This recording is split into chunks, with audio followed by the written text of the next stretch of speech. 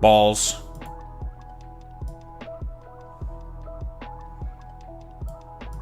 Yeah, balls. Hey, balls. Nyeh. Nyeh.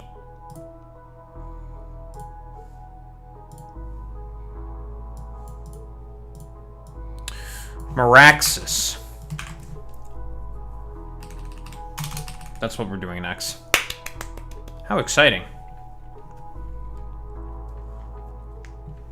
New ship, Maraxsis. Probably another ship so we can get more biofusion science packs. Probably. We need more. And a bunch of other stuff.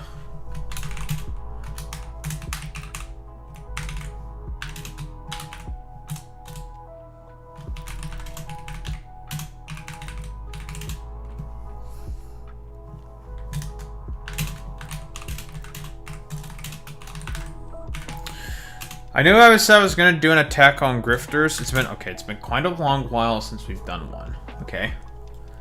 But I'm looking for something specific.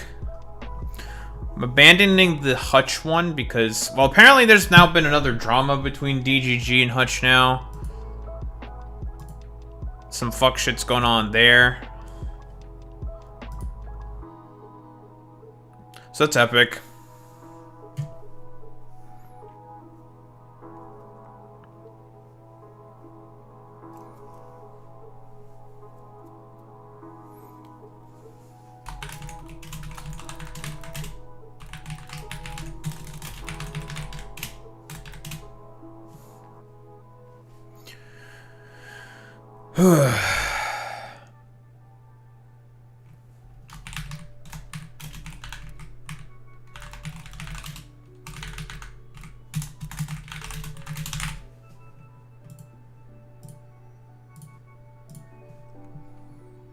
I just want to find one specific thing,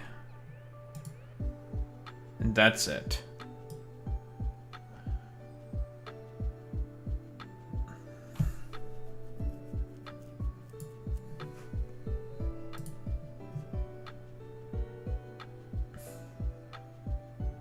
I just need one thing. One funny little thing.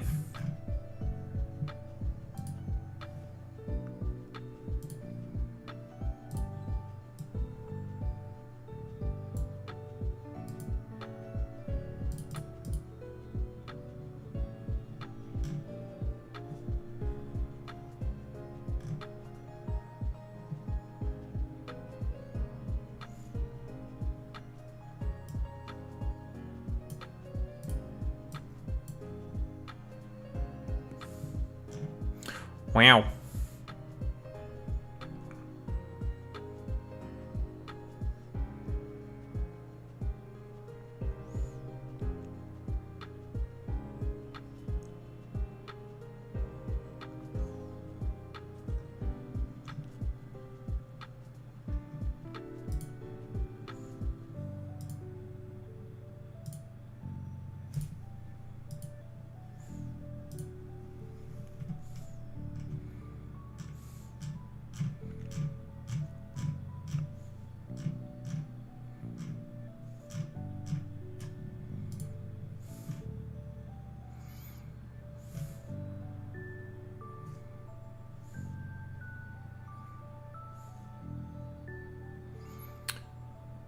Tom Steyer going up 6 points because of the interview he did with Hassan.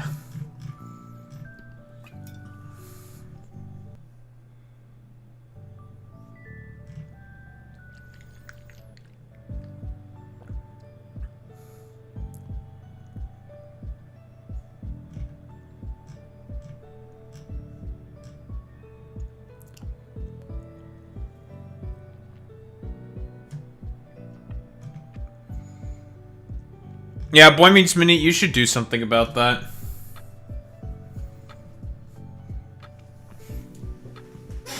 The only thing I'm looking for the Attack on Grifters episode, because I'm going to do it on Anna Kasparian.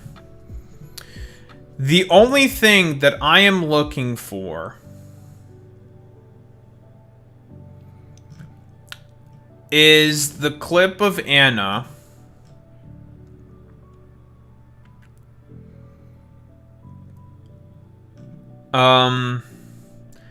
It's a clip of Anna basically saying that she is jealous of Hassan. Because I'm pretty sure there's a clip of that out there.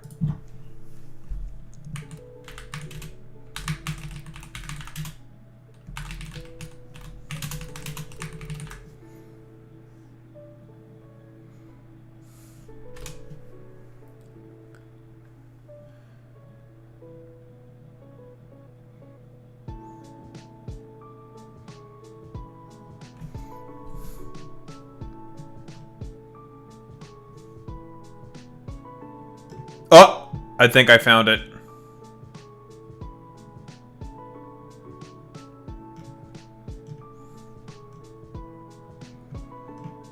I think we might be doing the Attack on Grifters episode then today.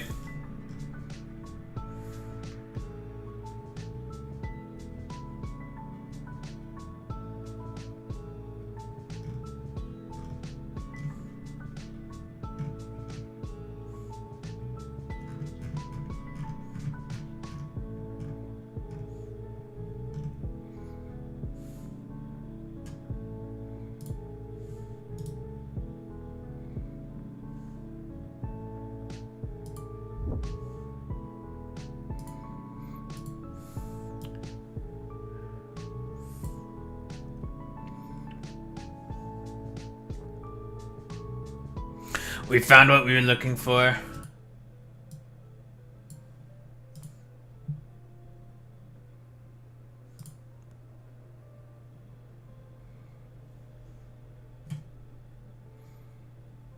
I am a misogynist. You know what? They're correct now.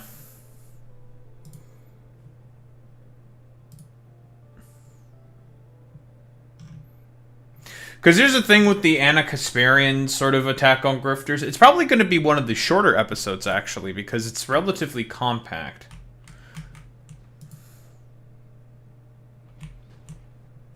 Because there's not really much to say about Anna. To be quite honest, there really isn't.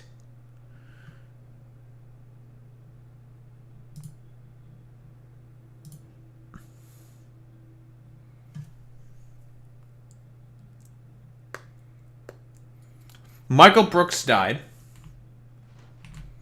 And because of Michael Brooks dying, there was an immediate shift to her content. That's really about it. Yeah, there's only 50 states in America. There's not 52. There's only 50.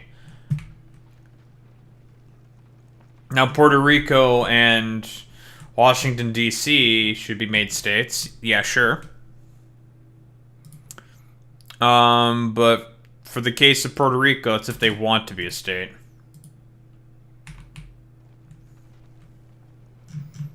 Oh yeah, I guess if you want to count Israel, Israel is a state of the United States. It's true.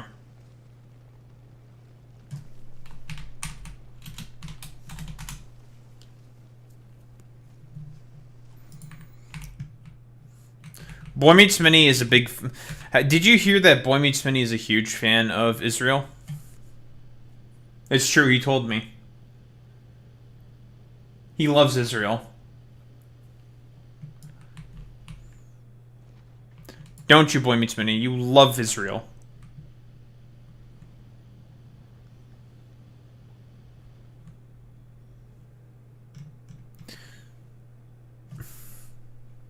Everyone should, Yisrael Chai? Oh no, what did Boy Meets Mini mean by that? What did you mean by that, Boy Meets Mini? Boy Meets Mini? Boy Meets Mini? Boy Meets Mini, what did you mean by that? It's a LARP, okay?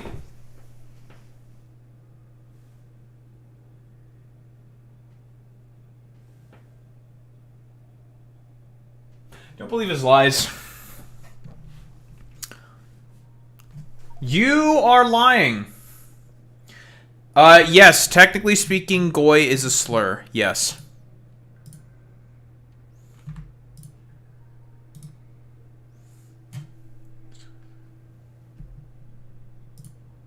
Yes, it does mean people who are not Jewish. That's what goy means.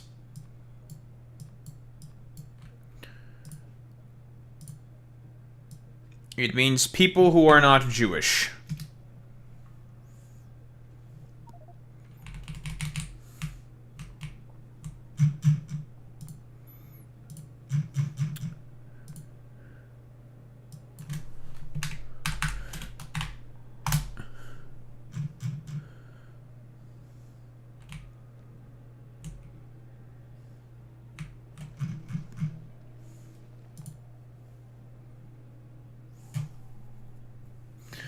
Yeah, it's become the new casual slur de jour.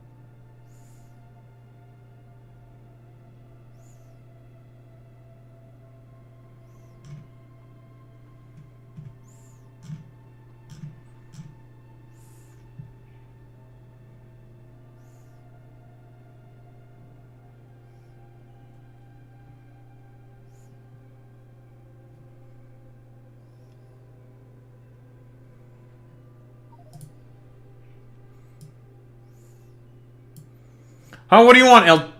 What do you want? You know what?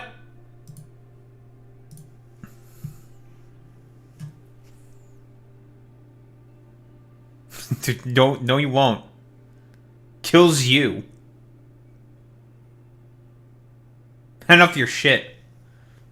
Well.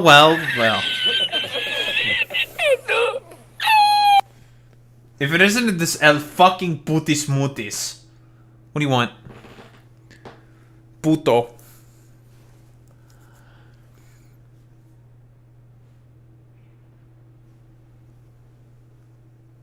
What? Nah, it's what do you want now? You came in chat first.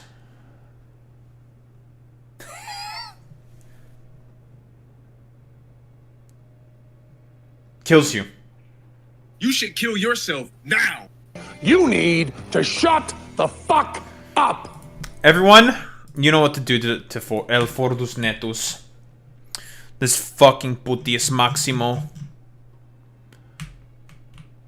This fucking son of a bitch. Tonight's forecast. The Ku Klux Klan. Ford, are you a part of the Ku Klux Klan? Are you a clanner? Yes or no? Yes. Ford? Because. But yeah, why? Because? Jew.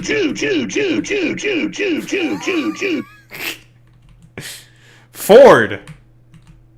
Language. Ford, what the hell There's is... no video of President Trump sucking a dick. Jew.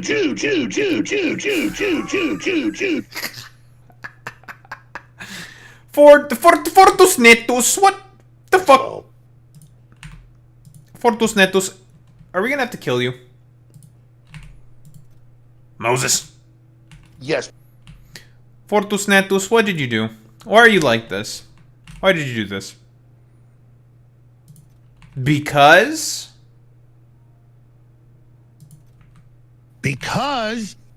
I'm in the same boat as they are. They're ready to blow it up.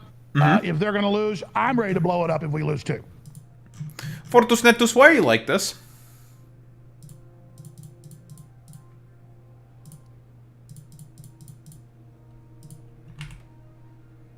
Fortus Netus. Bye-bye. Fuck Marjorie Taylor Greene.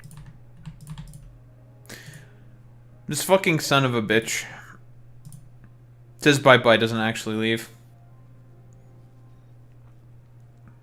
I don't care. You know what? You're just El Futis Mutis Tutis Putis. And it kills you. Bastard.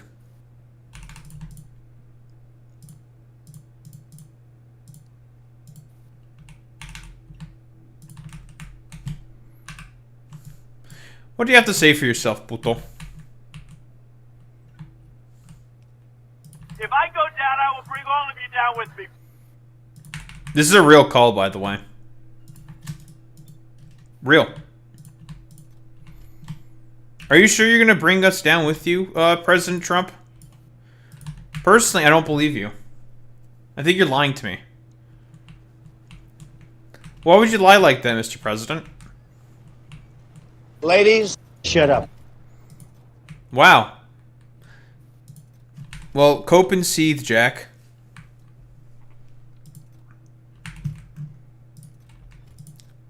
Well, you got nothing else? All need to laugh. No.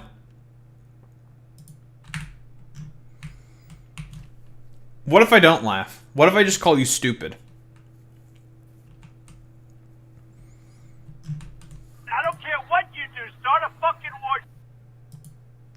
Fuck you, Trump. I don't think they like me very much. Trump, why are you in the Epstein files?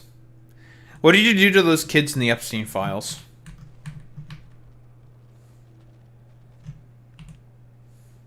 Oh, fuck. But what'd you do? I'm just asking. If you're innocent, then you would just say nothing, eh? Why are you saying, "oh, fuck"? That's a little suspicious, Mr. President.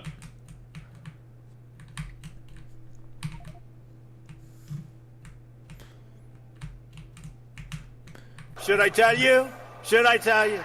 Yes. Of course. To be expected of the president. Mr. President, you raped kids, didn't you?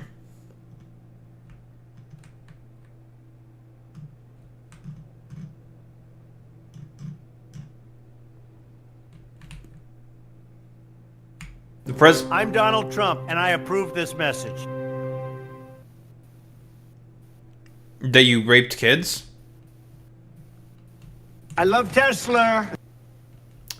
I think the president of the United States has raped kids, guys.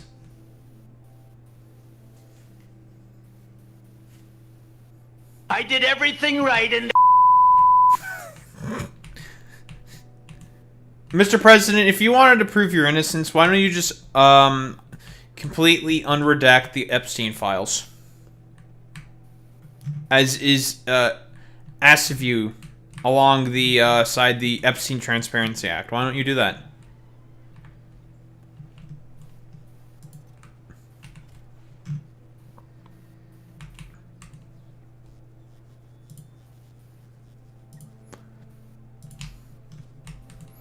Mr. President?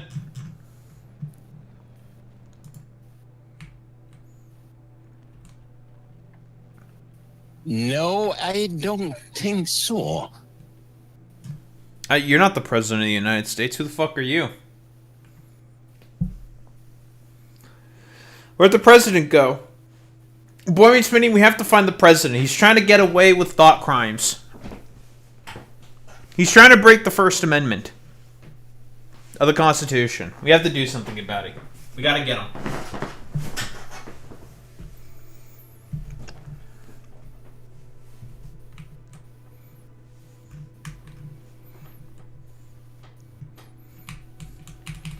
El Fordus Netus, what did you do with the President of the United States of America?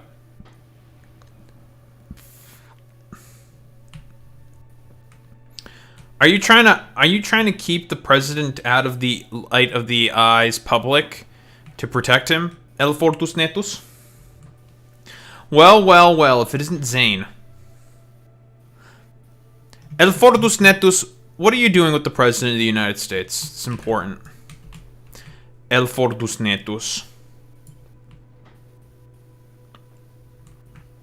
Notices, bulges, capital O-W-O, what's this question mark? Boy meets Minnie, you know what to do with El Fordus Netus. Every girl is bi.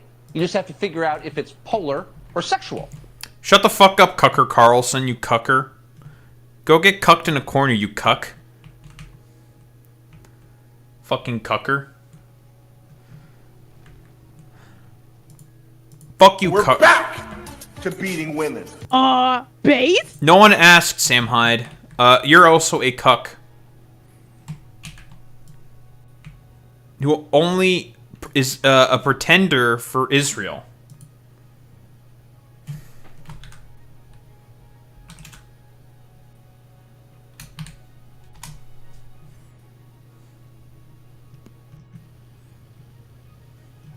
We're building a lot of spaceships at the moment.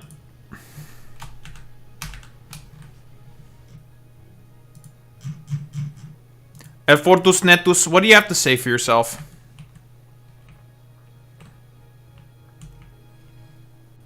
That's true. Sam Hyde is also a pedophile. But don't tell the Sam Hyde fans that. They get very upsetty spaghetti over that one. But Fortus Netus, what do you have to say about the crimes?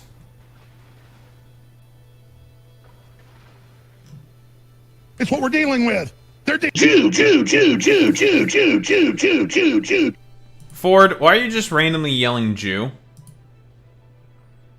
Why are you doing that? It's just the way it is.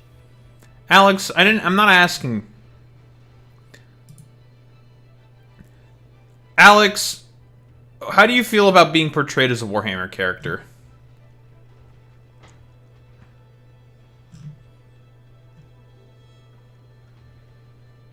We have to start wargaming. Why are you wargaming?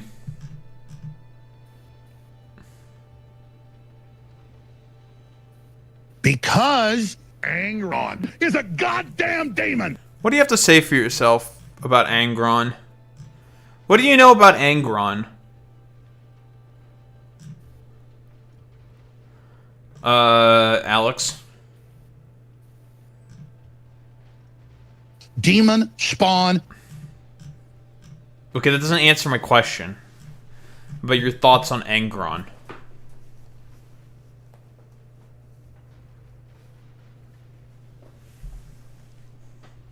I never sucked any ding-dongs. Neither is Angron. Angron's... We're not talking about sucking dick here. Like, we're talking about what do you know about Angron?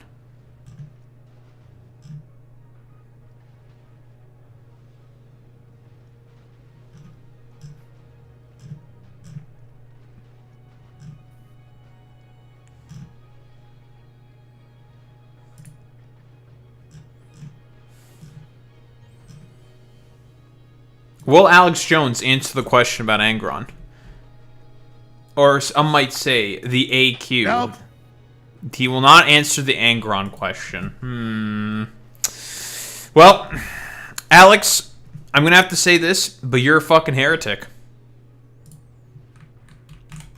If you were unwilling to answer the Angron question, you are a heretic.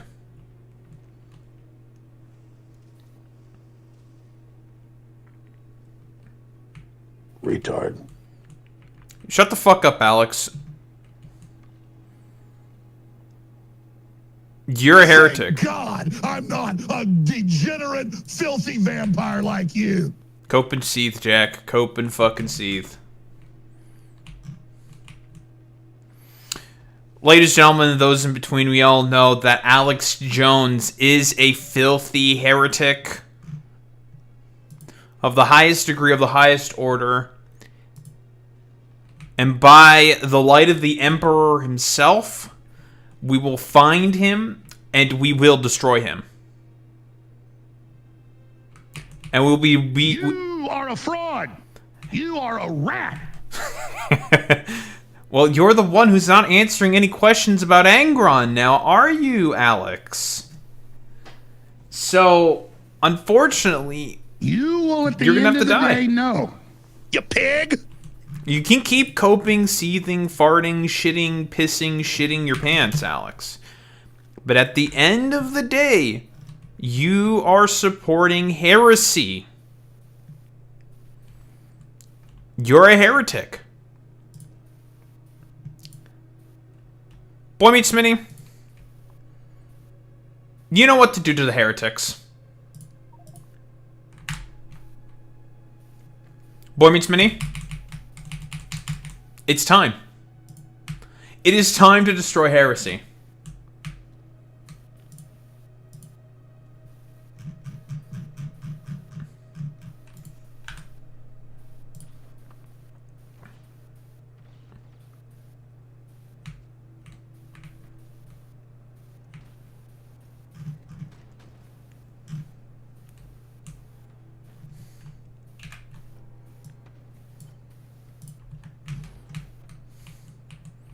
Will Alex Jones be able to redeem himself from heretic accusations?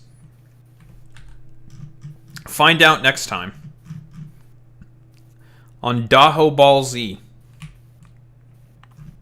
No.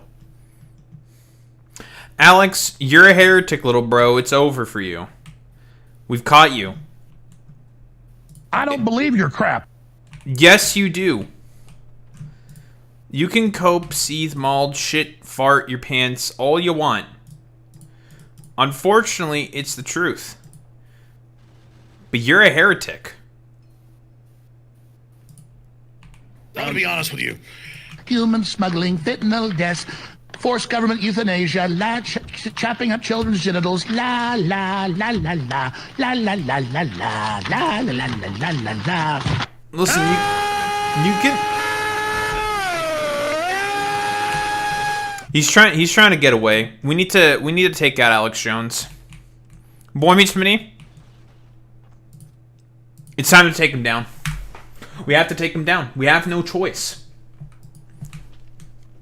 It's time to take out Alex Jones and take down his tyranny. Because he is being tyrannical. What is my problem? Ugh.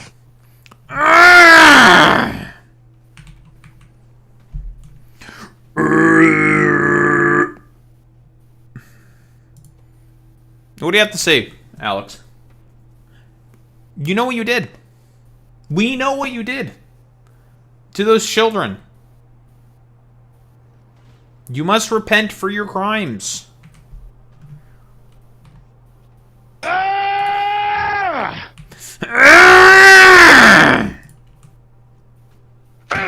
Serious crap. Alex, you are not going to get away with your crimes against humanity.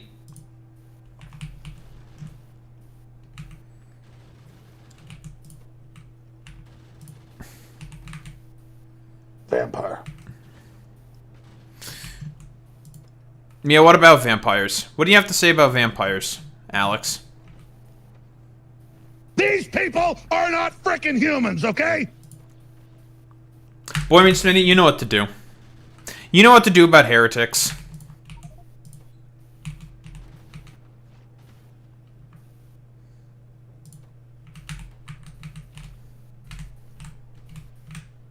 We've had some egg hatches here, eh?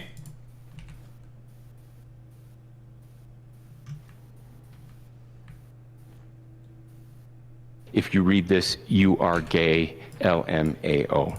Pepe, why are you gay? Ford, we're You are gonna... gay. Ford, we're gonna take... You're being a heretic. You're being a heretic. I'm gonna say it again. You are being a heretic. Alright. Boy Meets Mini. Send him into the pit. We're sending Alfortus Netus into the pit. He's going into the pit. We're putting him in the hole. I'm dead. It's nice. The heavy is dead. Fortus Netus, you're going inside. No, you power. Oh, Heavy, fuck off! Fuck you, Heavy. That's a joke, lads.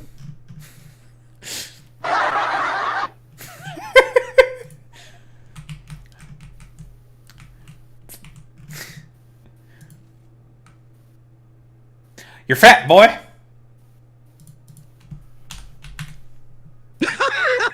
That's right. It was me. Fuck you, engineer. No one likes you, and you're cringe. And I'm killing We you. know. The heavy is dead. Correct. Why is the heavy dead? I don't know. Ford, did you kill the heavy?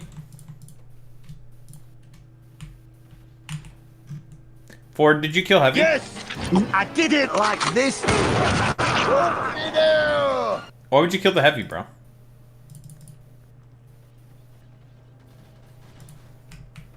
What did the heavy do to deserve that, bro?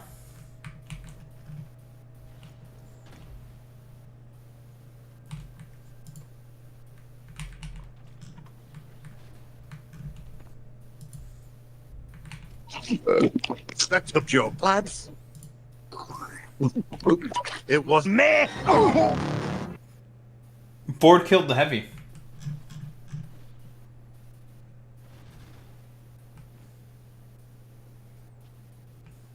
So, did you see the murderer? No, sorry, mate.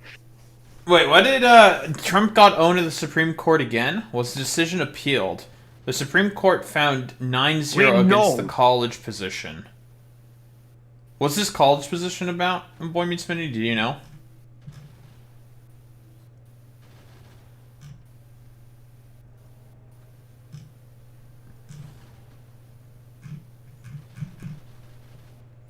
What the fucking putty smoothies tooties?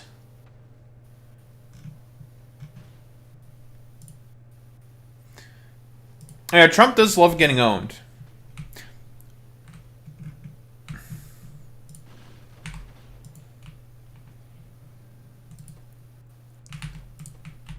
Puto.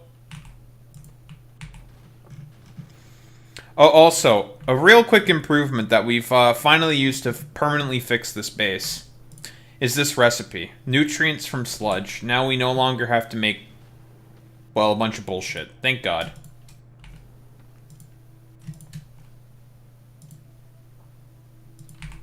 Eat the poo-poo. Shut the fuck up, Ford. You are a poo-poo eater. They engage in a practice called feasting. I'm too old for this shit. Feasting.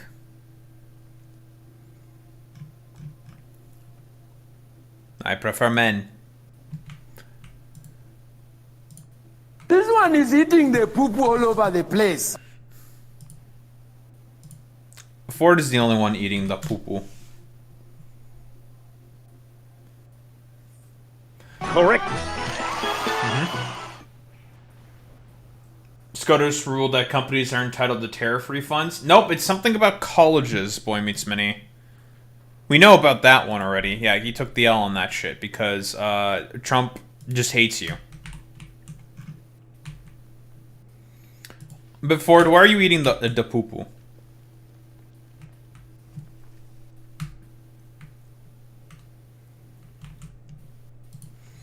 Why are you engaged in a practice called feasting? Don't be sodding stupid. Damn, you just got called sodding stupid, Boy Meets Mini. Ford just called you a fucking dumbass.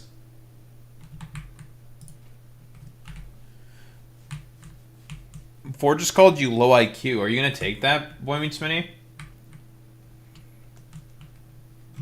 He just said he hates you. Are you gonna take that, Boy Meets Mini? Yeah, okay. Why do you hate Boy Meets Mini so much, Ford?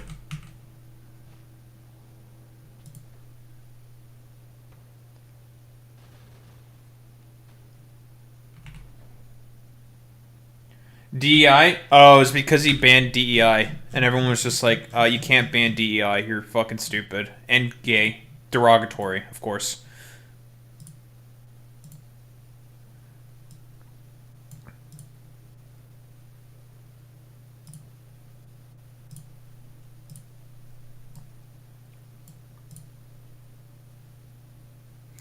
Are you sorting fucking stupid, Ford? Why are you so shorting stupid, Ford?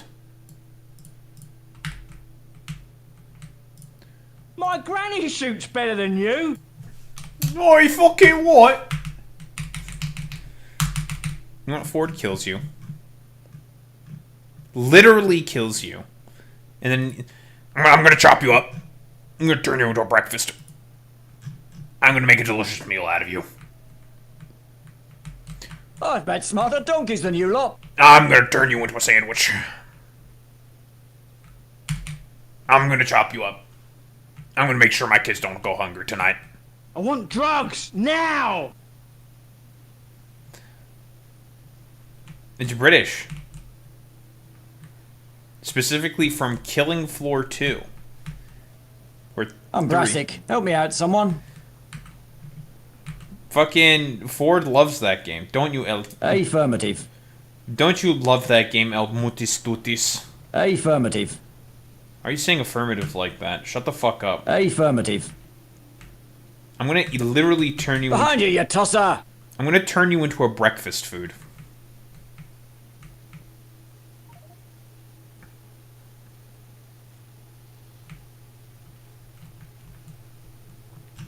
Damn, you're getting called out by Boy Meets Mini right now. You're being more cringe than Boy Meets Mini. Crap, no. What are you gonna do about that, Del Tutis Mutis? Scarpa! You're gonna get killed. Like, Boy Meets Mini is gonna come through the screen and eat you. What are you gonna do about it?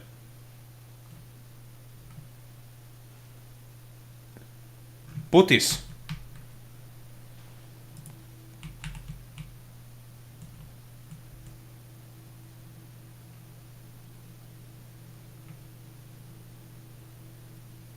I need a bloody shooter.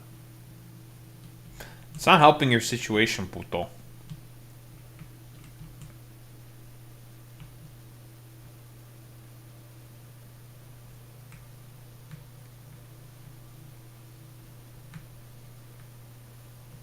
Puto, what are we gonna do with you? Hmm? I told you, I am welding this door. Ford, you're not welding a door. That's not how that works. You can't weld doors.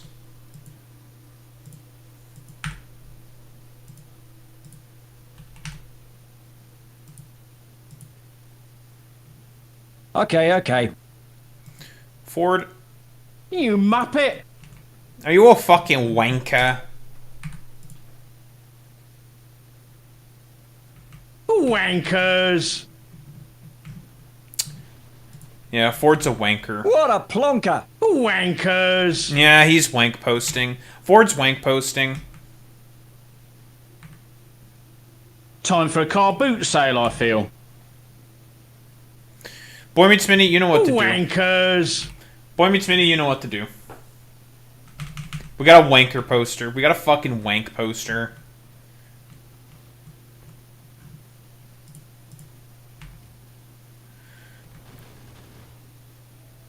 We got a fucking wank poster.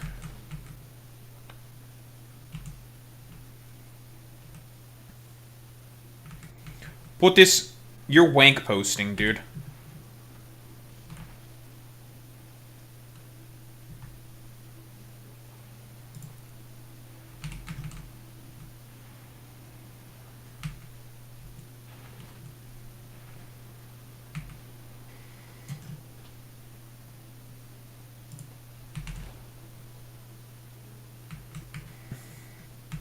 You know how you can learn Polish there, Boy Meets Mini? Polish cow song.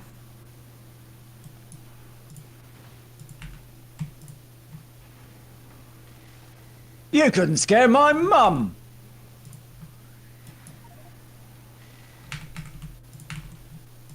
I could scare your mom.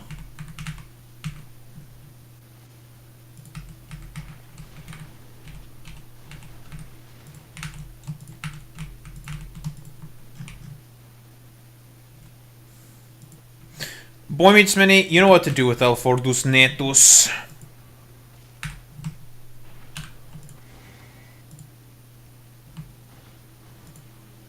I want to see him dead. RKO'd permanently.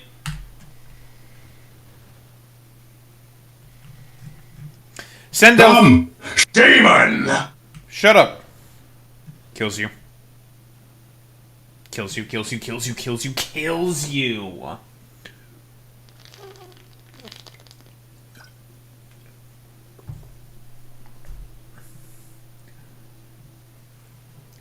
Yeah, here's how you can learn Polish. Just say kurwa every every other sentence, and there you go. You've learned Polish. Or just listen to the Polish cow song.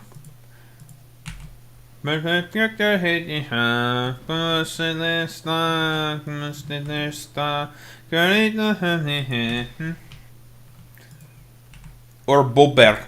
Another word you need to know is bober. Kurwa, bober. And there you go. Now you know Polish.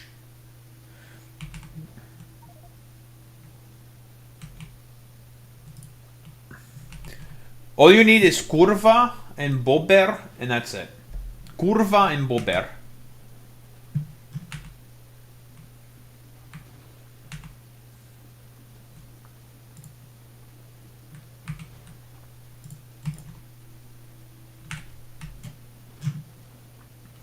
Alright, I think we're ready to go to the next planet. Now that I have these other ships now, we have the ability to make more stuff. Putis, are you just gonna, like, lay there and be putis or something? Like, what are you doing? You're just, like... static. Orders. Putis, why are you so staticky? Mutis dutis.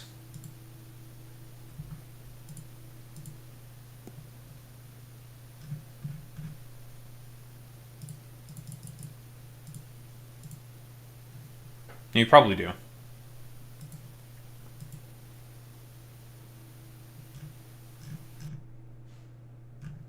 What? Puto is gone. He's dead now.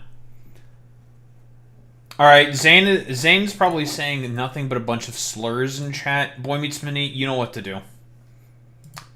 Boy Meets Mini, I need you to suplex Zane.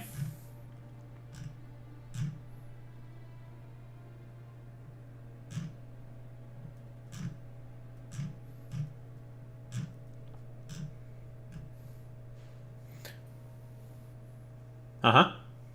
Putis has returned. I hate you! No, you don't. You love me. You should! Now! If God had wanted you to live, he would not have created... Putis!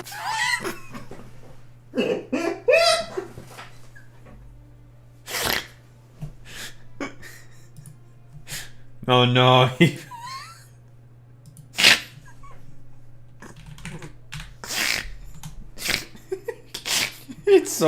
It's so funny because it's so aggressive. Why is it so in your face and aggressive like that? Oh, he left.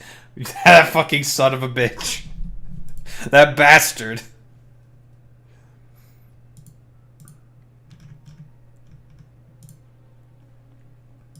All right, I'm killing him. That's all I have to say. I'm killing him. We're killing him. I'm killing him.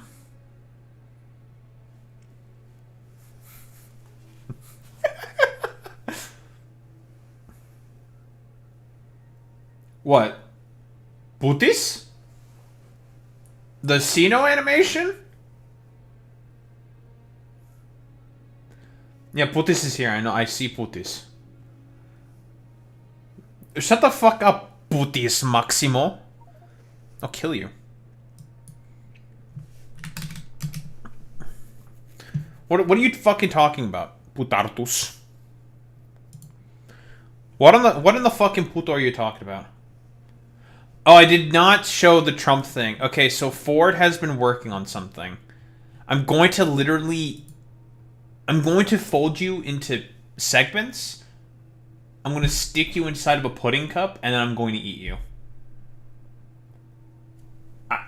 I'm going to eat you. I'm going to eat your ass. Boy Meets Mini.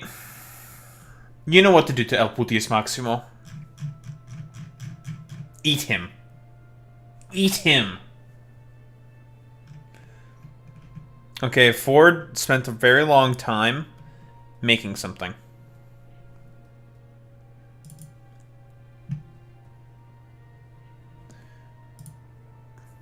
What is this? You should... Now! If God had wanted you to live, he would not have created...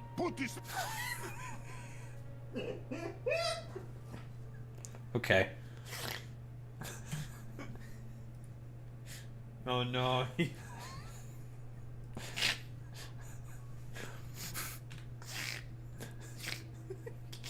It's so funny because it's so aggressive. Okay. Fuck you. Alright, here's what Ford made. It's the Last Supper. Last Supper of Chaos.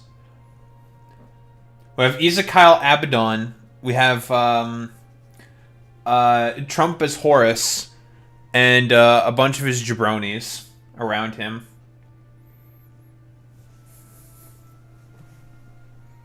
Now, don't pay attention to the fact that this is Abaddon after he killed Clone Horus, but who cares? I'm being late epic nerd emoji just to irritate Ford.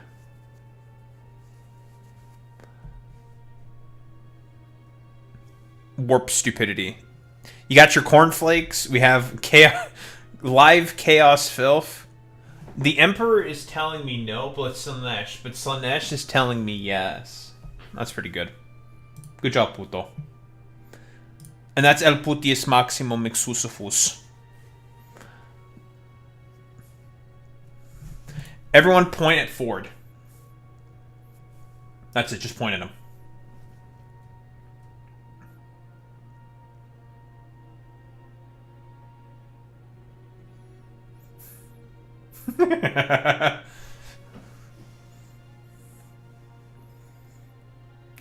Yeah, Ford, why are you pointing at yourself? Ford's sort of like... Me?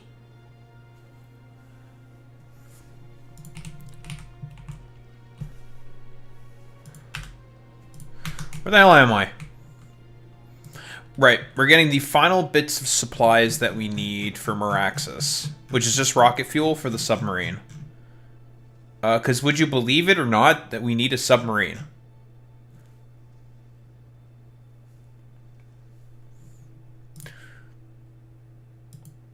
Oh my god. This motherfucker glorp posting. You think you can just glorp? Ear.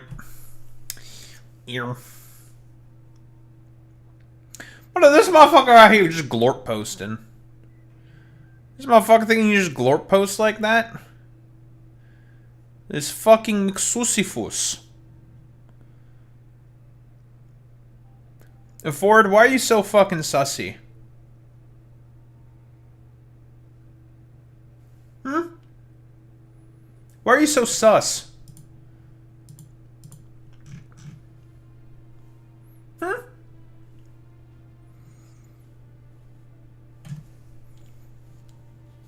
Hold on, I have to do my best Bailey impression.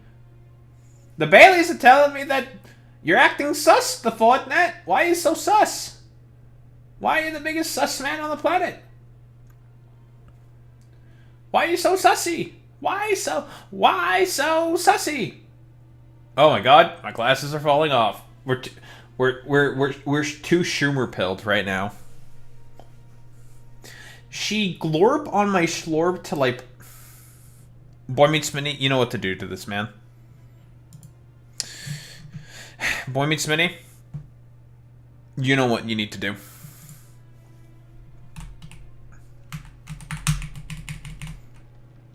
Eat him!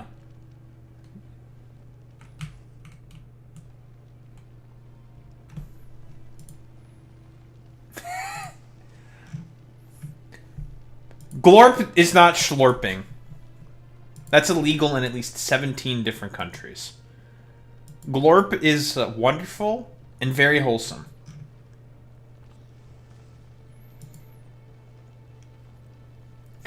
Glorp will not be Schlorpin, and will not be Chlorpin. Also, have I ever mentioned how much I hate blue MAGA dipshits?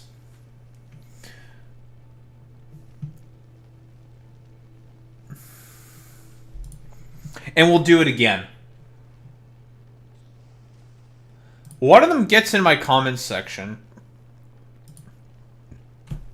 and is basically just like, oh man, you talk about how much you hate like all the blue MAGA dudes and all this fucking bullshit, but now you're just doing the exact thing. Like, the dude is basically doing horseshoe theory shit, and I'm just like, you're so fucking deluded, because the dude unironically said, like, yeah, Hassan is the main reason why Trump fucking won, because of all the polarized, like, authoritarian, utopic bullshit that he pushes for. I'm like, what the fuck are you talking about? If you unironically believe that, you're like a schizophrenic. You're delusional. Like, you are beneath engaging with. Yeah, I do try to Uno reverse card, and I just smack the shit out of him. I'm like, get the fuck out of here. Like, I'm like, fuck off. Fuck out of here. You're so stupid.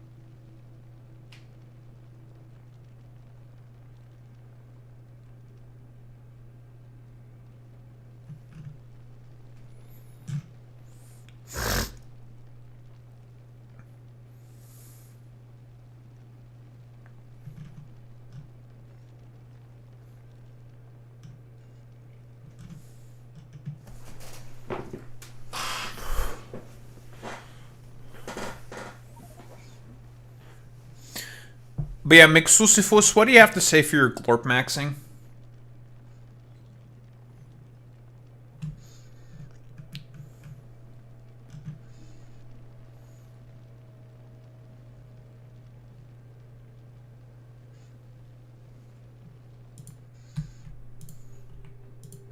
I think Ford has left. Bastard.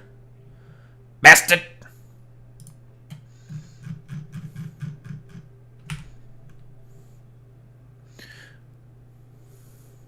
That son of a bitch known as El Fortus Netus.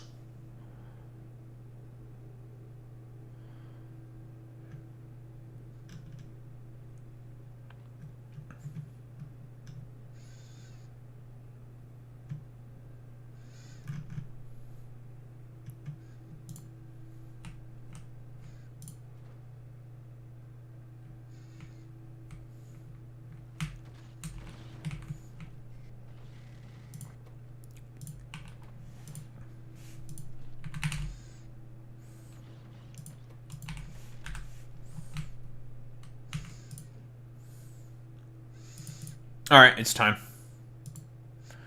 Off to Maraxsis.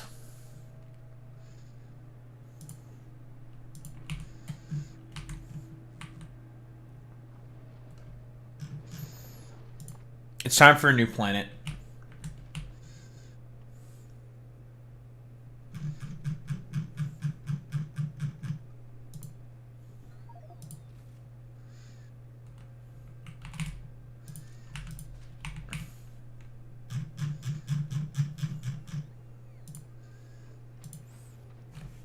In West Bengal, there's thousands of voters getting deleted off the rolls. Well, I can't believe that my hecking party would cheat. I'm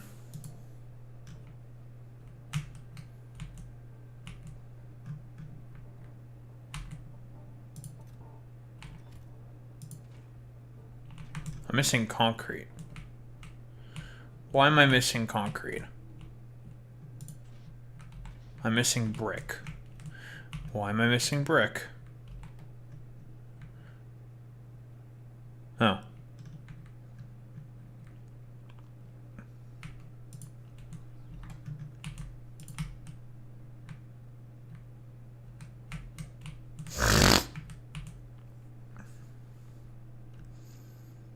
Now, the Republicans are too busy, I don't know, trying to fuck kids or something. Can I get any truers for that? Any truers?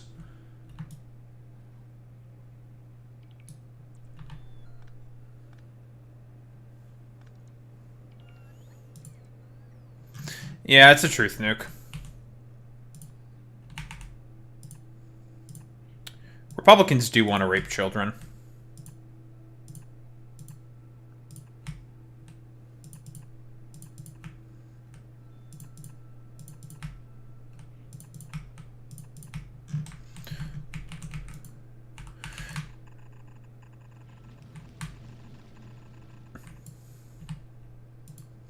Republicans and raping children. Name a more expected combination. You can't. They love child rape.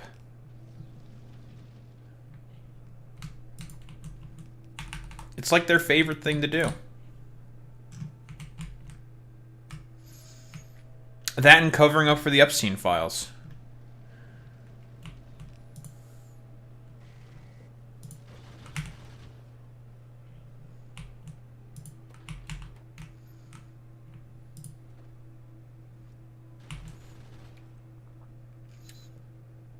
Well, I think we're going to be losing some of these science packs. That's okay. With these extra ships, we should be okay now. And say hello to Maraxsis. Look at it. Wow. Down we go.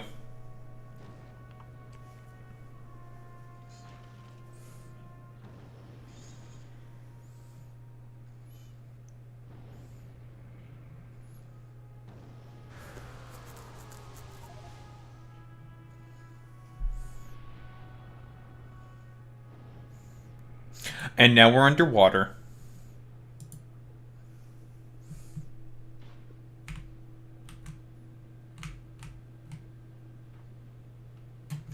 So if we don't put ourselves into something, we will drown.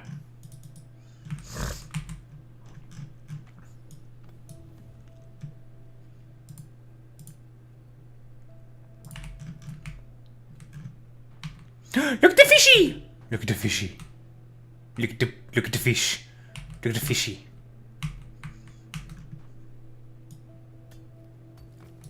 Fishy, fishy, fishy. We have a fishy, fishy, fishy.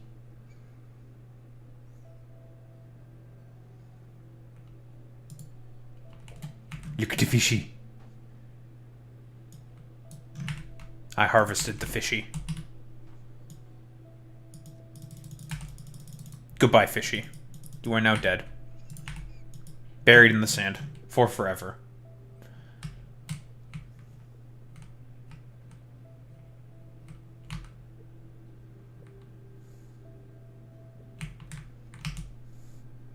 But this is Maraxsis.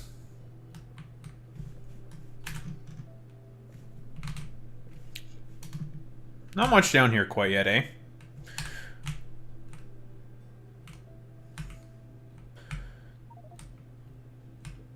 There should be some coral reefs and some stuff around here, I think.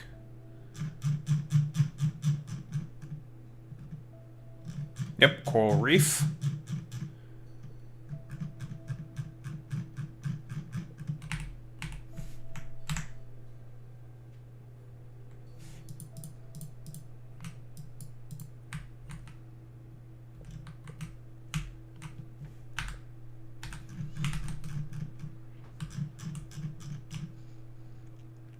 Alright, let's make sure we don't drown first. How about that?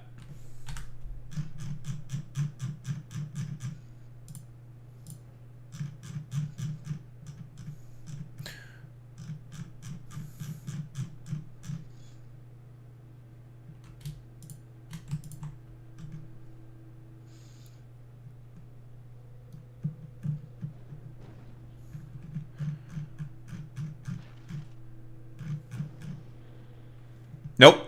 We do not have a diving suit. Where is it? It's one thing you have to build before you come here.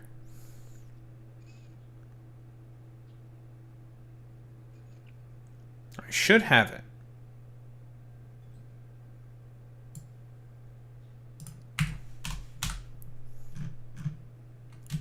There it is. The submarine.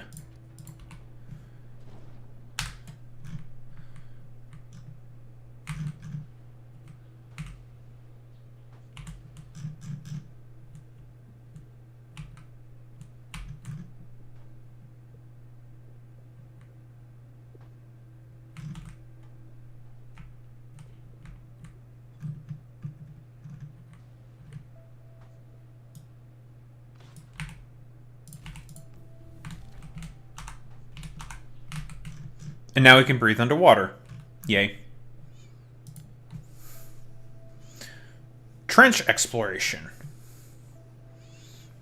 Yeah, we're going to be visiting something called the trench eventually, but for now we don't need to.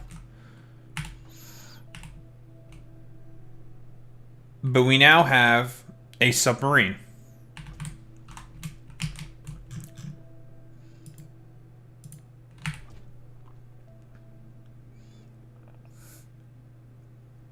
It's got torpedoes and a bunch of other stuff. Very, very cool. We're not going to need them for anything. Probably not.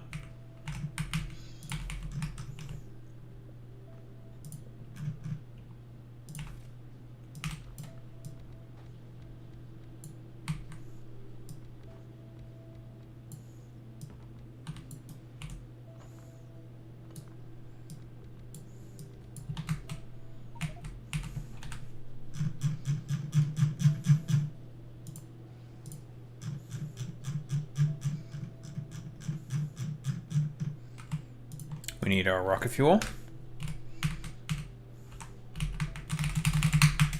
Because we need to be able to move in our submarine.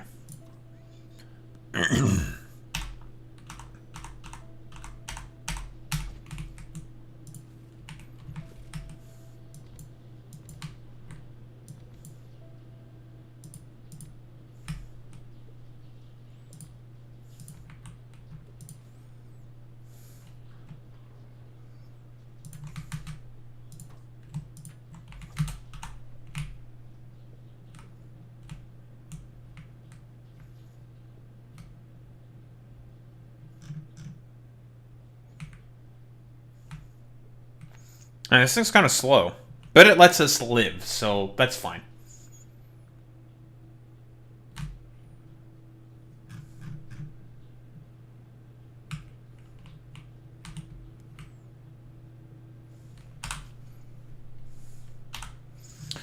All right, let's see. Now, the funny thing about this here old planet, if we look at the space map, solar, for some reason, works down here. Robot energy usage is basically nothing. Solar power in atmosphere is 100%. Perfectly normal. No changes. However, we can't put accumulators down here because of all the water. So, well, the reason for that, Boy Meets Mini, is because we can't, like, we would have no other way to have power. We'd be completely stuck. So they're just like, okay, so solar panels, they work underwater. They just do. It's like, all right. Lovely. The actual way you need to power this this planet is through research done specifically on here, and we've already unlocked it. It's the molten salt reactor. The reason why I ran around mining some stuff, we wanted to unlock some stuff here, some goodies. So the first thing we're going to need to get a bunch of is also here's the hydro plant with its innate 50% quality bonus. Base quality of 50%. It's pretty insane. We need to ship in tungsten plates.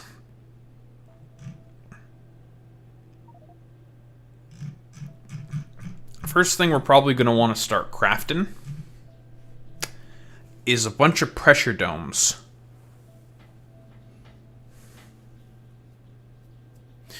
Enormous structure that protects your machines from the pressure of the deep sea, but requires constant atmosphere. Atmosphere to provide a positive pressure. This fluid can be created for free inside a chemical plant on any planet except Maraxsis. This can only be mined if there are no machines inside the dome. Okay, that's if you want to take it out. And look at all this stuff here. Molten salt. This is where, funnily enough, with molten salt, this is actually where quality for it actually matters. Funnily enough. You may be wondering why that's the case. Remember when I mentioned the innate quality bonus of the hydro plant? We're going to have to be dealing constantly with mixed qualities on this planet. That's one of its quirks. And the fact that legendary salt makes 1,300 units of molten salt. For what purpose exactly? For the molten salt reactor. That's why. Sand is pretty much free on this planet. We need reinforced glass. Atmosphere we have to ship in.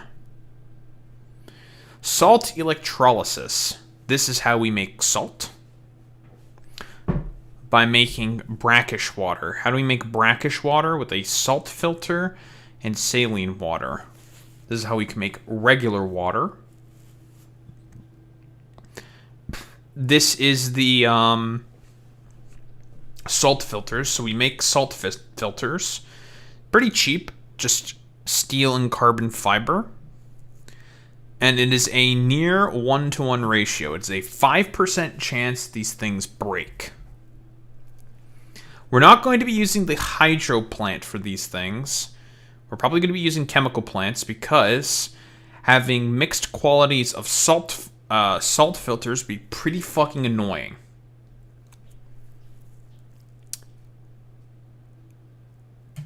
Can make rocket fuel already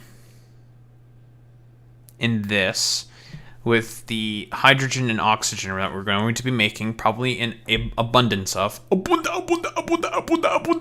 So that's one rocket part already out of the way. And this is the molten salt reactor fuel cell. So these are the fuel cells specifically for fueling jabronis. The molten salt reactor, which is this thing. So it's an advanced nuclear reactor that boils water into, I think it's that superheated steam, by releasing the energy within the molten salt reactors. Can't be transferred in pipes. So we can't use regular pipes. We have to either connect to the turbines directly, or we have to use the special pipes that you can get on this planet, which are tungsten pipes. I'm just wondering, what exactly is our numbers here?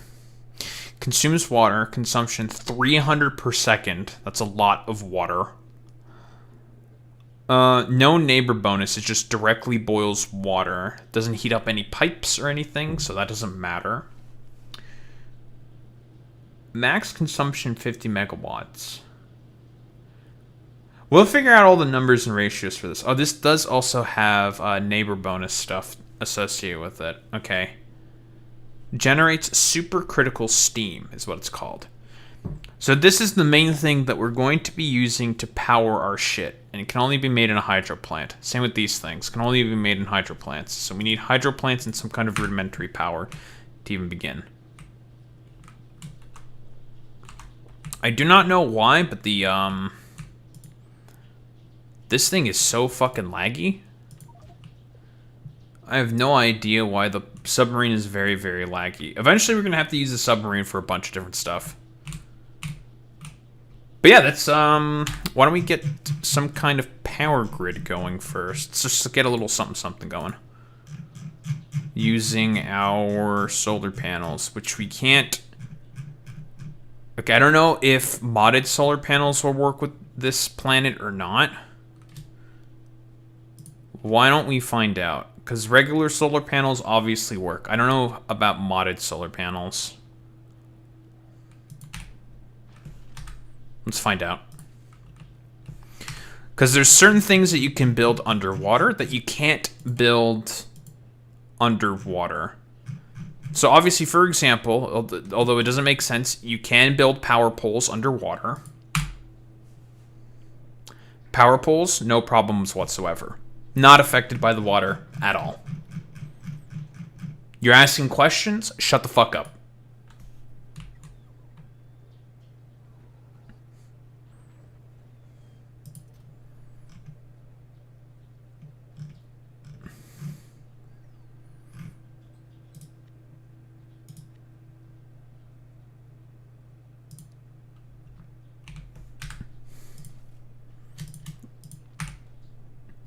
Modded solar panels do work for these.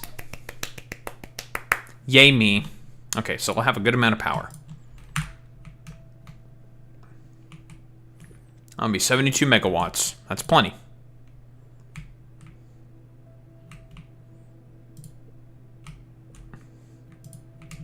I didn't bring any bots down yet. Where's my super suit?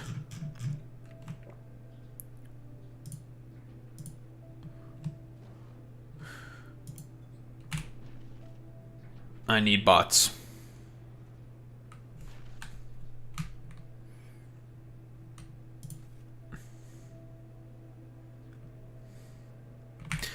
But I'm telling you, this planet. Listen, there's a lot of quirks to this planet. You're probably thinking yourself, wow, why the fuck would you come to this planet? I've seen videos about it.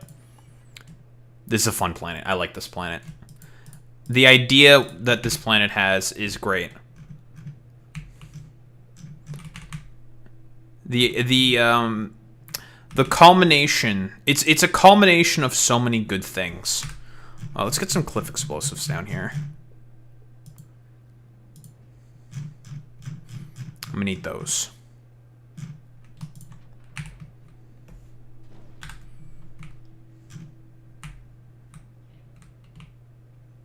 Yeah, but these substations underwater, no problem. Totally above board, no problems here whatsoever. Totally okay. Literally nothing wrong here.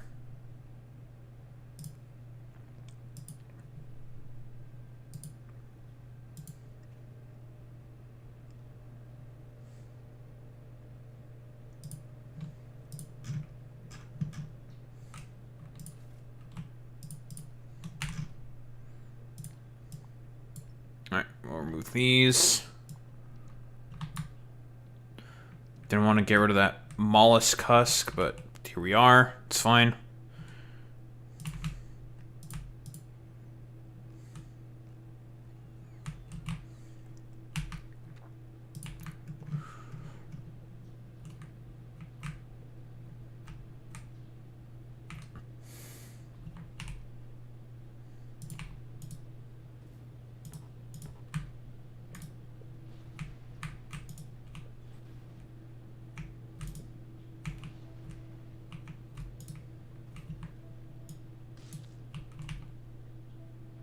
Coral, which spoils into limestone.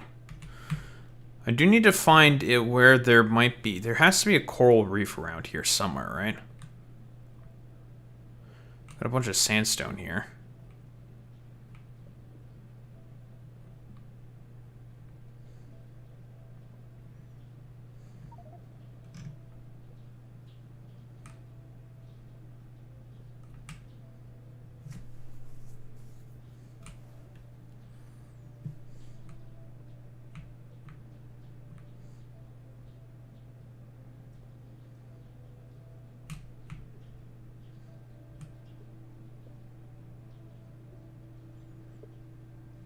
We got a fuckload of sandstone, though.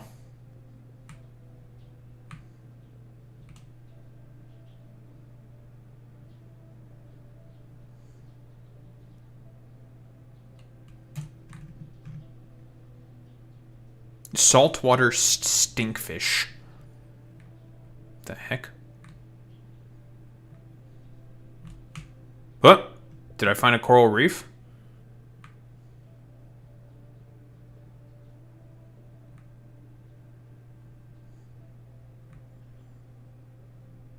No, it's just a graveyard of mollusk husks.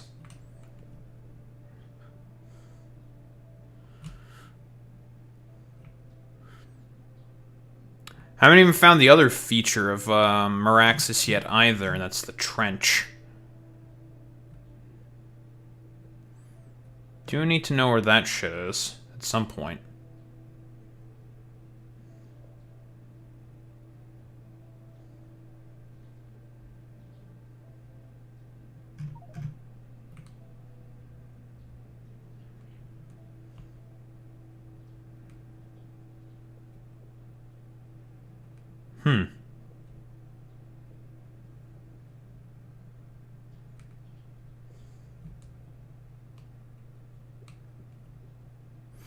So many different fish types and models. I think that's pretty cool, actually.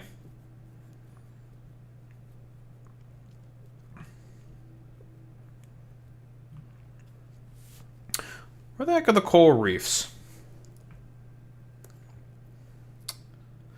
I've been mostly finding a fuckload of sandstone. I don't think those count as coral reefs. At least I don't think so.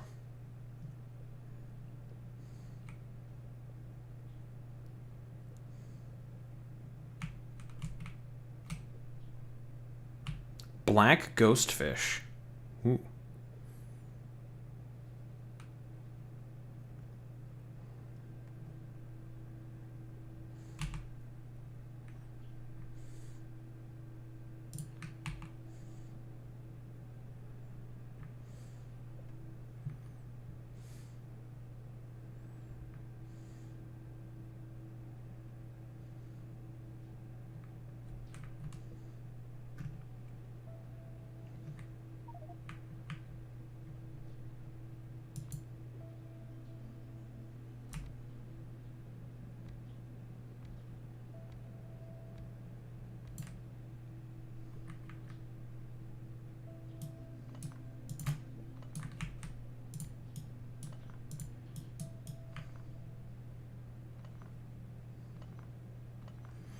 It most certainly does have a day-night cycle. We already have spent a day on here. It did get dark earlier. But it most certainly does. So since we don't have accumulators yet, power is going to obviously fluctuate between day and night.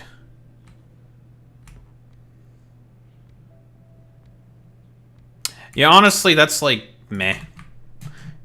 Having to deal with day-night's not that big of a deal. Alright, 50 megawatts is a pretty good start.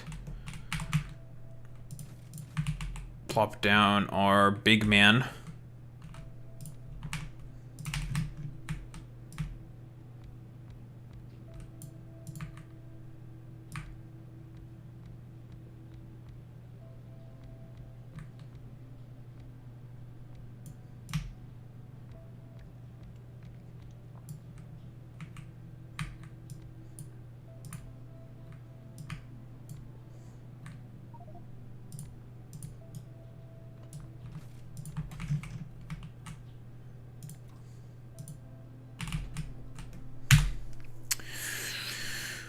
Okay, so what do I want to fucking do for... Well, we need to make some pressure domes. That's probably the first thing we want to take care of. We need hydro plants to do that. Okay.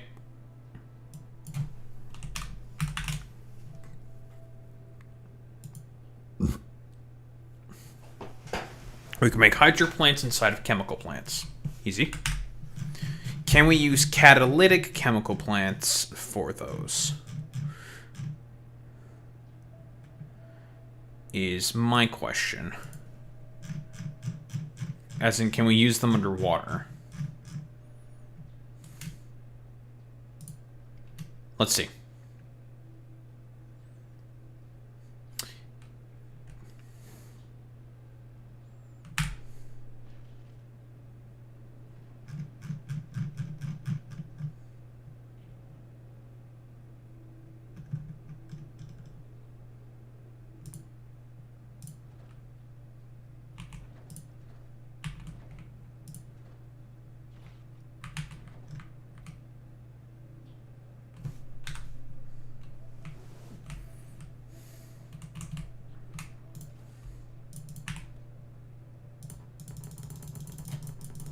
Nope. We have to use regular chemical plants.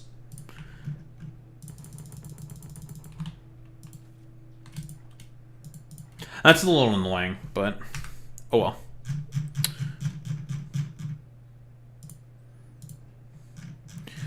Do we have regular ass chemical plants on the fucking this shit?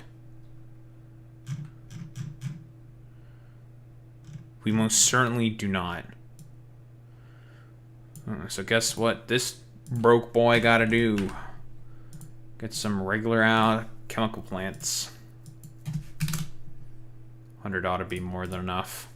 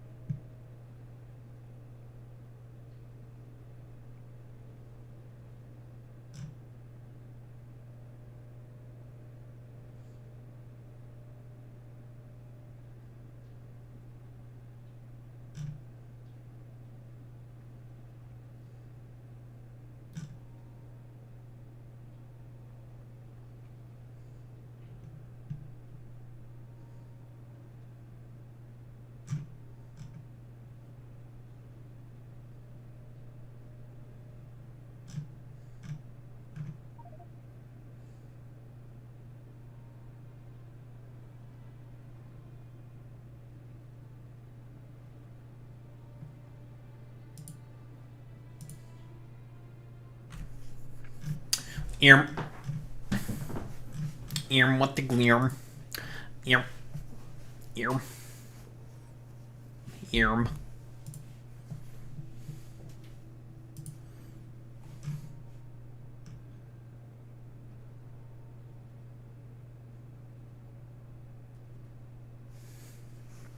Zara Mamdani's wife liked social media posts celebrating October 7th attacks.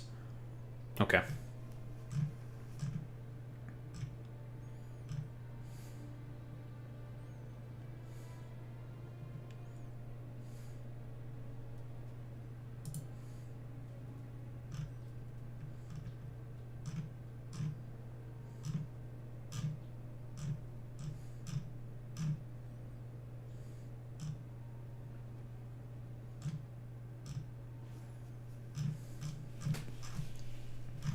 Same. I think everyone's too employed.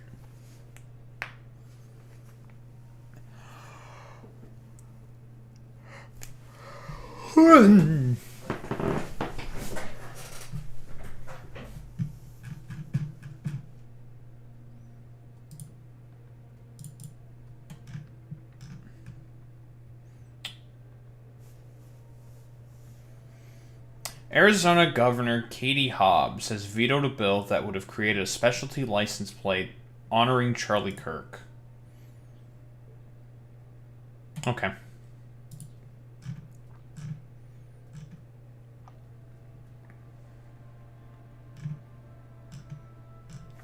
I know that they also wanted to name a highway after Charlie Kirk as well, and it's just like, okay.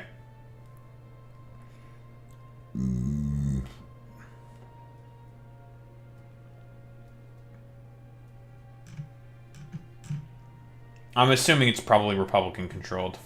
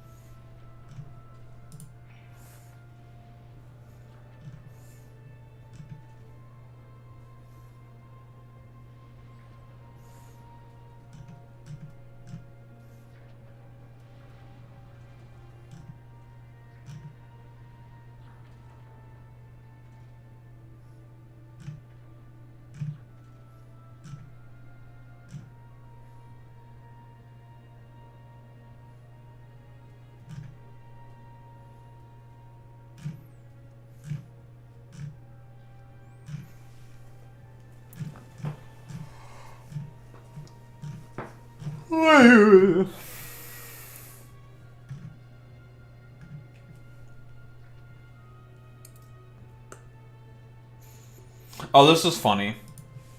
So there was some Japanese streamer who became an official Twitch ambassador. Former porn star, right? She's done a bunch of other shit besides being a porn star. Tectone jumps in and says, Twitch's new ambassador is an ex-porn star. What the fuck? Tectone, do you know how many fucking former porn stars and former porn stars now stream on fucking Twitch? What, there's I don't know what happened to her, but I think it was Mia Malkova. She still does porn, I'm pretty sure. But she streamed on Twitch for a while. I mean, everyone would simp for her. Consistent, I mean, it's understandable. Adriana Chechik. She did break her back at TwitchCon. She's doing a lot better now. That's good. Who are other porn stars that stream on Twitch? Ghouls this. Porn stars that stream on Twitch. There's a bunch of them.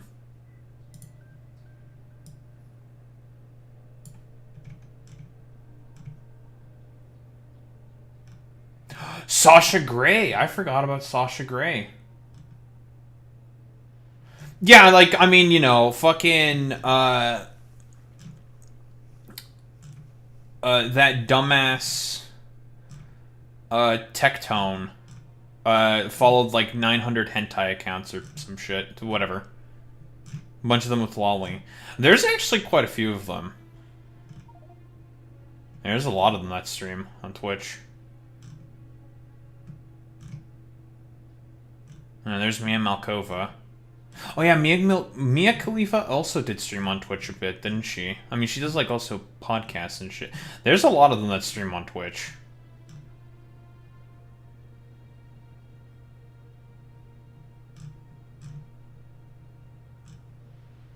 I completely forgot about Manuel Ferreira.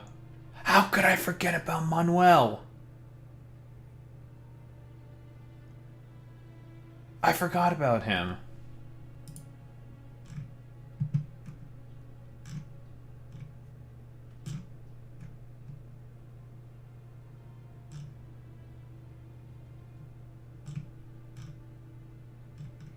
There's a lot of them, though.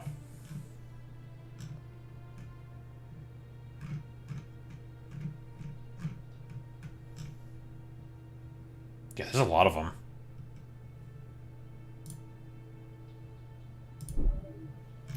But yeah, that's Tectone getting owned instantaneously. Tectone. Someone don't tell that fucking dumbass Tectone that there's actually a lot of there's a lot of porn stars who stream on Twitch, because it turns out porn stars are also normal people who like to do normal fucking things. I know this is a radical concept for like a retard like Tectone to understand, but porn stars also like doing normal things like play video games and stuff.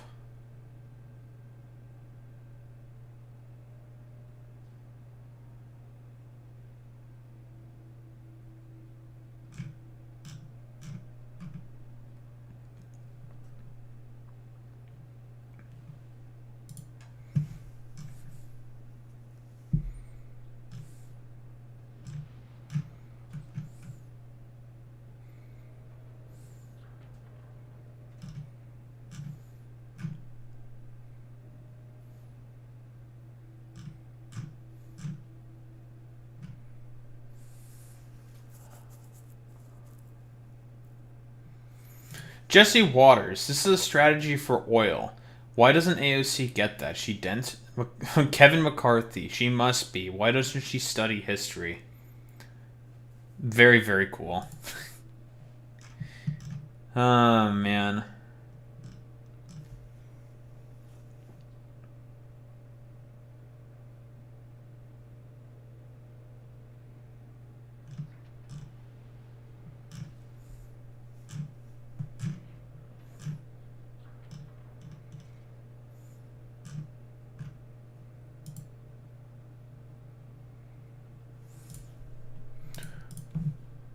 Alright, we have our chemical plants, of which we may need more.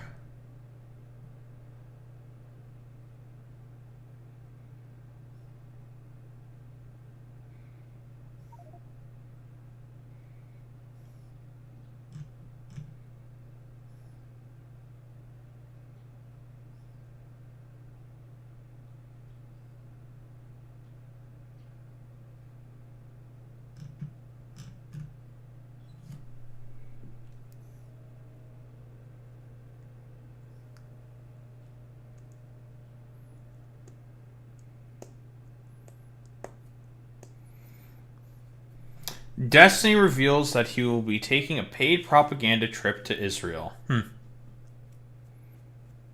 Tries to justify it by saying Hassan took a paid trip to China.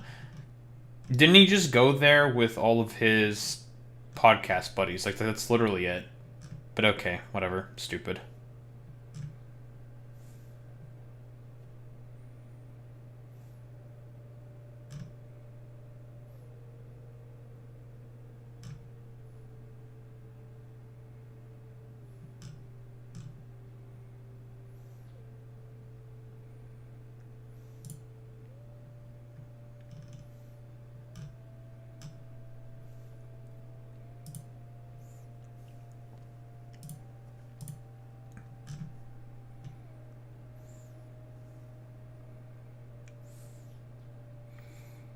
Destiny loves Israel.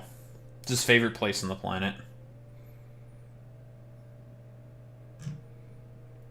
Destiny just be like, oh, I love Israel, bros, Israel, woo, Israel. That's Destiny. He loves Israel.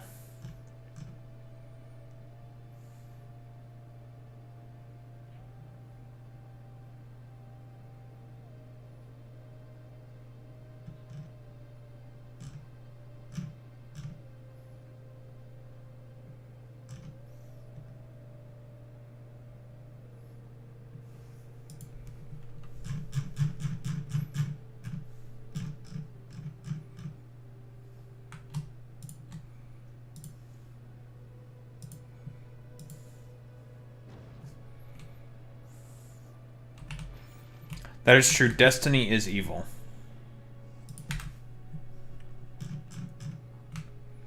As we all know, DGG is the root of all evil. We can agree on this. That will always be the case. That will always be a fact.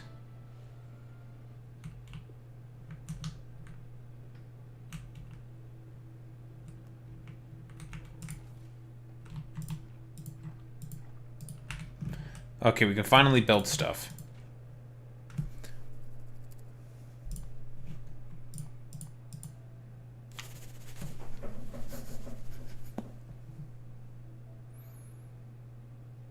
But now I need processing units. I believe saline water, you can get that from anywhere with just an offshore pump. So that shit's free.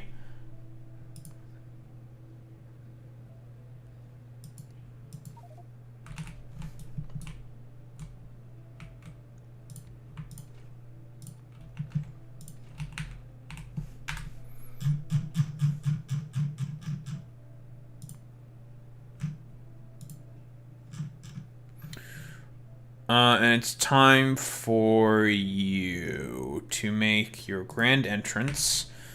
I need you to transport for me. I do actually need a bunch of this stuff here.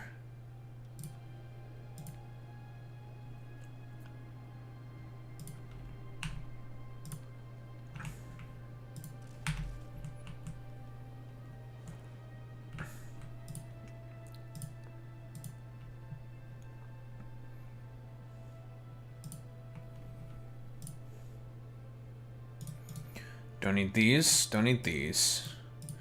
We will need these initially. But eventually we will be able to produce our own.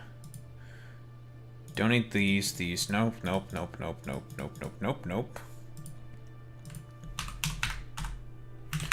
We need tungsten plate. Definitely not 20 of it.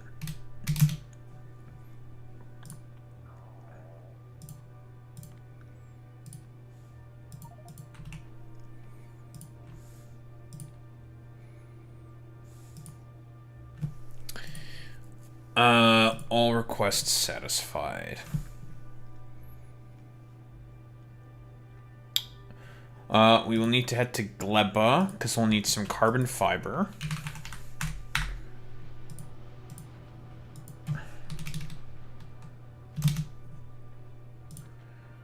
All requests satisfied.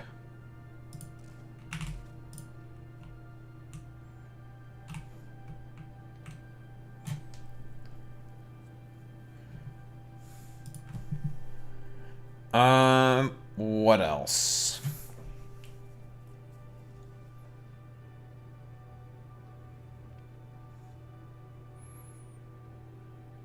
We'll need some steel.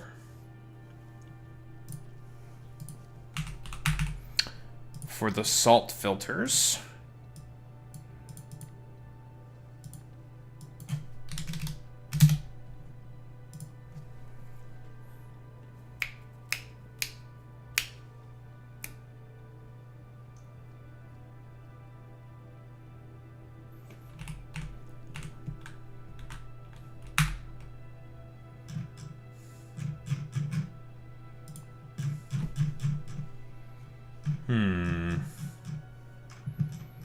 What else do I need? Biggest thing we mostly need is tungsten.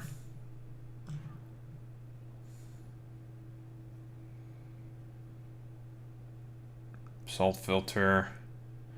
Sand is from the thing. Reinforced glass. That's also from shit on the site. Atmosphere.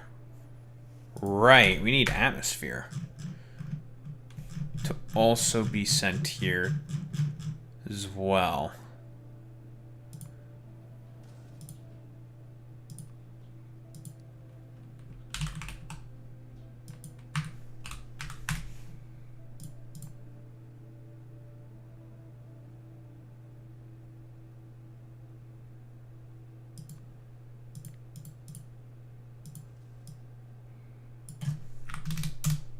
Sure, 500 barrels of it should be more than enough.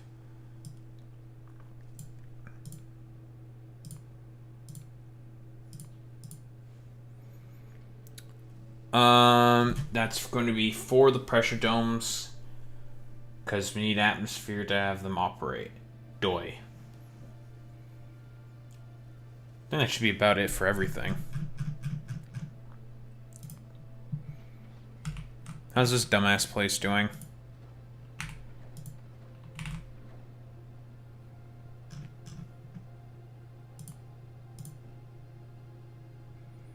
Oh, would you look at that? We managed to get some fucking science packs sent up there. I mean, these ones are gonna, unfortunately, spoil.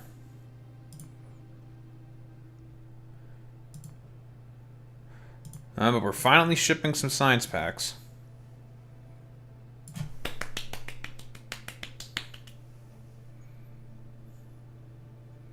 Oh, they actually made it in time. That's funny. They're definitely going to, unfortunately, spoil in there. And then I can also start researching this. One of the other the quests that we also unlocked from this. We're getting 10 levels of productivity bonus, intrinsic productivity bonus for the biochamber. So it goes from 50% base productivity to 100% base productivity, which is really good.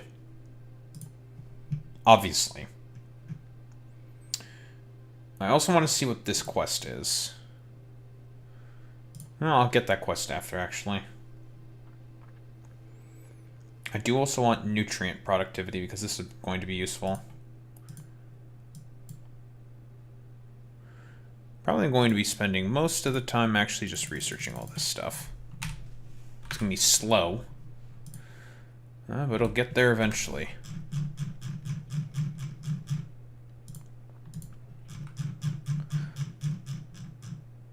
Where are my offshore pumps?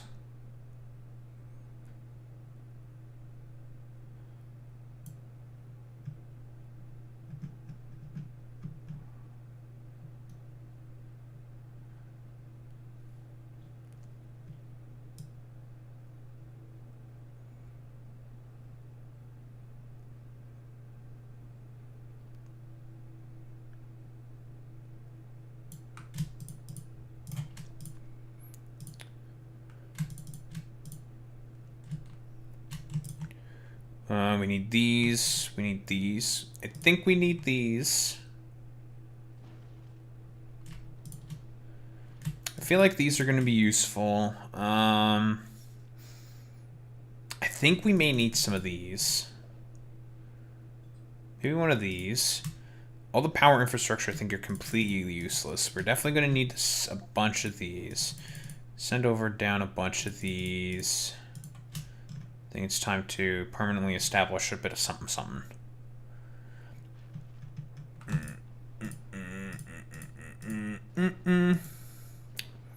Those. These.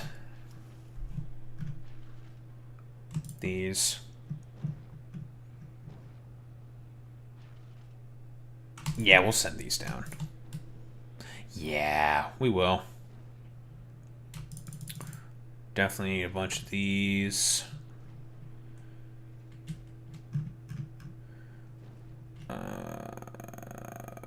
These will probably need some eventually. 40 is more than enough. These. And these. These.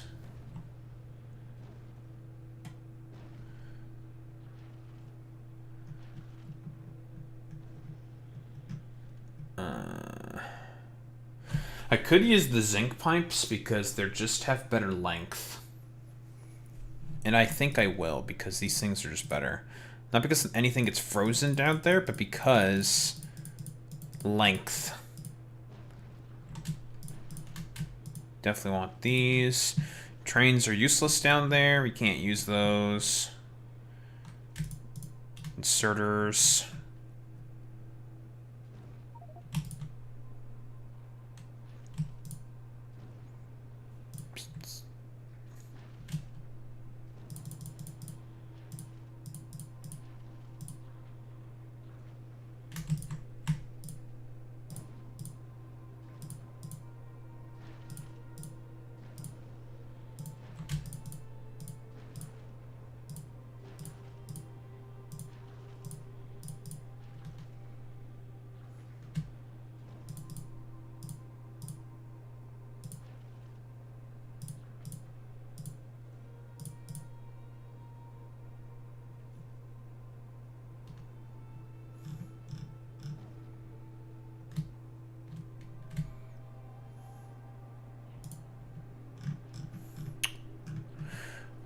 We do need nuclear reactors, actually, so those are going to get sent down, because those are going to be used to build stuff.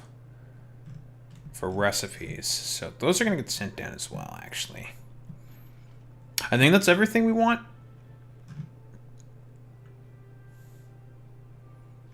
No. Send a bunch of these down as well, just in case. And send down the rest of these, fuck it. Yeah, that's everything. In our nice big old supply chest.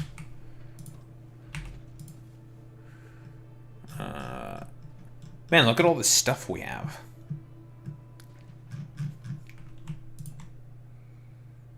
Give me the pipes. Just keep them on me, because they will probably be useful.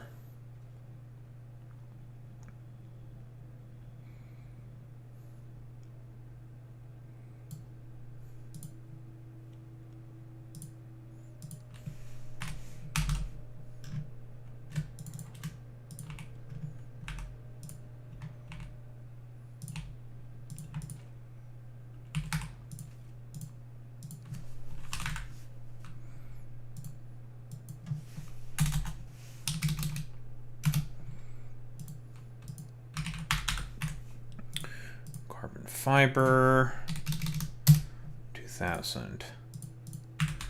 Steel, 2,000. Processing units.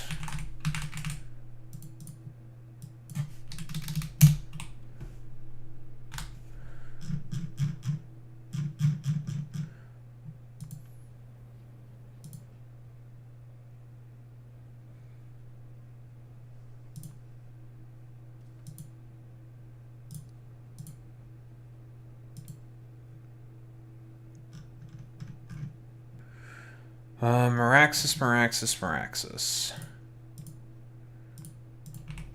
Perfect. And you're good to go. Atmosphere barrels.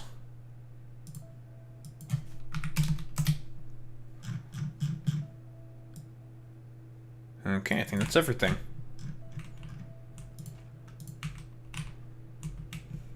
Right, we need regular ass pipes to make our fucking shit. Okay, just send down the regular ass pipes as well. Give me them.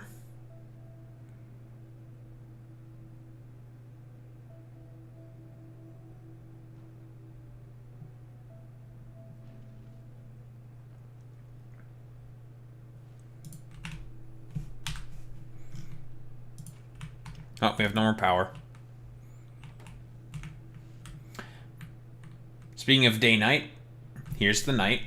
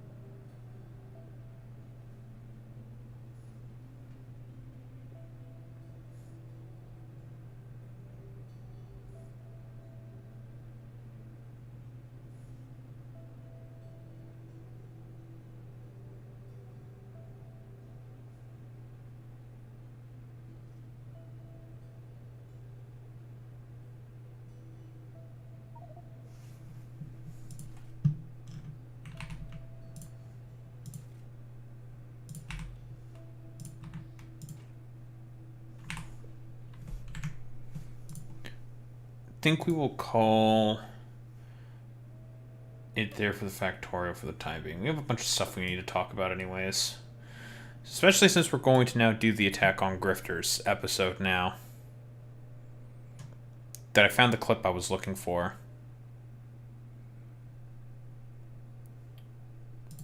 Boo. But eventually we will start building stuff on Maraxsis.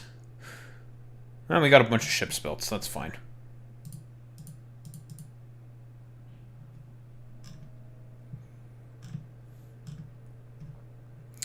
We needed them anyways.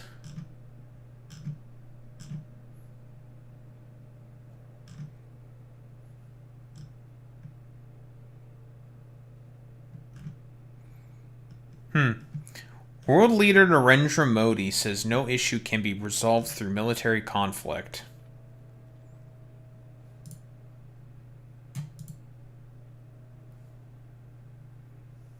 Okay, dude.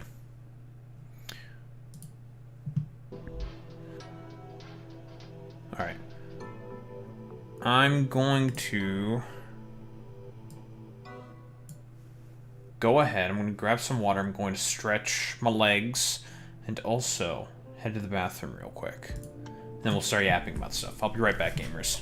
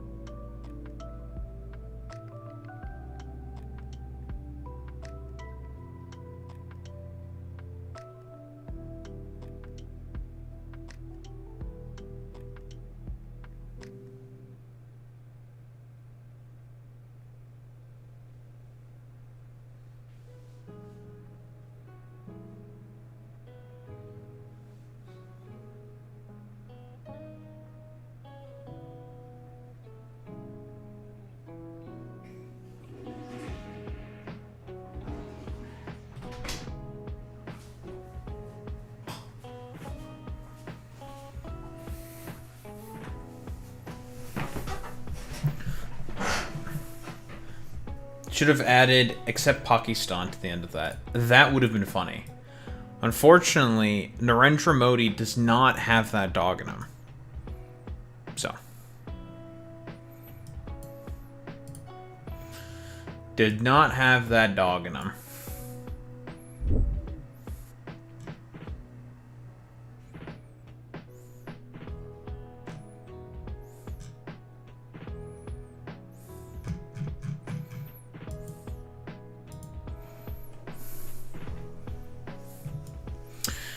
Let's talk about Iran oil stuff, because I find that to be very, very funny.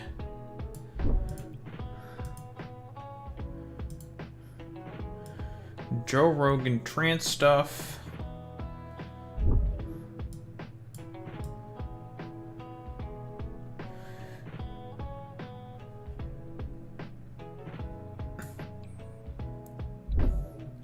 Why is this thing being so fucking stupid?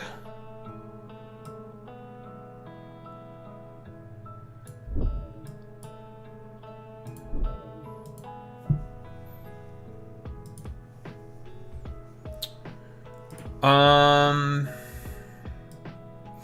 was gonna do the Cat Abu Ghazala tanky stuff, but since we're doing the Anna Kasparian stuff, I'm not going to do that now.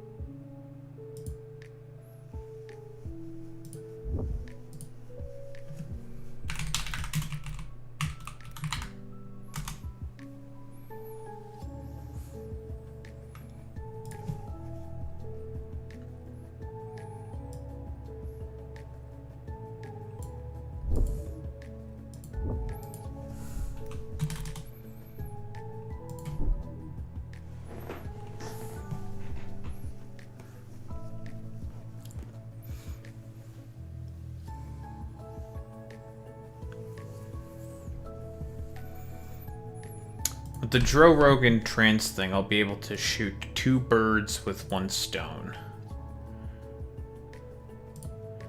Talking also about Tumbler Ridge and the supposed epidemic of trans shooters, quote unquote. Spoiler alert, not the case, but whatever.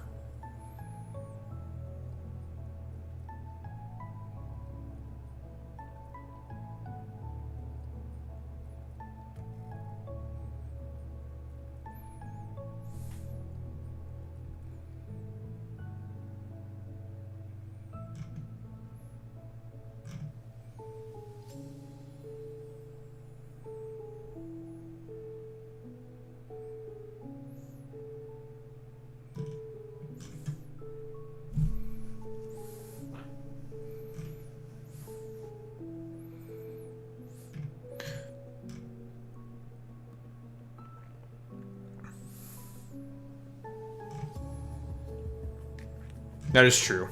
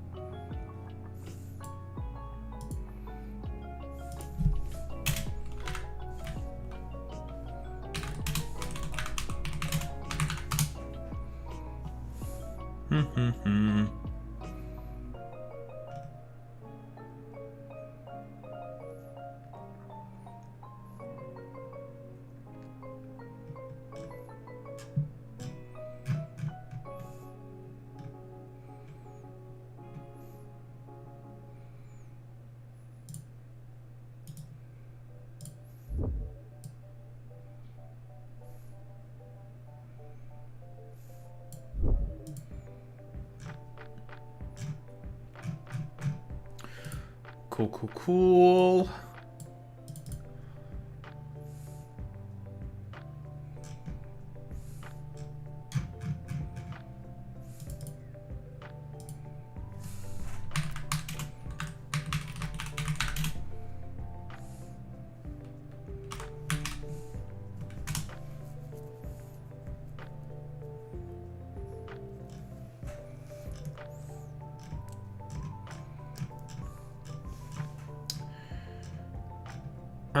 Let's see.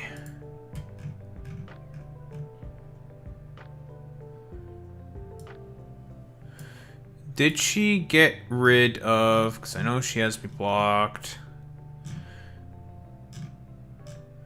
Did she delete the thing where she was talking about quote-unquote goys? The quote-unquote goys are waking up, which is explicitly neo-Nazi rhetoric. Oh, she's had me blocked for a while. I basically talked shit.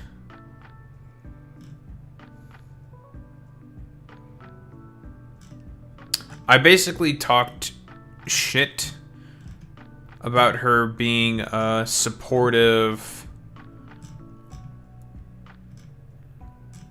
of Sean O'Brien, because her and Jenk was being supportive of Sean O'Brien, saying like, this dude's like a fucking straw-strike dipshit, like, get the fuck out of here. Here it is. She did not get rid of it.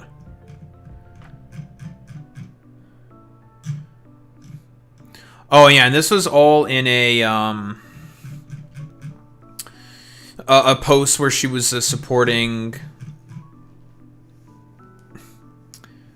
Tucker Carlson, replying to someone saying, make the Goyim unwake up, and she's like doing a crying laughing emoji. Like, quote unquote, hey bitch, the Goyim are waking the fuck up. Deal with it. Yeah, bad news, Anna. That's a what we call a red flag. That's a red flag moment. And every Nazi was like swaying the fuck out over it.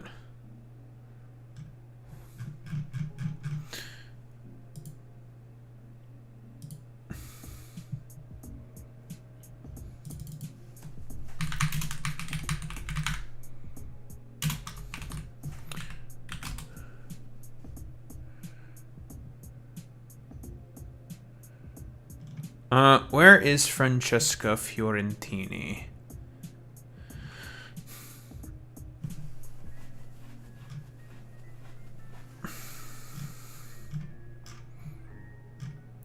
¿Dónde está the Francesca Fiorentini video? Of quote unquote Anna Kasparian saying that she's sorry for being a grifter.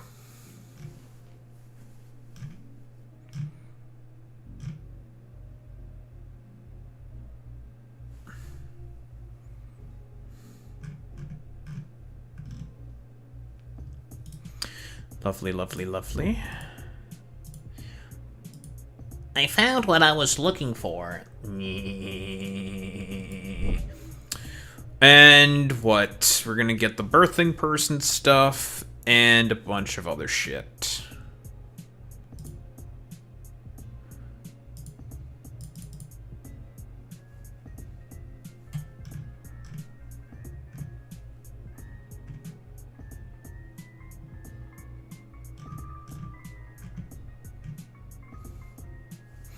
U.S. bypasses congressional review to rush a $152 million bomb sale to Israel. Very cool. Israel needs more bombs, folks. Let me tell you.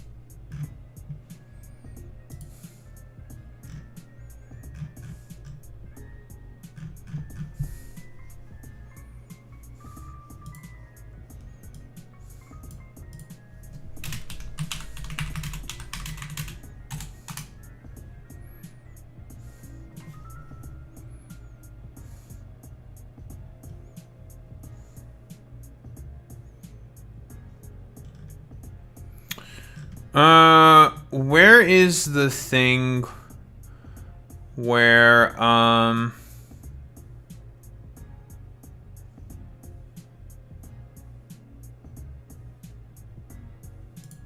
here it is.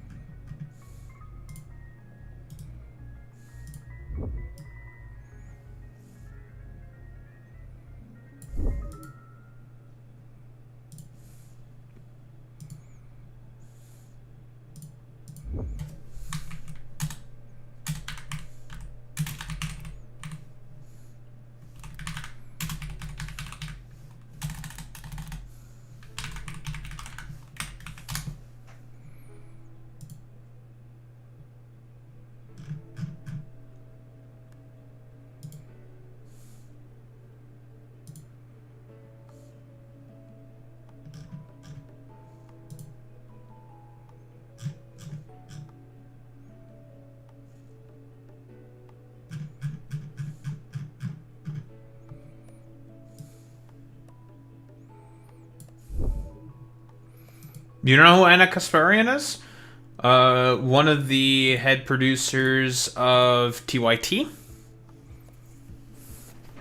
Co-host of the show with Cenk Uygur, who founded the Young Turks, which was one of the largest progressive news shows on the planet.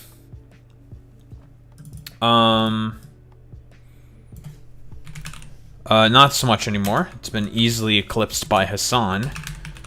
And there's a lot of reasonings for that. Why? They're old. They've been around for a very, very, very, very long time.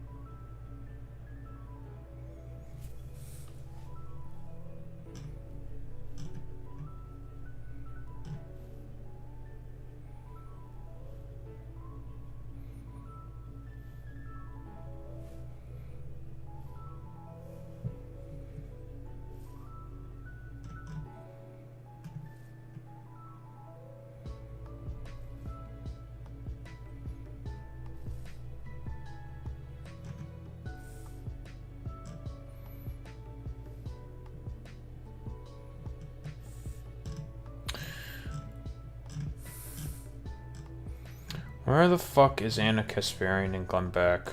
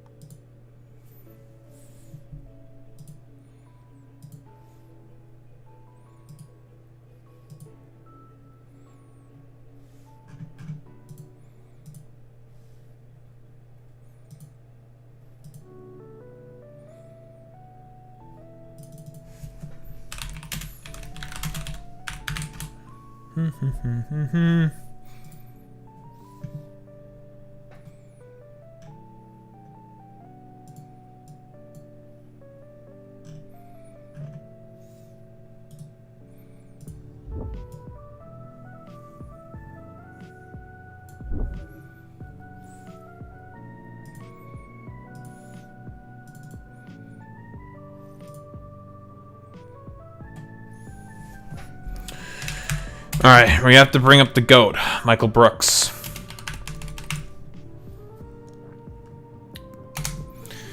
Michael Brooks.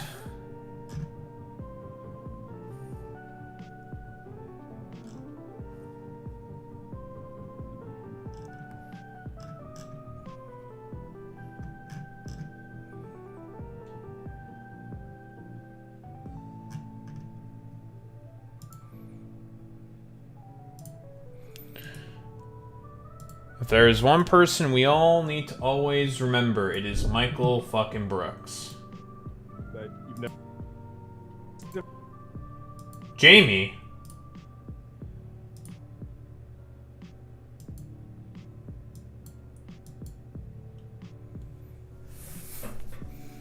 We salute, we are Michael Brooks enthusiasts in this house. We will not tolerate any Michael Brooks slander upon this fucking goddamn show. If you even think about slandering Michael Brooks, I will attack you. I just want to make that extremely fucking clear.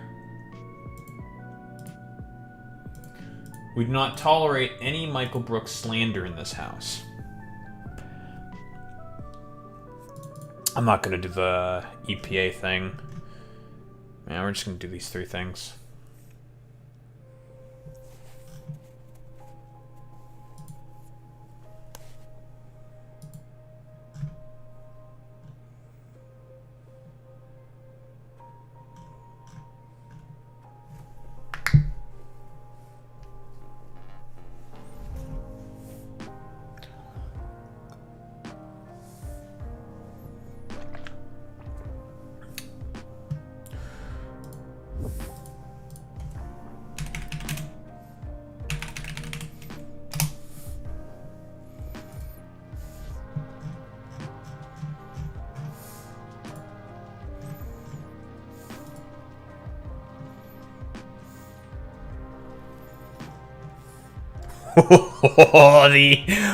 The oil prices have had a huge surge.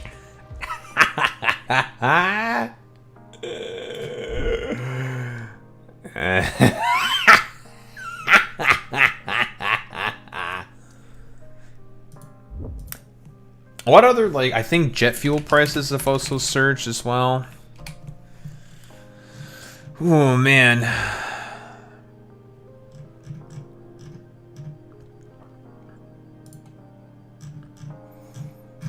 I think the also you guys have not at all refueled the strategic reserve, for example. Good, they should suck it. I'm gonna be honest.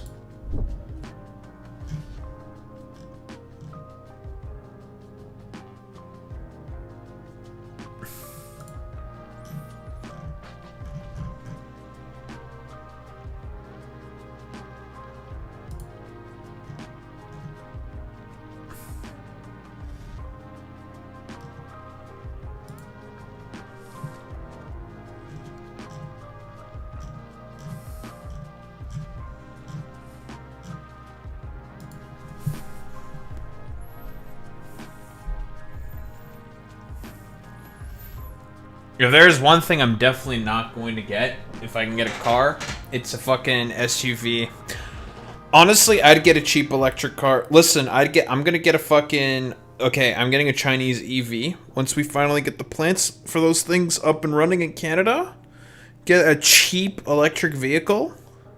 To inevitably get fucked over from when there's a Democrat in office, and we reinstate tariffs on Chinese EVs.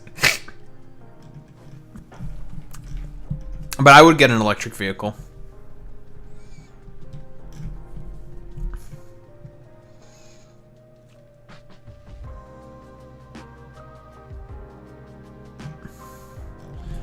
New Nissan Leaf looks nice.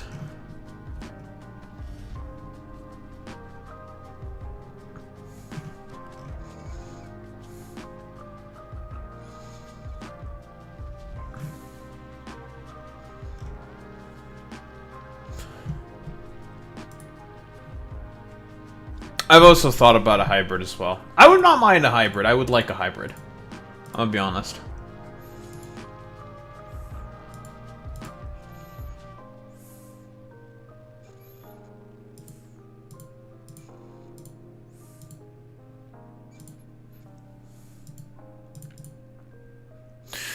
When was the whole TYT poly market thing? Was that in 2020? I don't remember.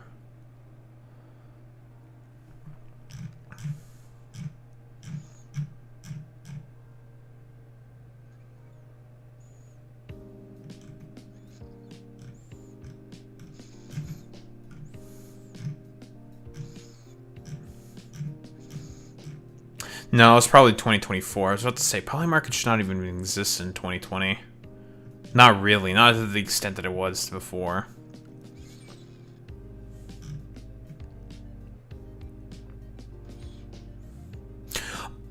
Oh yeah, Poly Market also it has a free grocery store in New York. I forgot about that.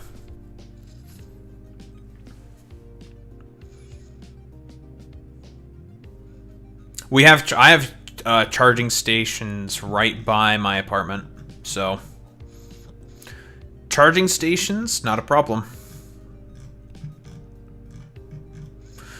I mean, I'll be honest. I think Zora Mamdani may have some other things on his plate to think about before I think going for the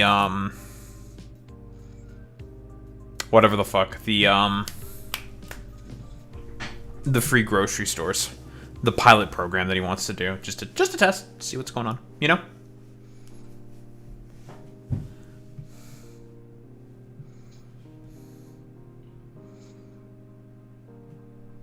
Yeah, he's got other stuff on his plate first, which I think is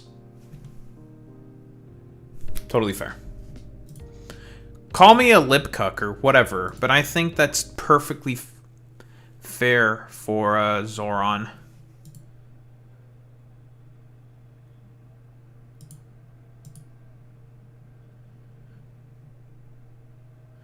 Is everything losing its shit because I'm saving? Again with Factorios. Oh yeah, that thing is losing its mind.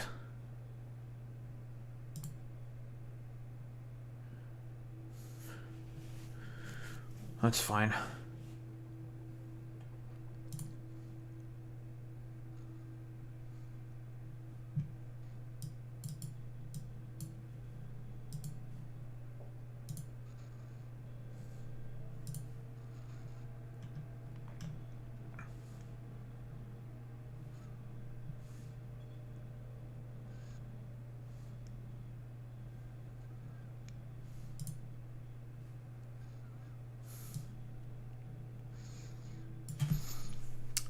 I don't think for like city commuters, charging stations is an issue, but for long distance boys, it's not really valid for electric vehicles. I think that's fair.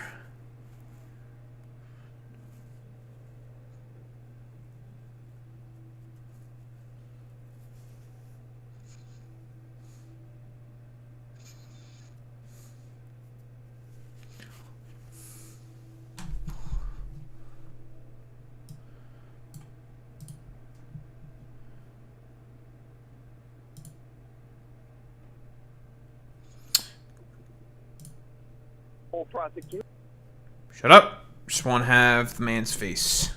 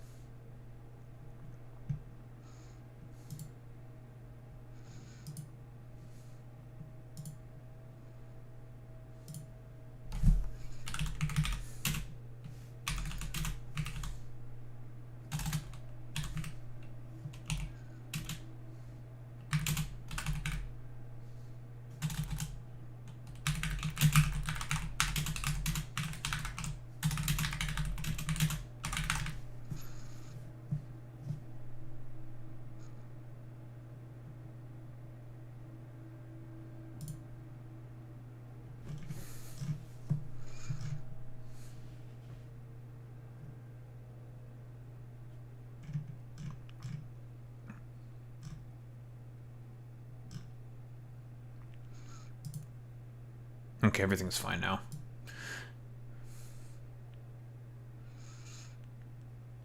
Yes, the Russians have given a bunch of intelligence to the Iranians, which makes sense. Listen, Dad, I don't really care. The Russians can give all the intelligence that the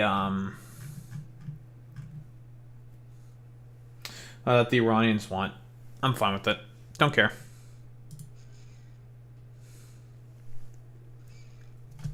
give them more. I'll be honest.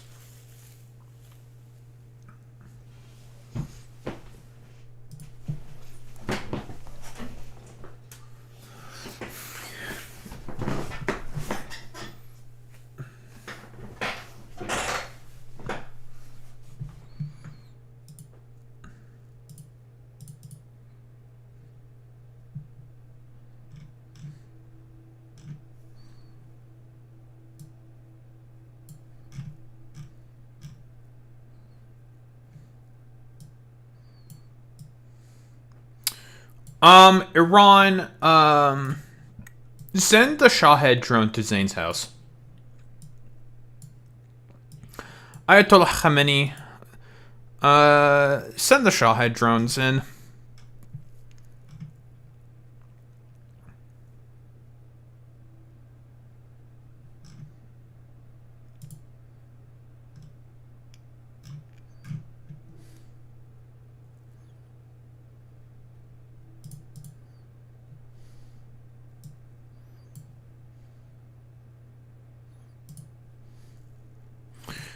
I love when things break. There we go.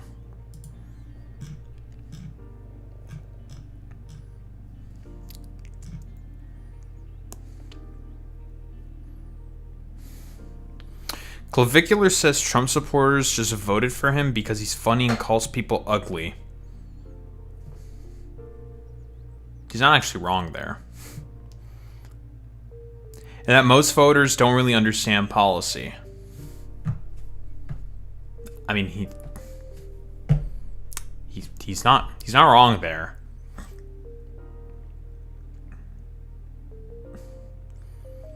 You don't want to know what else Clavicular said? He said that conservatives that go after like LGBTQ people are all basically a bunch of losers.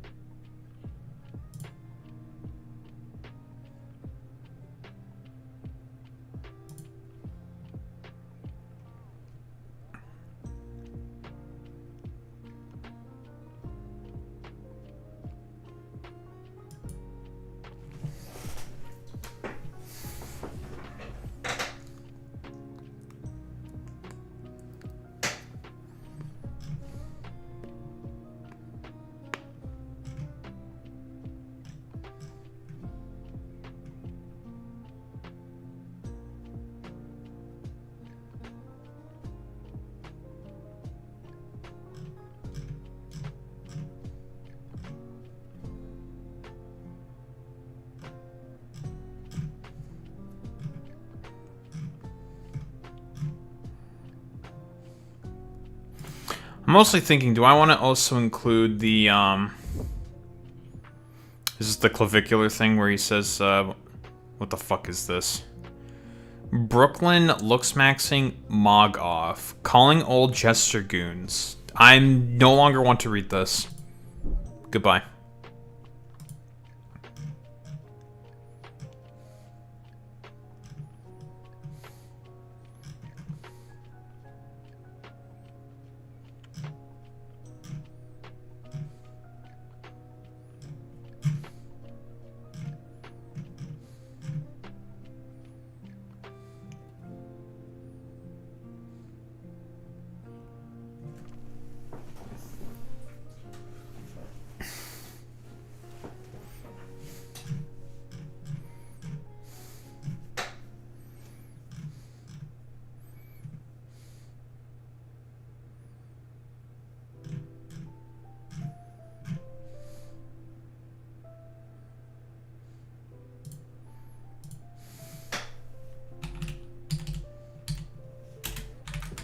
Yeah, sure. I'll also mention that as well.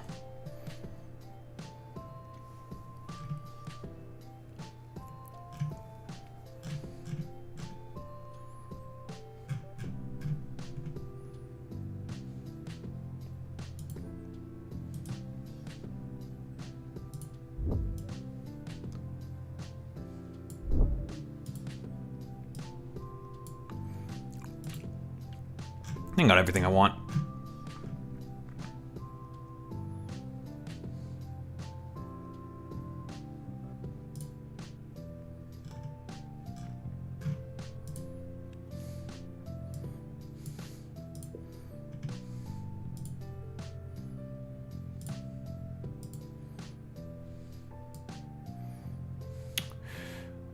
That's it. We're gonna start mogging people.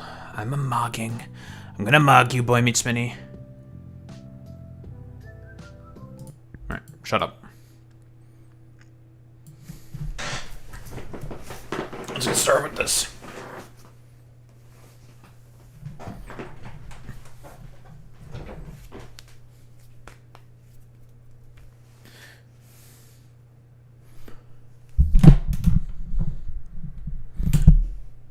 Guys, did you know that the economy kind of shitting the bed?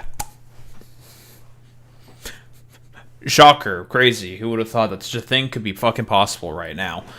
So we all know that given the war that's happening within Iran right now, it's making everything significantly worse. The Strait of Hormuz has been closed from, well, basically a bunch of oil states, a bunch of Gulf states from being able to transport oil through the Strait of Hormuz.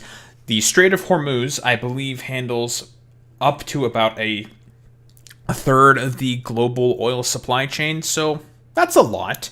20% to about a third, something like that, from one singular strait. I know that our favorite little baby man right here, our favorite little orange guy, basically said that, well, you know what, guys? We're going to use our ships and our navy to start escorting civilian vessels through the Strait of Hormuz. Let's just not even talk about how ridiculously expensive that would be, but how, like, logistically sort of, not impossible, but overly complicated it would be to use the navy in order to transport civilian ships transporting oil through the Strait of Hormuz. That's kind of crazy. We all know this is also going to cause national security problems for a bunch of different states that rely on imports of oil through the Strait of Hormuz. We all know this is going to be a problem for the Japanese specifically. But, you know, Trump, who constantly loves to tout everything about the oil prices, everything about the gas prices being, we're doing a great job in affordability, folks. Let me tell you, we're doing so good. We're doing so great in terms of the issue of affordability. Gas prices, they're going down. It's going down. First off, not true. Gas prices, not really going down. They've more or less like plateaued and kind of like petered off, generally speaking. It depends also on the state, right? Oil prices, fuel prices, and gas prices generally vary from state to state throughout the United States of America. So to say that it's just a whole blanket thing is kind of like stupid and ridiculous. But here, Trump on gas prices. I guess he doesn't care about gas prices anymore all of a sudden, guys. One of the things that he pretends to really, really care about. Doesn't give a shit about it anymore. He's like, you know, if they go up, they go up. Who cares? Scott Bessant, saying that the U.S. might unsanction Russian crude oil. Now, we know as a byproduct of the Ukrainians' negotiations, the ceasefire negotiations, of which there have been, I think, about 6 rounds of talks, all of which the Ukrainians have agreed to their side of the terms. The only people who are not agreeing to their side of the terms is that of the Russians, because, of course, the Russians are not agreeing to any of the fucking goddamn terms because they feel like that they can continue with the war because of the United States being as incredibly fucking weak as it is. We are seeing that play out perfectly throughout Iran at the moment, but, you know, to be expected. So now, part of that deal, I believe, was for the unsanctioning of Russian crude, of which they've kind of, like, you know, gone around a bunch of them by selling them to India and China on, like, sort of, like, cheaper on the dollar in order to be able to buy a bunch of military equipment and, like, advanced chips and whatnot to be able to build their own versions of Shahed drones and get a bunch of Shaheds also from the Iranians. You know, stuff like that they use in order to attack, the Ukrainians. So now we may be seeing further unsanctioning of Russian oil, which is going to be not great for the fucking Ukrainians, because if Russian oil is allowed to be unsanctioned, that's going to be another avenue of, well, economic production and revenue for the Russian war machine for them to continue to attack the Ukrainians. Whoop-de-fucking-do. But here, the oil prices, they have... Yeah. In about, a week? I mean, this quote unquote war in Iran has been going on for about 6 days. I think we're on the 6th day, and the prices have shot up by about 50%. 50 fucking percent. I also saw somewhere that the strategic oil reserves that the Biden administration had to expend because of the global rise of inflation. It also made gas prices go up as well. Everything was going up because of inflation. And Biden, as a way to try to mitigate it in the interim, as he was passing the Inflation Reduction Act, he decided to basically, open the spigot on the strategic oil reserves that the United States has in order to be able to combat the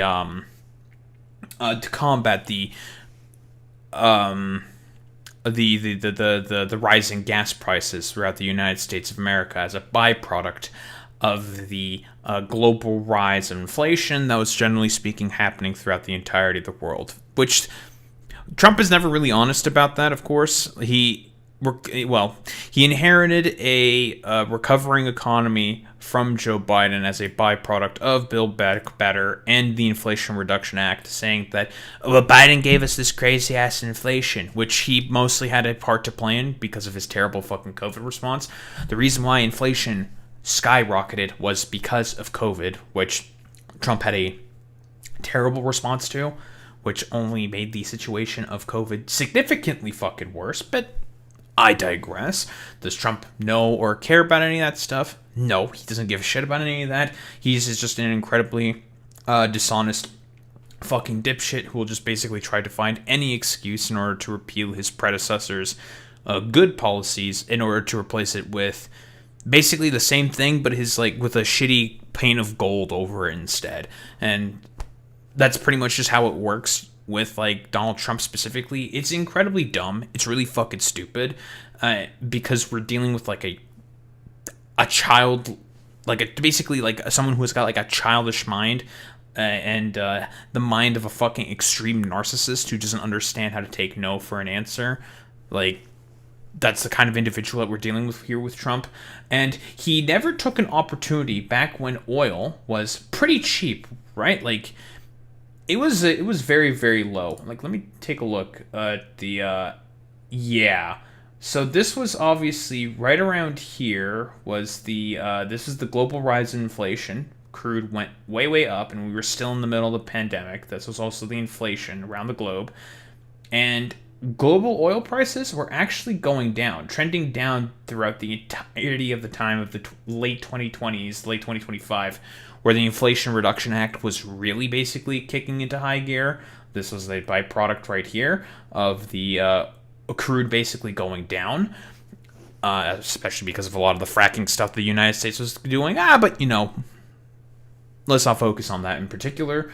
And Donald Trump could have taken this at any point in time to start to refill the United States' strategic oil reserves that Biden basically used a bunch of in order to help combat this specifically, but nah. Why do anything fucking intelligent at all when it comes to the Trump administration when, I don't know, we can Aura farm on Twitter instead using Call of Duty montages or some shit? It's very, very fucking goofy and silly. And here, another thing that's also happening. Jet fuel prices are also jumping up significantly as well.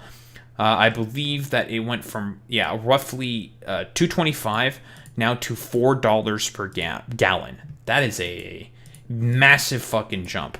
And now it is allegedly going to lead to a bunch of airline tickets being canceled, a bunch of routes that are not going to be as profitable for these. Honestly, these demon companies, these airline companies, these complete demons that always need subsidies from the federal government just to be able to survive, but whatever. I mean, that's a whole different sort of story, but the fact that a bunch of flights are probably going to be canceled and some tickets that have already been ordered may potentially also be canceled because of this war in Iran is I mean, excellent job, Mr. President. People are going to be really, really happy about this war of choice that you decided to take alongside Israel, because Israel basically wanted you to do this regime change for like the past 30 years. And by the way, apparently the timeline on that is they said it was going to be 4 days, and then it was going to be 4 weeks, and then that the war was going to end in September, and they still have no clear objectives for as to what they're going to do in order to quote-unquote win the war. It's still a complete fucking shit show, because again, the point of this was always the fucking forever war. Always, always, always. And here, just like a quick final meme. Oof. 92,000 jobs have been lost in February, and the job market is still fucking struggling. Yikes, yikes, yikes, yikes, yikes, yikes, yikes. Some golden age for Donald Trump here. Some golden age of America that we are currently finding ourselves under, where there are constant, like, struggling labor markets. Because I believe if you just, for any of these, if you just not account healthcare, because the only reason why healthcare jobs have been seeing a significant uptick in terms of hiring is purely for one reason, and one reason only. The population of America is starting to get old, and a lot of people are being hired in order to go into a bunch of retirement homes in order to be able to, well, start to take care of a bunch of the retiring American populations. So a bunch of people are working in various healthcare sectors and, well, old people's homes in order to be able to do what exactly? Take care of a bunch of old people. That's generally speaking why. I believe if those jobs are not taken into account, then it's just a complete disaster in terms of the labor market and the job market there for Donald Trump and the administration. It's already terrible enough as is, again, and we know why this is happening, the tariffs, and now the oil prices are going to only exacerbate that issue and make it much, much worse. But yeah, it turns out that the dude with, 6 failed businesses and also the burning of his trust fund might not be exactly the best guy for running the American economy. But yeah, like I've said before, be prepared for more economic troubles and struggles ahead because of this pedophilic, avaricious dipshit currently in power right now named Donald Trump. Basically deciding to do a war of choice in Iran for what reason? Meh. Because Israel basically told him so. That's like literally the only reason for as to why this fucking dumbass is basically doing any of the actions that he is doing right now in terms of the Middle East and Iran specifically, is because Benjamin Netanyahu and a bunch of like stooges in his cabinet said like, hey, wouldn't it be really cool if you bombed Iran? He's like, yeah, it would be really cool if I bombed Iran. And then they just started bombing Iran. Silly, ridiculous, very stupid. I don't know. I don't think there's really much else to say besides it's time for everything to get worse before it gets better.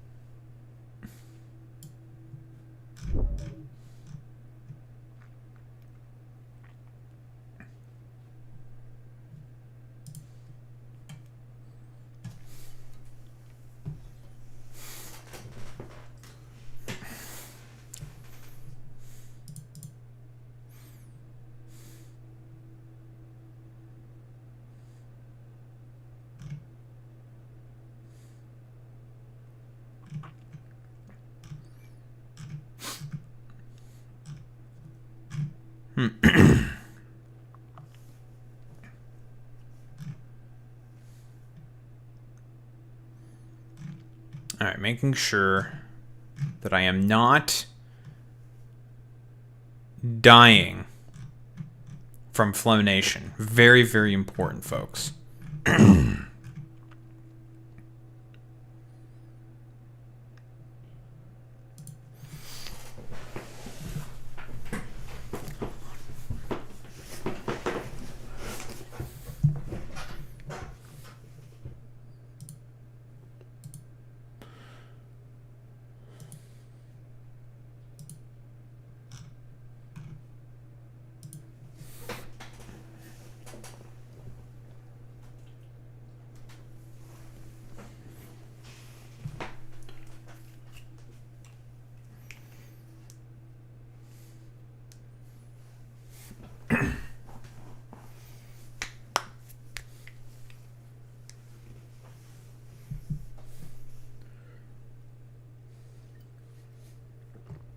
Alright.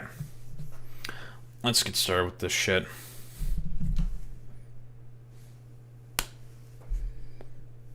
Joe Rogan. Trans people. And who have been killed more in comparison to ICE and trans people.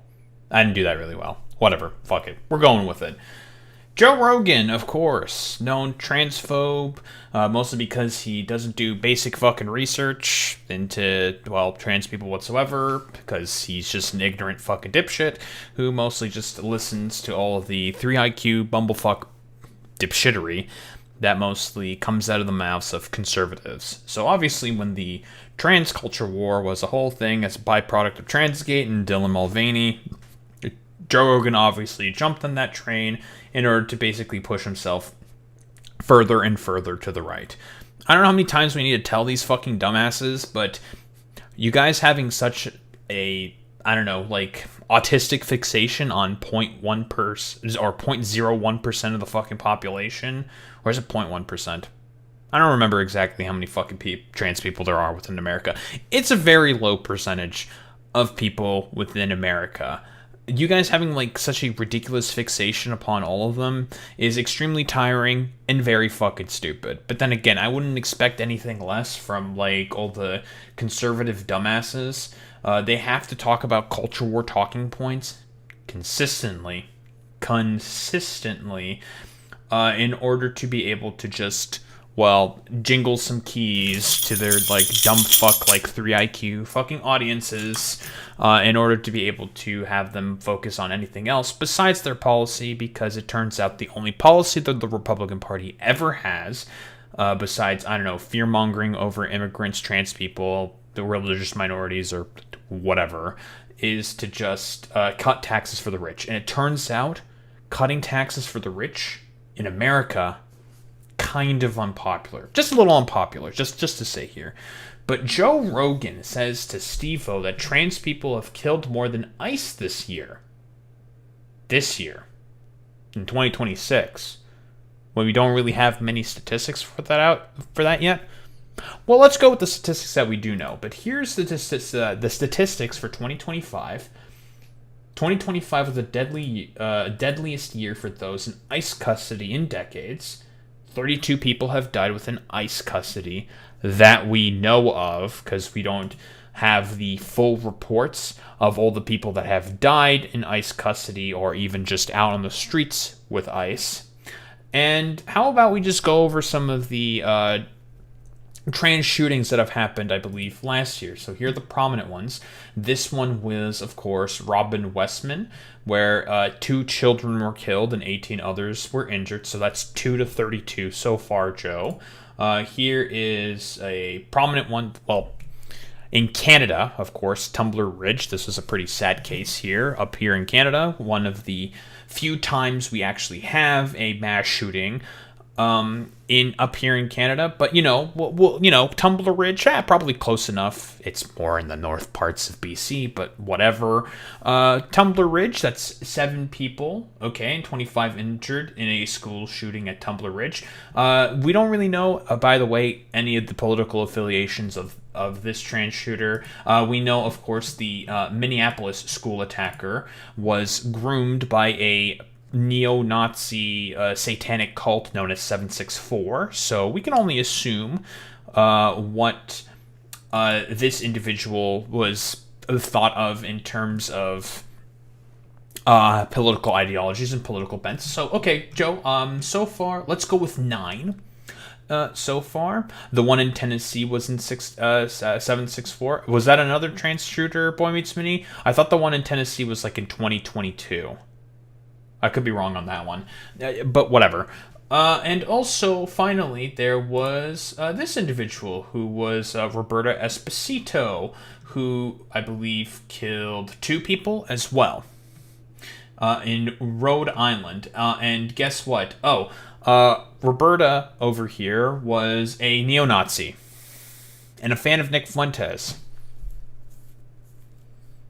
Now, if we were seeing like a pretty constant through line here, most of the trans shooters, Joe Rogan, seem to be on your side of the aisle, politically speaking.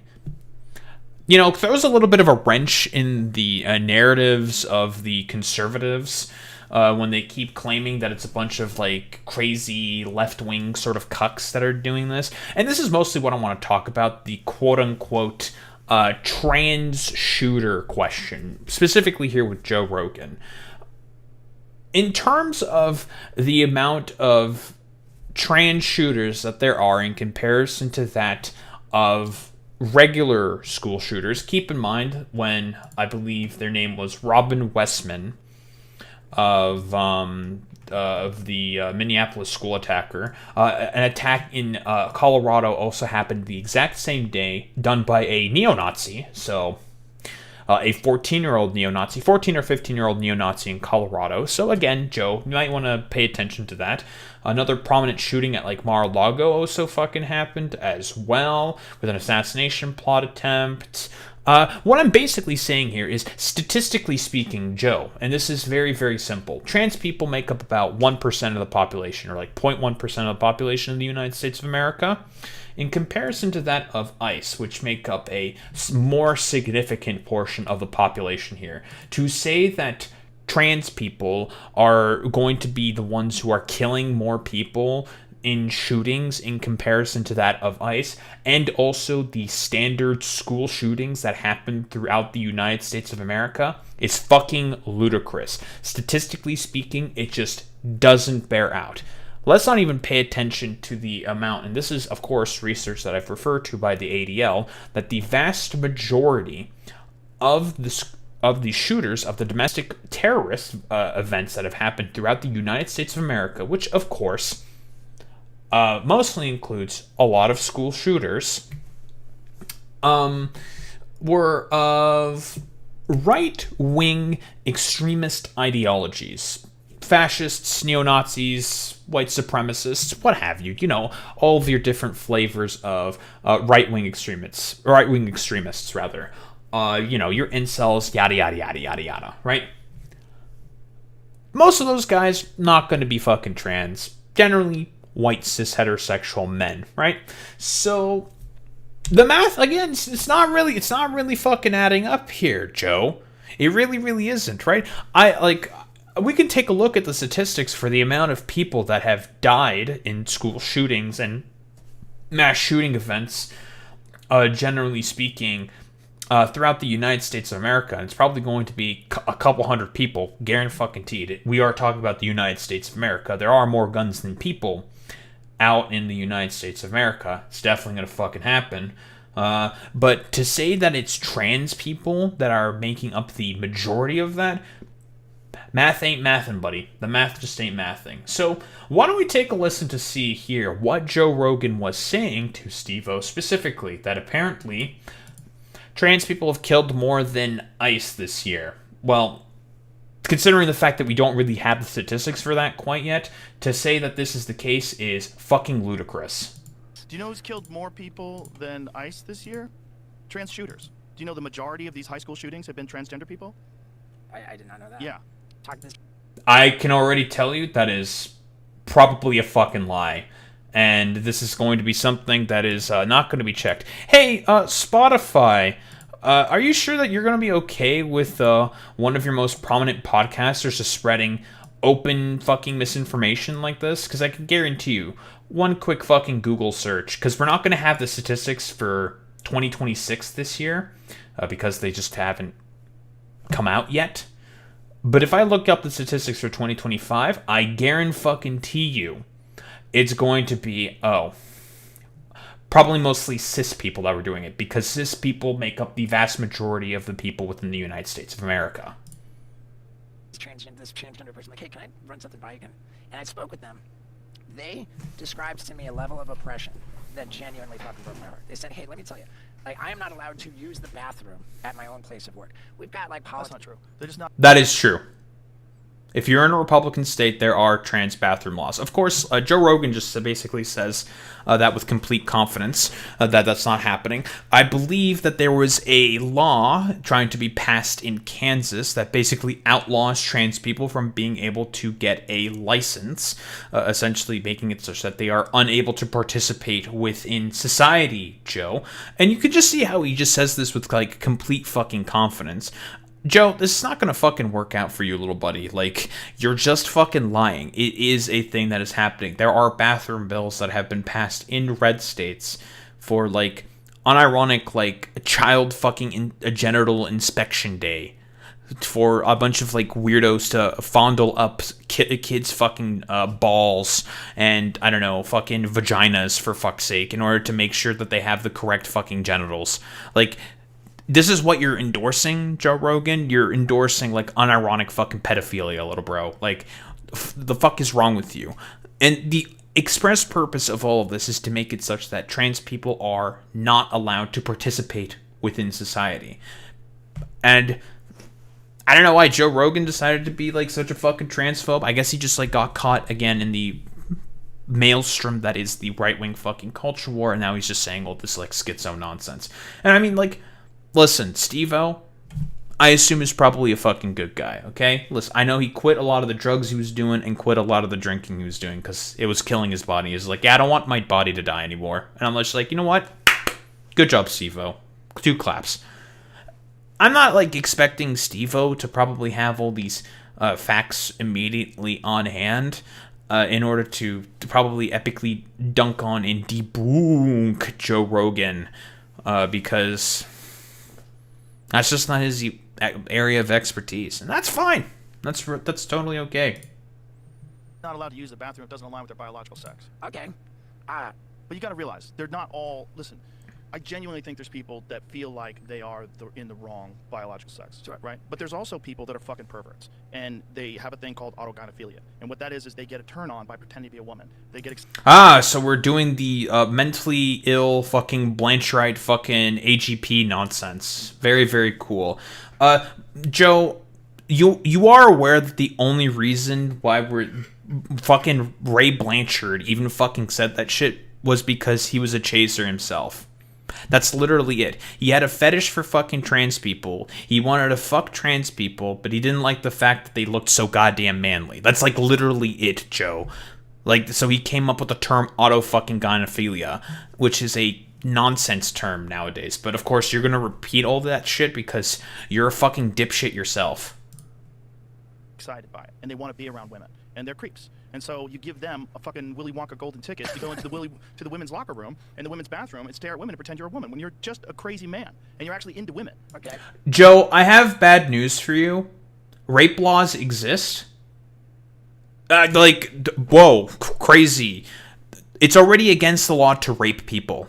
So if a quote-unquote trans woman pretending to be a man, let's just say, goes in to a bathroom with the express purpose of wanting to rape women, and they got caught for it, they would go to jail for rape.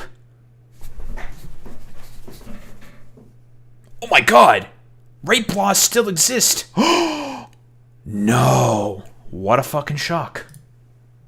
That's real too, man. I don't doubt that that's real, and I know that it's a super complex, nuance. Yeah, it's a good point, Boy Meets Mini. It is way more likely for a cis dude to do that, by the way, because guess what, Joe? Cis men, they're the majority population. Thing. And but here's what's not complex. What is your chromosomes? Right. Okay? This is the same thing for competing. All these fucking mental gymnastics that seemingly intelligent people do to justify biological males competing with females. I don't think anybody's It's the arguing same that. thing. Right. It's the same thing. Okay, the whole transport shit doesn't fucking matter. It is such a tiny fucking fraction. There's already standards that have been broadly speaking established saying that if you have been on HRT for X amount of years, I think it's like 2 years for the Olympics, for example, which they all got rid of because of schizophrenics like this, they have examined that being on estrogen for that long has significantly reduced bone density, significantly reduced muscle mass within all the trans women. It turns out if you start taking hormones of the other sex, it affects your body in funny fucking ways, especially if you stop producing the hormone that you were originally producing under your original biological fucking sex. But does Joe know about any of that stuff? No. Right. And especially speaking as a man who has daughters, like, there are creeps. And if you give a creep, and I'm not saying all trans people are creeps, but a lot of these fucking people that are in trouble for going into women's bathrooms dressed as a woman with a fucking beard and a hard-on are just that. They're creeps. Right, okay. They're crazy men. And these crazy men, their entire life, they would get beaten up for that. And now all of a sudden, they have to be... Can I get do we have any evidence for any of these claims, by the way? How many, like, trans, I don't know, quote-unquote women in the mind of Joe Rogan are going into bathrooms with the express purpose of raping people's daughters? How many times has this happened? Like, let's be honest here. How many times? Yeah, this is very woke scoldy behavior, Boy Meets Minnie. That's a very, very good point. But how many times has that happened? We could point to certain instances, anecdotes that have happened a couple of times, right? I'm not going to deny that. But if I were to find more and more articles and instances of cis man fucking doing it, that's going to make you look real fucking stupid. Because guess what? I would bet my bottom dollar that is definitely the fucking case. Be accepted. So you've got two things going on at the same time. For sure. You've got people with gender dysphoria that genuinely wish they were a woman or genuinely wish they were a man. And by the way, it's men that are the problem. No one gives a fuck about trans men going into the men's bathroom. Come on in. Who cares? Who cares? Oh. Wait, this is the most fucking stupid fucking shit I've ever... Why are you fucking saying that, you moron? You have to apply the same fucking standard also for trans men, you idiot. What are you fucking talking about? The trans men would be expected to go to the women's bathroom. If they have had sexual reassignment surgery and they have a fucking dick, oh, guess what? They could see a woman, get a hard-on, and fucking rape the woman, you stupid dumbass. Are you actually fucking stupid? Jesus fucking Christ. But nah, because they have quote-unquote the female brain, they're not gonna want to rape women within the bathroom. That's fucking nonsensical. You're actually fucking retarded, Joe Rogan. Oh, a girl's gonna shit next to you? Or what is she gonna do? She's gonna pee out of a funnel? What is she gonna do? Like, no one's gonna get hurt. No one's gonna get hurt. This is the problem. When you allow perverts to have this hall pass to go into women's locker rooms and bathrooms, so you can't say you're not allowed to use the bathroom where you work. That's not true. You're just not allowed to use the women's room where other women are in there because you're not a woman. I don't know how many times this has to be said to you, you stupid, like, bald-headed gorilla man. You barely sentient, I don't know, a pile of flesh.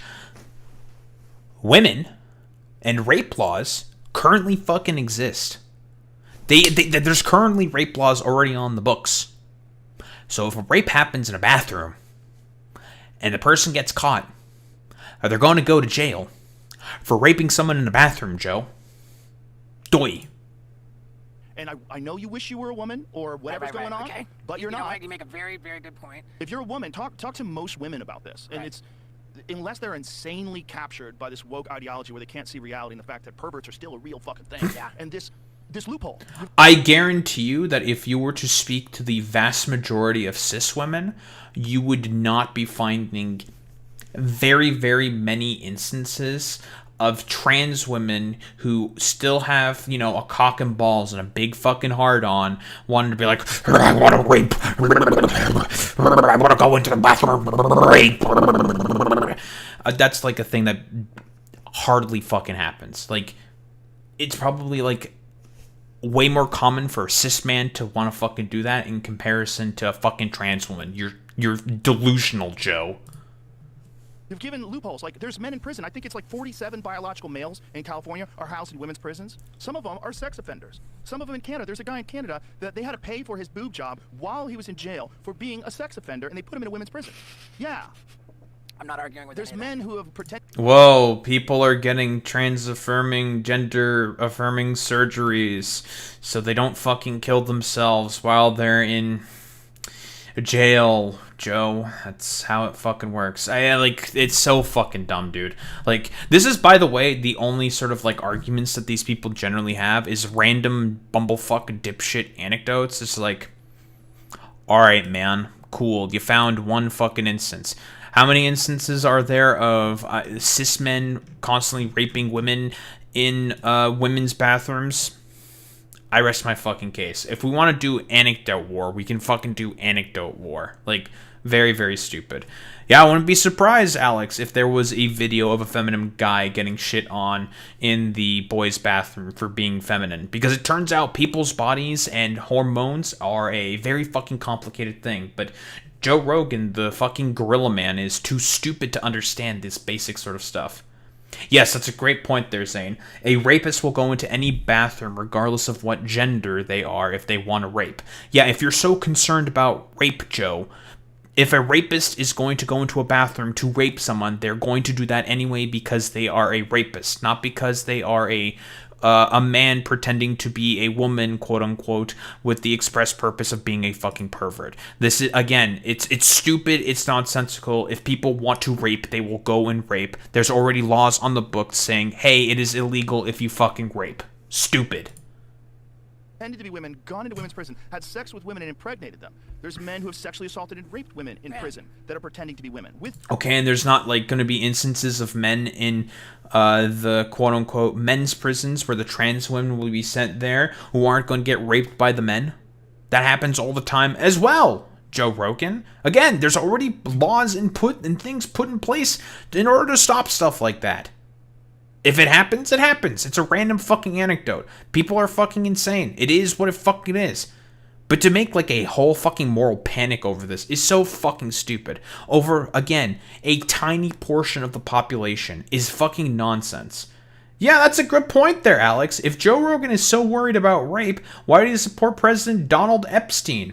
By the way, the only other time when Joe Rogan mentioned the Epstein files was because he got depressed about that being one of the main conspiracy theories that he has to fucking talk about, because he knows who butters his fucking goddamn bread, and that is the Trump administration. He's wholeheartedly fucking captured by MAGA and everything. So of course he's not gonna fucking mention the Epstein files whatsoever, and quote unquote he said that he was losing sleep over the fucking Epstein files. Oh yeah, because your mans was in there about 1 million times. Your mans was in there, buddy. Your mans was in there. Very, very, very interesting there, Joe. Subreddit shut down all Epstein files discourse. Doesn't surprise me. Functional dicks. I just thought, man, I heard what they had to say about, politicians trying to put them in internment camps and Who's doing that? What politicians are saying they should be put in internment camps? I think there was some kind of Republican governors. Yeah, Republican governors have been trying to do that. I mean, literally, the Kansas law is there's a law on the books within Kansas right now that says that they can have fucking licenses if they're trans. Like, unironically. There might be one kook out there that's saying that to try to get attention. Of course. Try to put transgender people in internment camps. Okay, what? Oh, okay, so the president of the United States, who constantly fucking signed an executive order on day one saying that there's only 2 genders, Joe. There's your fucking kook, you dumbass. Then I'll land on this. Do you know who's killed more people than ICE this year? Trans shooters. Do you know the majority of these high school shootings have been transgender people? I did not know. He's lying. He's fucking lying here. Yeah. At the end of the day, we have to understand, like, what is more important? One person's feelings or the safety of all these women? And the safety of all these women is much more important. Yep. So you gotta be kind to people, but also you gotta have rules. There's a reason why there's a woman's room and a men's room. It's because some men are fucking creeps. And if you allow those creeps to just put on a dress, well, and again, I'm not saying all trans people are like... Who wants to make the bet that Joe Rogan would never sort of acknowledged that it's actually more than 14 people? Alex, 2025 has had 32 killings of people. We took a look at this before. But here's the thing, specifically about that. Joe, women are also capable of being creeps like men. No fucking difference. The fact that is, by the way, this is very, very misandrist here specifically of Joe, that all men are inherently going to be creepy about fucking women when that's not necessarily the fucking case. The only reason why men are going to be Ghislaine Maxwell, child rapist, which Joe Rogan will never fucking talk about, of course. The thing specifically, Joe Rogan, is that you're not going to have much of a problem, talking about, I don't know, all the conservatives when there is an instance of a female teacher who rapes, does CSA of one of their teenage male fucking students. You're not going to really have much of a problem with that, saying oh, that's kind of bad and creepy and weird, but you're going to hyper-fastidiously fixate and just keep fixating, on specifically fucking trans people more and more, and talk about how they're creepy pedos and weirdos constantly all the time. Again, and by the way, fucking keeps no mention of the president of the United States from the fucking Epstein files. Again, it's hypocritical, it's fucking nonsense, it's stupid. Right. At all, but you can't have that loophole. You can't. That's like you can't have an open border. Doesn't mean that all immigrants are murderers, and you don't think that either, right? But some people that sneak across the border, if you don't check, are going to be murderers. It's just a fact. Yeah. So you have to have a fucking closed border check, and you have to have a gender border too. Yeah. Well, goddamn it. A gender border. Yeah, man. Again, everyone, line up for genital fucking inspection day. Lord Gorilla over here, Joe Rogan, needs all of the people to be able to line up for genital fucking inspection day at all the high schools before you go into the locker room. Because we gotta make sure that little Susie isn't a little Sam instead. Gotta make sure that those genitals are perfectly in fucking line, Joe. Unironically, I'm gonna say this here, and because I don't really give a shit, this is an endorsement of fucking potential for pedophilia. Period. End of fucking story. Because again, all those male gym teachers might be fucking creeps, Joe. Yeah, that's a good point, Boy Meets Mini. Airplanes, gender-neutral bathrooms, should those be fucking outlawed? Does everyone need to have, again, the stewardesses or the stewards do fucking genital inspections of all the fucking goddamn people that go into the fucking gender-neutral bathrooms that are on airplanes? Because you don't know if it's a fucking rapist, a trans rapist who's going to fucking rape people. Again, that's why this shit is fucking stupid. It's non-fucking sensical. There's already, again, rape laws on the fucking books. If someone gets raped and they get caught for rape, they go to jail because they're a rapist. And my only takeaway from my experience that I was relating to you is that it made me feel compassionate. Well, that's and nice. I want to be a good. That's good. A better reason would be it's fucking stupid to get a boob job.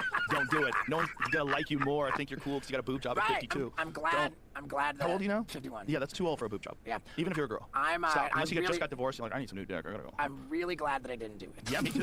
Of course, 3 IQ fucking misogyny to round it out from Joe Rogan. But yeah, Joe is lying again about his quote-unquote trans fucking statistics. More people have died by ICE in comparison to fucking trans shooters. Again, 32. And here are the most prominent fucking trans shooters that have happened. Well, 2 of them in the United States that have killed a total of 4 people, as well as, throwing in fucking Canada as well. That being, of course, 7 people? Right?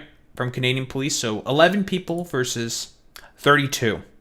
Math ain't fucking adding up, Joe. And if you're so concerned about rape, which you pretend to be fucking concerned about, you don't actually give a shit at all about this, then you would be fucking fixating more and more so on maybe being a non-misogynist and shit like that, because it's stupid misogynistic fucking bullshit like this that you keep saying over and over and over again that leads to more cis men being rapists. And also your silence on the fucking Epstein files is also pretty major when it comes to all of this, when we're talking about the arch rapists and fucking pedophiles that are currently in power right now in the highest offices of the fucking planet. But you're never going to have any mentions of that specifically, Joe Rogan, because unfortunately, those are the people that butter your fucking bread.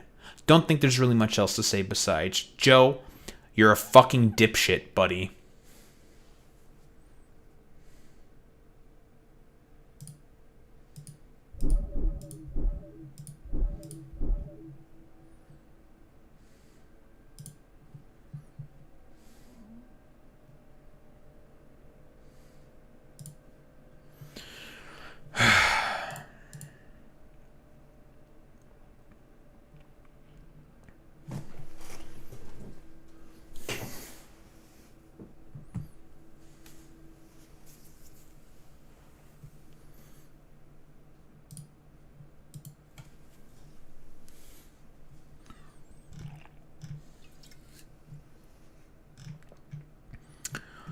Alright.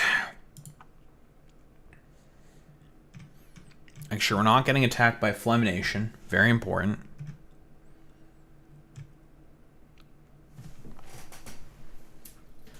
While we do our Attack on Grifters episode on Miss Anna.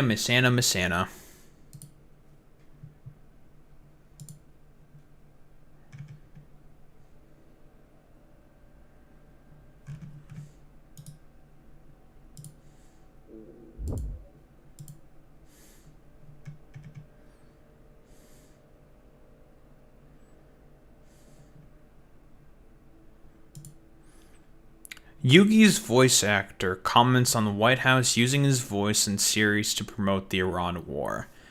It came to my attention that the White House used my voice to encourage violence in Iran. Takahashi died saving others. This is true. Kazuki Takahashi, creator of fucking Yu-Gi-Oh!, died because he was rescuing someone who I think was fucking drowning. I don't remember the circumstances of his death, but it was fucking tragic.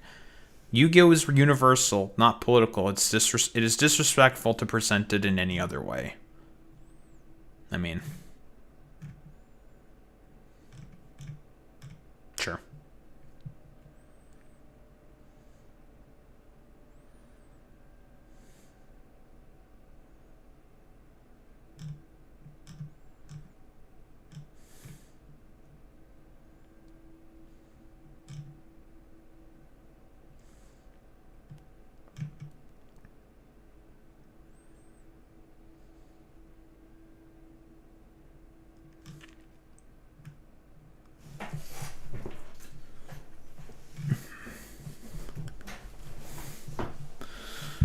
All right.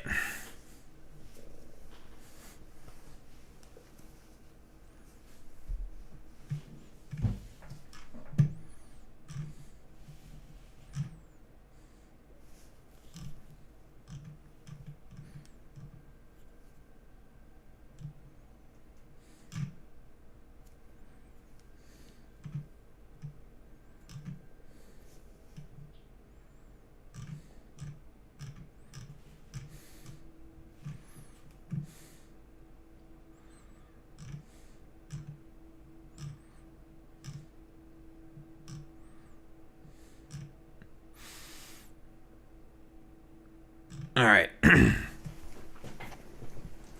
think we're ready to go.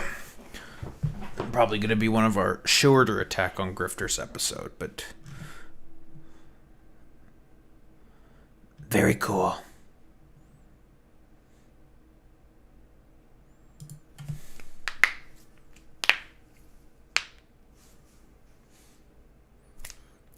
Been a while since we've done one of these, but I believe this would be our 8th episode of Attack on Grifters.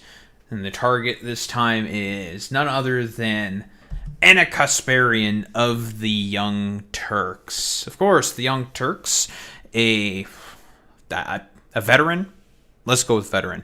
A very, very old progressive network who has generally been around in the business for the latter part of about... oh boy, like 15 years, let's just say. Or it might have been even longer. 20 years? Might have been even longer than that. Don't remember 100% exactly.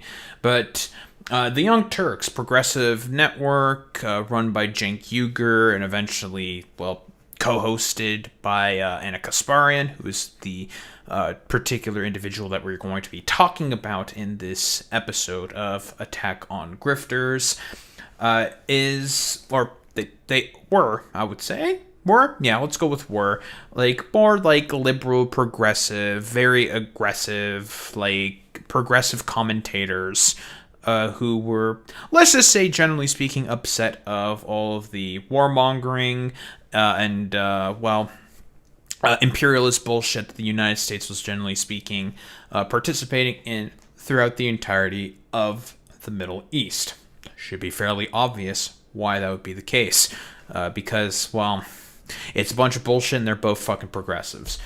But skipping forward, obviously there's been There are so many different videos and like a lot of other like controversies that they have said in the past. You know, Cenk Uygur used to be a little fucking racist. We're not really like focusing on that. Yeah, he was a little bit of an edgy boy who really gives a shit about any of that. We're moving forward from that. That was like 15 years ago. Who gives really much of a shit at all?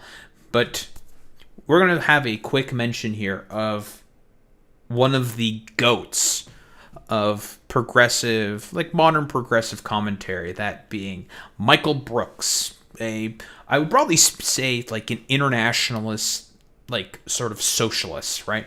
International socialist. He very often had, in terms of a lot of his like commentary and analysis, a very internationalist sort of frame and lens.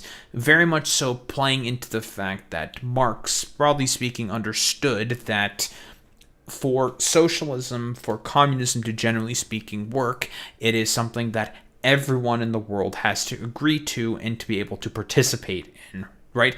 It is an inherently cooperative system of governance and, well, economic sort of form of production, right?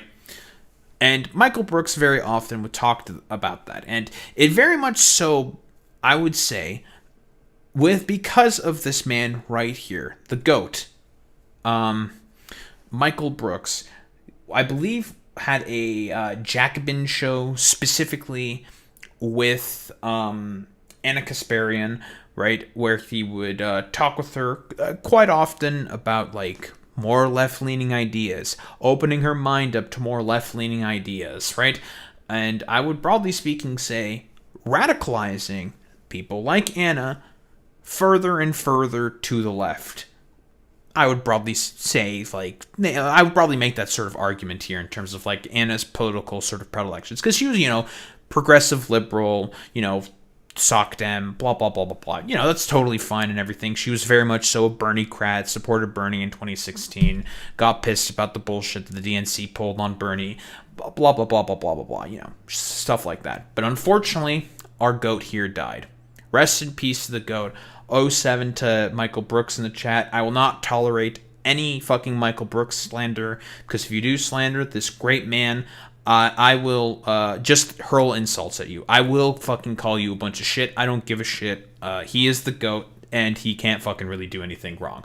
A lot of really terrible people were very happy about his fucking death. Genuinely abhorrent. But unfortunately, I would say that this had a bit of a turning point here, specifically for Anna, because she more so was beginning to slip back into more sort of like liberal, maybe not like even like liberal progressive tendencies. I would still say she was broadly speaking progressive, had not a lot of problems with like trans people, didn't really have like, I don't know, the current brain worms that she has right now about trans people, about homeless people, about a bunch of like more left-leaning progressive social issues. But unfortunately, things started to fucking change for Anna Kasparian. Intentional smear that completely erases the sexual assault I experienced while walking my dog in my neighborhood. So tragically here, Anna suffered a sexual assault from a homeless man who basically grabbed her by the hips with both of his hands and aggressively and repeatedly started thrusting against, well, her hips. Obviously, very sad. It's unfortunate that happened specifically to Anna. Obviously, that's fucking terrible. And this was pretty much one of the main turning points here for Anna, where she basically started to adopt, I would say, more sort of like draconian policies against fucking homeless people, right? Like, because here's the thing specifically with homeless people. Are a bunch of homeless people mentally ill and completely insane? Yes. Abso-fucking-lutely. We can't really sort of like disagree with that point. I don't disagree with that whatsoever. The problem is the reason and the sort of like conditions that have led them to have those, well, mental health episodes have been because of the fact that they've been out in the streets for so long without a fucking home, not being able to participate within society, getting constantly thrown in jail, then let out of fucking jail because there are, well, no cash bail anymore, and basically in a cycle of poverty where it is impossible for them to be able to ever reintegrate properly with society. Funny thing about homeless people, very often, and very, very often, they tend to work a lot, right? And they still don't have the means in order to be able to successfully reintegrate within society. And it should be fairly obvious why. They're in and out of jail constantly. Recidivism is the worst within the United States of America, in the world generally speaking, and it makes it such that it is impossible, or not impossible, extremely fucking difficult for these people to be able to properly reintegrate within society. Not that they can't do it. It's just that it is way, way, way, way, way fucking harder for them to be able to do this. So obviously, yeah, what she suffered through in terms of sexual assault here by that crazy-ass homeless guy when she was fucking walking her dog is obviously tragic and very sad. But to then do all of the, like, ridiculous sort of, like, anti-homeless stuff, to be, like, supportive of, like, homeless sweeps, where they just basically round up a bunch of these people and throw them into jails, is not going to help with the solution whatsoever. And Boy Meets Mini, you can fucking talk to me about this as well. And Anna Kasparian, I believe herself, has also made a rant about this, where she was basically pissed off about the fact that a bunch of money gets sent to NGOs that are meant to help homeless people, when in reality they don't actually help whatsoever, statistically speaking. And it's essentially just like fraudulent bullshit that's like going on there. And that's a very, very big problem within California itself, which Gavin Newsom doesn't seem to really give much of a shit about, because they would prefer to be punitive to homeless people instead. Like, I mean, for fuck's sake, Gavin Newsom literally has a photo op of him, like, clearing out fucking homeless encampments. But that's the problem. The problem is that homeless people are basically not treated as fucking humans. They are treated as, like, throwaways, as, like, things to be, like, discarded because of the fact that they have fallen upon some particular fucking misfortunes, which affects their mental health and basically puts them in a fucking cycle of despair where basically they're going to be, well, permanently fucked. But that's not the only thing specifically that also happened with, well, Anna Kasparian. The other factor that made her basically move more to the right was also this whole quote-unquote birthing person sort of discourse. During a time, this was in 2023, where the right was completely losing their fucking minds over Transgate and over all of the, like, trans people going into people's fucking bathrooms and shit. Anna Kasparian decides to come out and say, and this is in reference to, I believe, AOC voting for a bill that used the term birthing persons, or endorsing a bill. I think like endorsing a bill that used the term birthing persons to do a study into that specifically, where she basically just like completely lost her mind, saying, I'm a woman, please don't ever refer to me as a person with a uterus, birthing person, or person who menstruates. How do people not realize how degrading this is? You can support the transgender community without doing this shit. Okay, Anna, there's a bit of a problem with this, and that's because there are a lot of people, right, who broadly speaking do not identify with either, say, male or female, who are also capable of giving birth, right? Non-binary people can fucking give birth, you know? Other, like, androgynous people can also give birth, right? People, broadly speaking, who are intersex can also give birth, right? Lots of different people out there can give birth. It's not really an impact to you whatsoever if you are described as a birthing person. And really the only people who are going to say terminology like birthing person and a person with a uterus is going to be people that you're not going to interact with all that often. It's mostly going to be people who are conducting studies into all of this, right? And again, there's like nobody, like, and mostly academics, right? Scientists, academics. And there's a lot of people who are saying, like, dog, like, what the fuck are you talking about here? You know, I respect you a lot, but this notion that the mere existence of trans-inclusive terms, rarely used in casual convos, somehow degrades women, comes right out of the right's anti-trans war on women playbook. There's a reason why they are praising you for this. Oh yeah, all the far righters were like, "Oh my God, Anna Kasparian's becoming based for this. Oh fuck yeah, we love this. So heckin' based and epic and cool."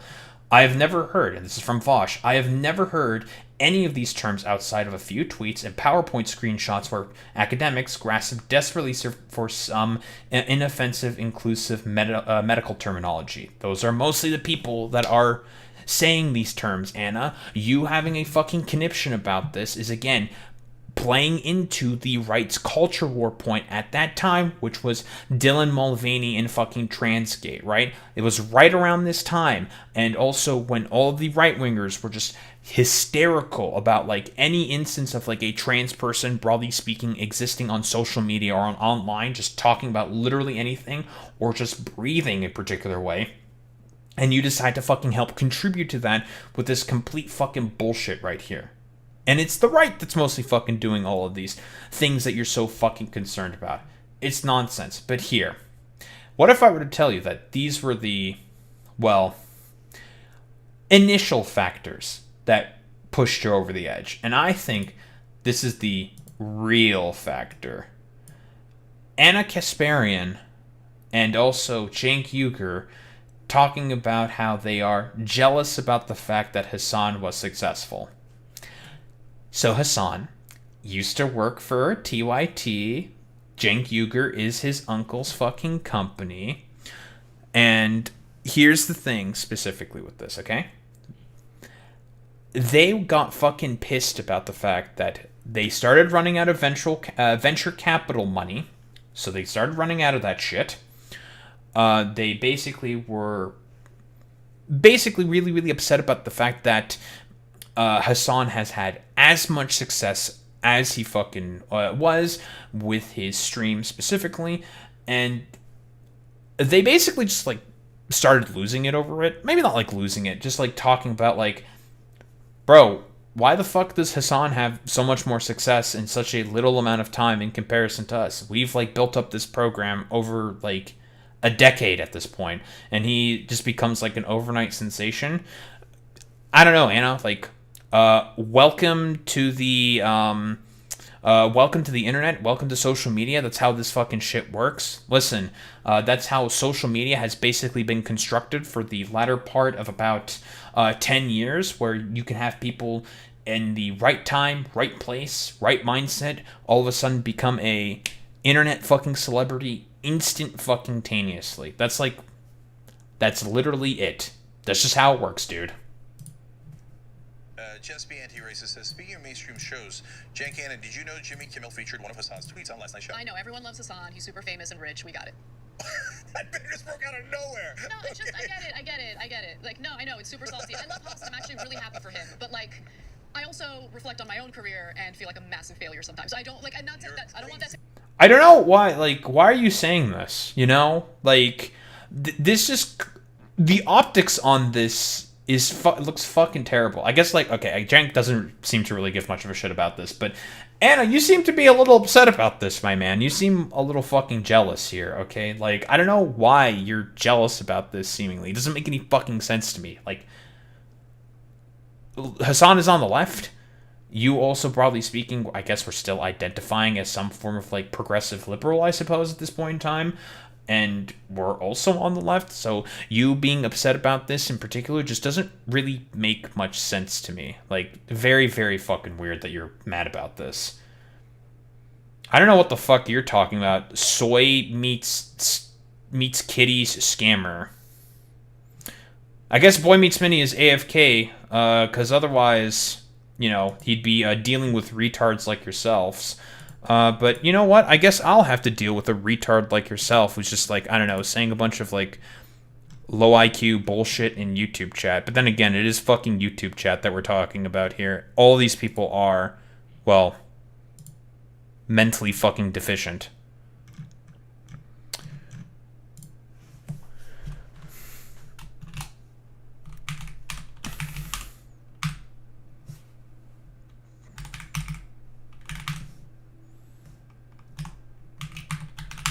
I'm just broadly speaking not very interested in dealing with all this fucking bullshit right now.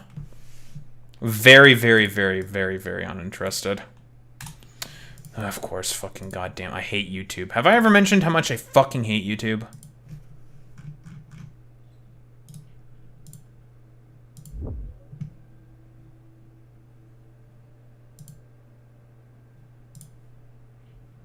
Very. I don't want to listen to myself.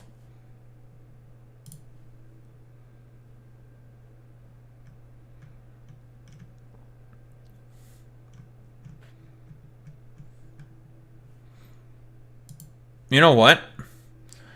Hey, Alex, I have a job for you.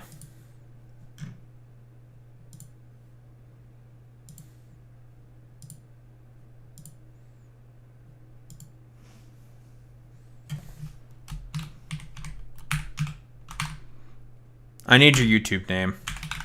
Go on YouTube chat and kill. Destroy.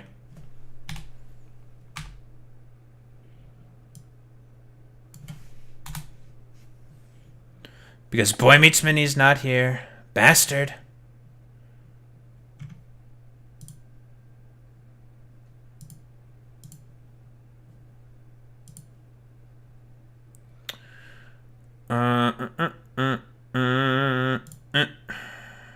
Bye-bye. I do not care.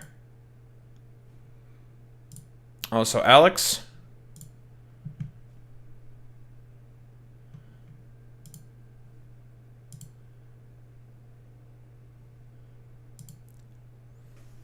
You have a sword now.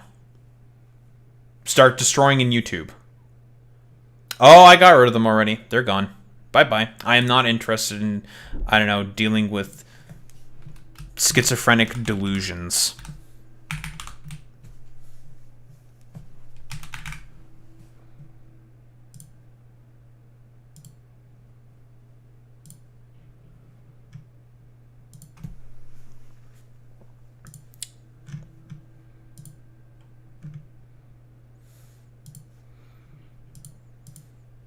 But yes, you know what to do. See him? Well, only if they say, like, I don't know, a bunch of, like, 3 IQ fucking bullshit.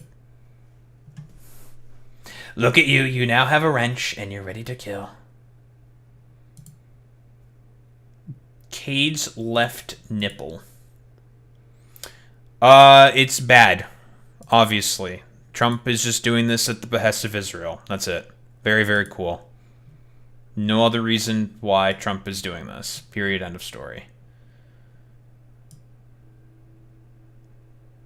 Yeah, America is the great Satan alongside Israel. They are the great Satans.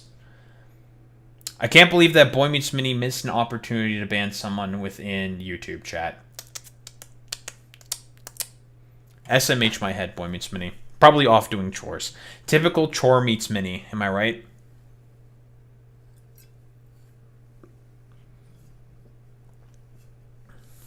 Hey, what's that dude? A fucking impersonator? Whatever. They're gone now. They're dead. Metaphorically speaking, of course, because they're banned. I don't even know why, like...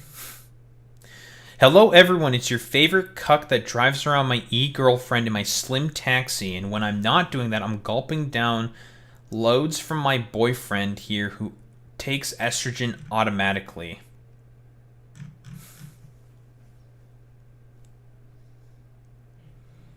Very weird. What country am I from? I'm originally from Romania. I live in Canada now.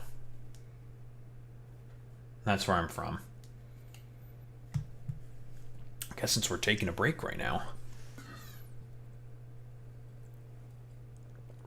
I don't fucking know. Like, maybe it's like some fake taxi bullshit. Who gives a shit? Just ban. They're just gonna be, like, stupid. Just ban. Move on. Don't care. No, Zane, it's because you're putis.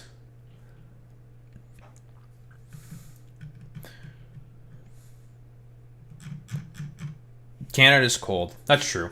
It's actually not bad now. We're having a bit of an early spring, so... It's actually fine. Anywho, we should continue with this. To make you feel bad about yourself. I'm not able to. You think the fucking New Yorker is gonna write a fucking glowing profile about me? Are you fucking kidding me? No, of course not. Of course, like, anyway, I guess I do care a little bit about it. Oh, yeah, apparently. Like, oh, yeah. Anyway, like, why the fuck didn't I just play video games? Why the fuck didn't I just play video games? Maybe I'd be a fucking millionaire if I did that. God damn it. Spill my drink. Well, you did spill some tea. Let's get her some too strong coffee, okay? Like, I just don't understand. Why are you saying this? Why are you jealous that way? I don't know, man. Like, again, when it comes to a lot of these, like, people who blow up overnight, and, you know, you can make the argument, did Hassan really blow up overnight? I guess technically speaking on Twitch, sort of, but, like, sure, whatever. It's one of those things where it's just like, yeah, man. Like, he just blew up overnight. Right time, right place. Destiny was trying his best to, like, cultivate a space of a monopolistic space around the rising sort of, like, lefty sort of Twitch poll space that was emerging around 2018, 2019. Hassan showed up pretty much at the perfect time, took advantage of that, and skyrocketed into fucking superstardom as a result of that. Like, that's just how it works. Like, the Young Turks is still a massive channel, right? It gets streamed on, like, multiple different, like, TV platforms, for example. Whereas with Hassan, not so much. Basically, like, with Hassan, all that really happens is he was in the correct time, he was at the correct place, and that's literally it. That's all that happens. Oh, are we getting, like, one of these, like, 3IQ Asmongold fans where there's, like, typical leftist echo chamber. People have to agree with you inherently, you know? Or they just get banned. It's like, no, you dumbass, just don't be fucking stupid. Don't say slurs, and don't fucking annoy me. And then you don't get banned. It's pretty fucking simple. Yeah, grr, stupid gamers make money from game. Grr, grr, grr. And it's just like, okay. Yeah, I mean, like, it's not exactly how that fucking works in terms of how people rise up through, I don't know, like, social media, generally speaking. Like, a lot of it is just luck. A lot of it is right time, right place. A lot of it is just hopping on particular trends or something. It just depends, man. Like, honestly, for the most part, I think it's like Queso who said it himself best. He's just like, dude, I just got lucky. That's, like, literally it. Very, very interesting. I'm just asking a question, and you got the emotional stability of a child, bro. What, just because I'm making fun of your dumbass question? I can make fun of your dumbass fucking question if I want to make fun of your dumbass fucking question. If you don't fucking like it, door's right there. You can fucking leave. I don't really give much of a shit, little bro. I'm just curious.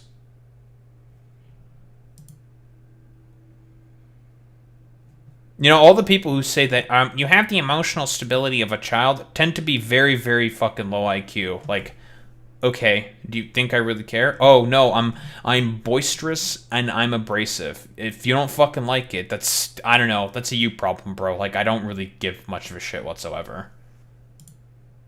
Okay. All right, sorry, Craig.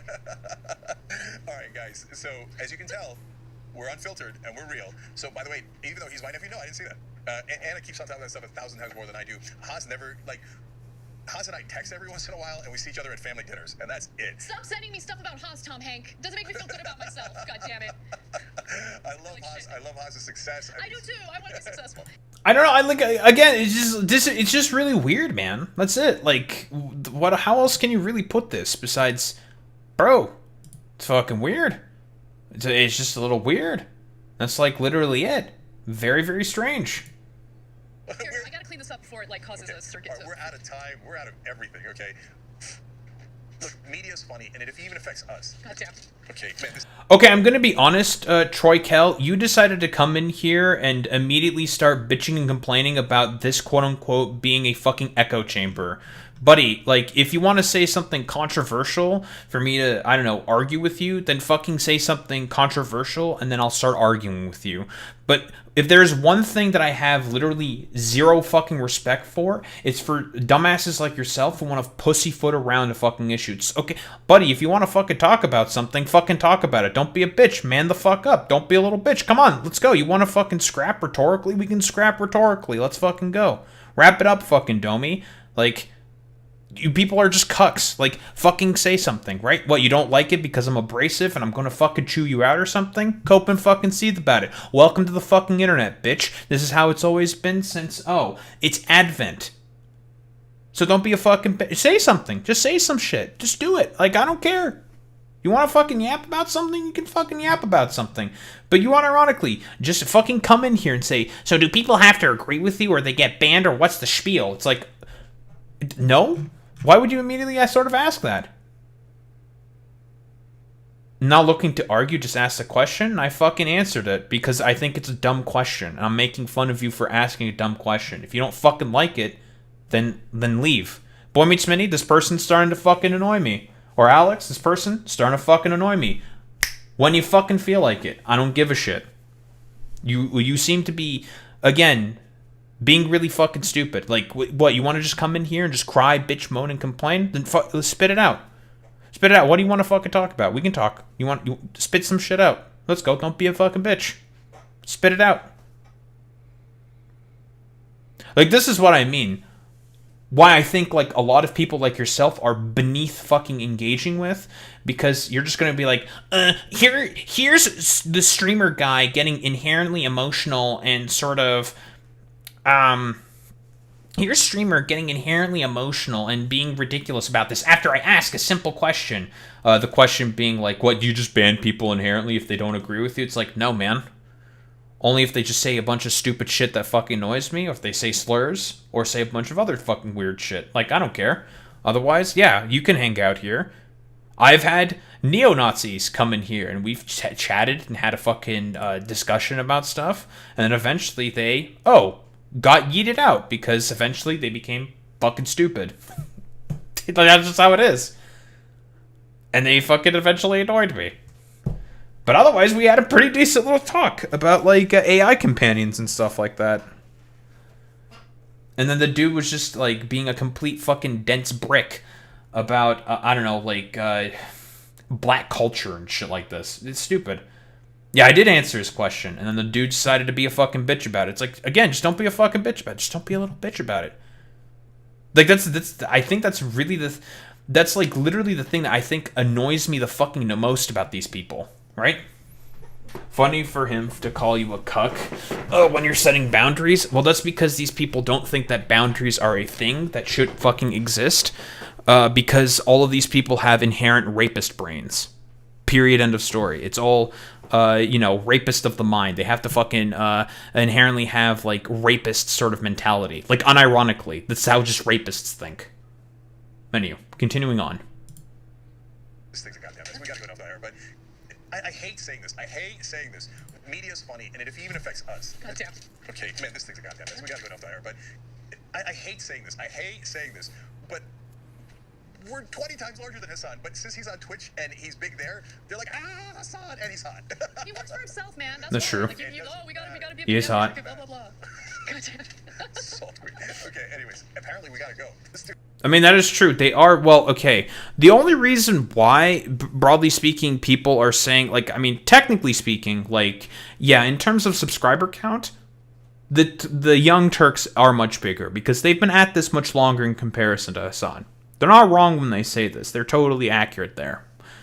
The thing that changes it there specifically is that in terms of concurrent viewership, when streams happen, Hassan's numbers are fucking insane. His potential for growth is significantly higher than that in comparison to the Young Turks, right? Who are at this point basically kind of plateauing because people are looking for more radical, aggressive forms of progressive advocacy in comparison to that of what the Young Turks offer, which is progressive, but not as aggressively radical. Still populist, but it's not, it's more like in a sort of like liberal progressive lens, right? Which is fine for some people. That's not what a lot of other, like, because they've been having a bit of a exodus of left-leaning people, especially because of this shit that Anna was saying here in terms of the birthing person stuff and the homeless fucking stuff. A lot of people are also leaving. That's also a good point, Boy Meets Mini. TYT does tend to skew older, right? And young people don't really care as much about TYT because they are looking for something that's a little bit more aggressive and fucking radical in comparison. Not to say that, like, what TYT is putting out there is bad. I mean, people are just not really interested in, like, liberal sort of sockdem stuff. Like, that's just what it is, man. Like, it's not that there's a, like, I don't know, bad time and place for all of this. It's just people want something more. That's really about all there is to it. But here, after all of that, you know, with Anna Kasparian talking about her sort of experiences with the home. 2022, it was around. Fucking goddamn, like, Twitter being broken. I love Twitter being broken. Thank you. But here, with, like, Anna Kasparian expressing her sort of, like, thoughts on, you know, homeless people after she suffered a sexual assault, obviously tragic, blah, blah, blah, blah, blah.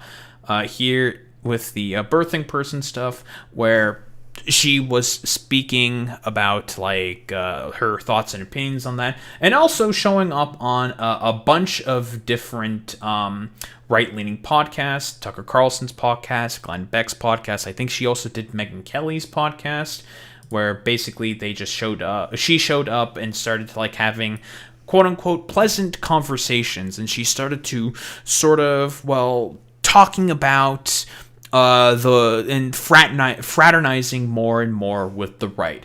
Very, very similar to that of what Shoe on Head was doing as well, right? The reason why Shoe on Head, well, specifically because of the Balenciaga drama, started becoming more and more far right herself, was because of the fact that she was, well, just basically fraternizing more with far-right people. She always did throughout her sort of general career. But then it was the Balenciaga drama that pushed her over the edge. For Anna, well, what pushed her over the edge for quote-unquote not wanting to be a part of the left anymore was the sexual assault stuff and sort of the subsequent... Because people were saying, like, on the left that this is tragic and it's really, really fucking terrible, right? Everyone was sympathetic to her position. The problem was her coverage about homeless people after. That was what people were criticizing. Because everyone was saying, like, yeah, obviously it's terrible what happened. And whenever you argue with Anna about that point, she would always, like, defer back to the sexual assault that she experienced. It's like, yeah, I've acknowledged that that's a bad thing. And it's obviously that is a bad thing that happened to you, right? That's, like, we totally agree with that. But to say that all the, like, homeless encampment roundups that Gavin Newsom is doing and all of these, like, policies that you seem to be okay with, broadly speaking, is what it should be a way to sort of, like, fix these problems, like, that's just not going to fucking work. It's only going to make the positions much worse. Like, that's literally fucking it. So it's just like, okay, dude. Like, why would you fucking say all this stuff? We're criticizing you for policies prescriptions that you're making. We're criticizing you not for the sexual assault that you suffered. We're criticizing you because of a lot of the stuff that you're saying specifically about homeless people right now, which you seemingly think should all suffer a terrible fate for what exactly? Because of the sexual assault, again, a misfortune that you fucking suffered, and unironically, you being a bit of a fucking Karen about it, right? That's what started making people basically not like you all that much anymore. But here is Anna specifically talking about that being the moment where she, well, quote-unquote, left the Democratic Party. Because she thought, like, the Democratic Party is, like, I don't know, like, very, very pro-homeless or something, when, again, your Governor Gavin Newsom literally has a fucking photo shoot doing, like, unironic fucking homeless encampment sweeps. In 2022, it was around March. I was walking my dog. It was not quite dark yet, but the sun was setting. as I'm walking my dog, I see these two guys that they were just Exactly kind of like what moving we need. around weirdly. You know, they seemed kind of manic, and their clothes were tattered. So I knew that they were probably homeless, and I also knew that they're probably on something just based on like the twitchy way they were acting. But That happens living in very LA, often. I mean, there's homeless people everywhere, right? So I've never had problems. I didn't think anything of it. But as I was bending down to pick up my dog's mess, one of the guys like grabs me by my hips, and he had an erection and just starts like humping me. And I didn't know what to do. Like, I was terrified. I didn't have a weapon on me. Like, I had no way of defending myself. I didn't know how far it was going to go because it's two guys. I'm by myself with my little dog. It was like one of the most terrifying things ever because I'm pretty good at defending myself. In that moment, I just knew there was no option. No way. Yeah. Yeah. Tragic. Obviously. That's fucking terrible, right? And broadly speaking, everyone was just like, wow, that's fucking terrible. That is awful that that happened to you. The criticism that people had of you after this, Anna, was the fact that you were basically endorsing a bunch of fucking policies like homeless encampment sweeps. And basically just say, like, yeah, basically annihilate all homeless people, quote unquote, is the problem that people were having. Because, like I expressed before, a lot of the problems that homeless people suffer is the fact that they can't really reintegrate within society anymore. Because they get caught up in the sweeps.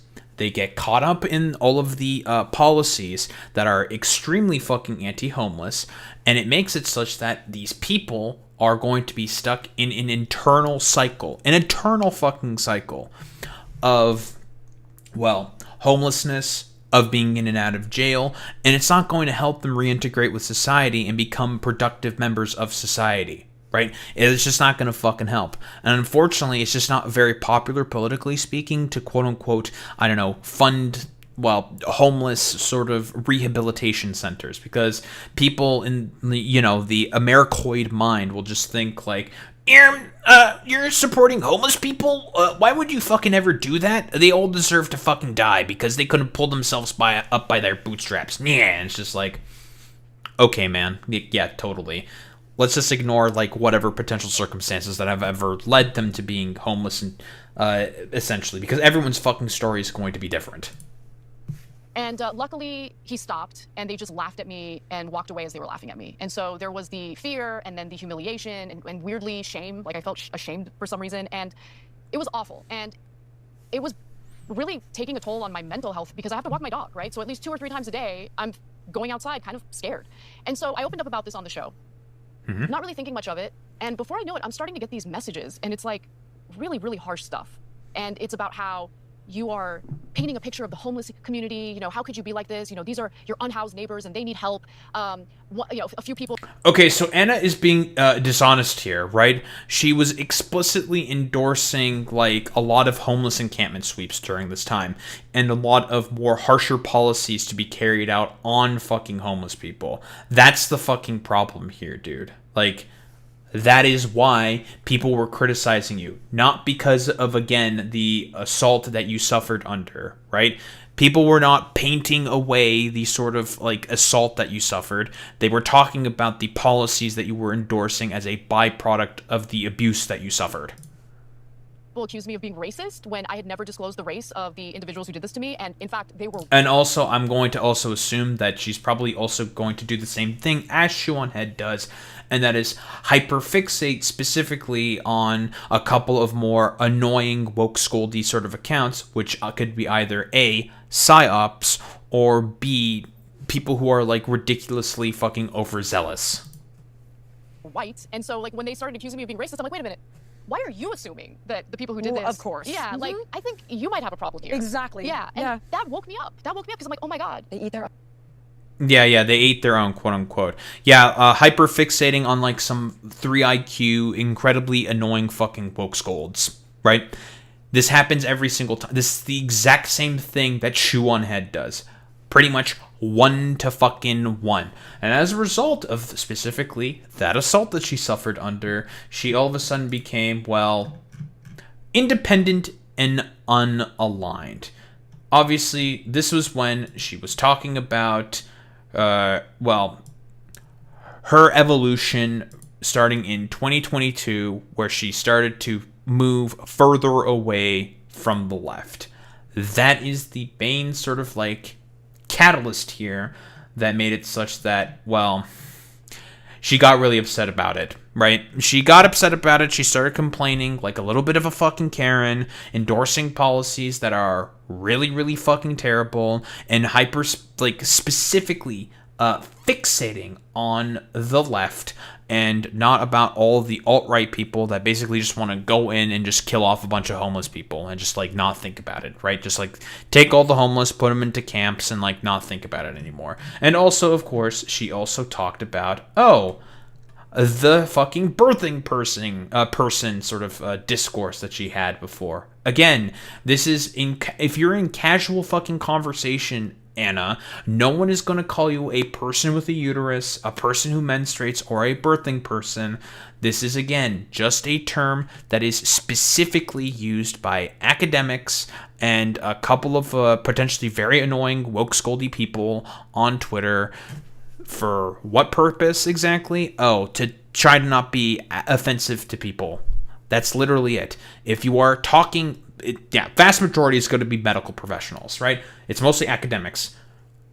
The vast majority of the people who are going to be using this exact terminology is just those people specifically. And as a result, you just basically decided to have a complete fucking conniption about this during a time when the right wing was hyper specifically focusing on wanting to take away queer people and trans people's rights because of what? Oh, the Dylan Mulvaney and Transgate stuff.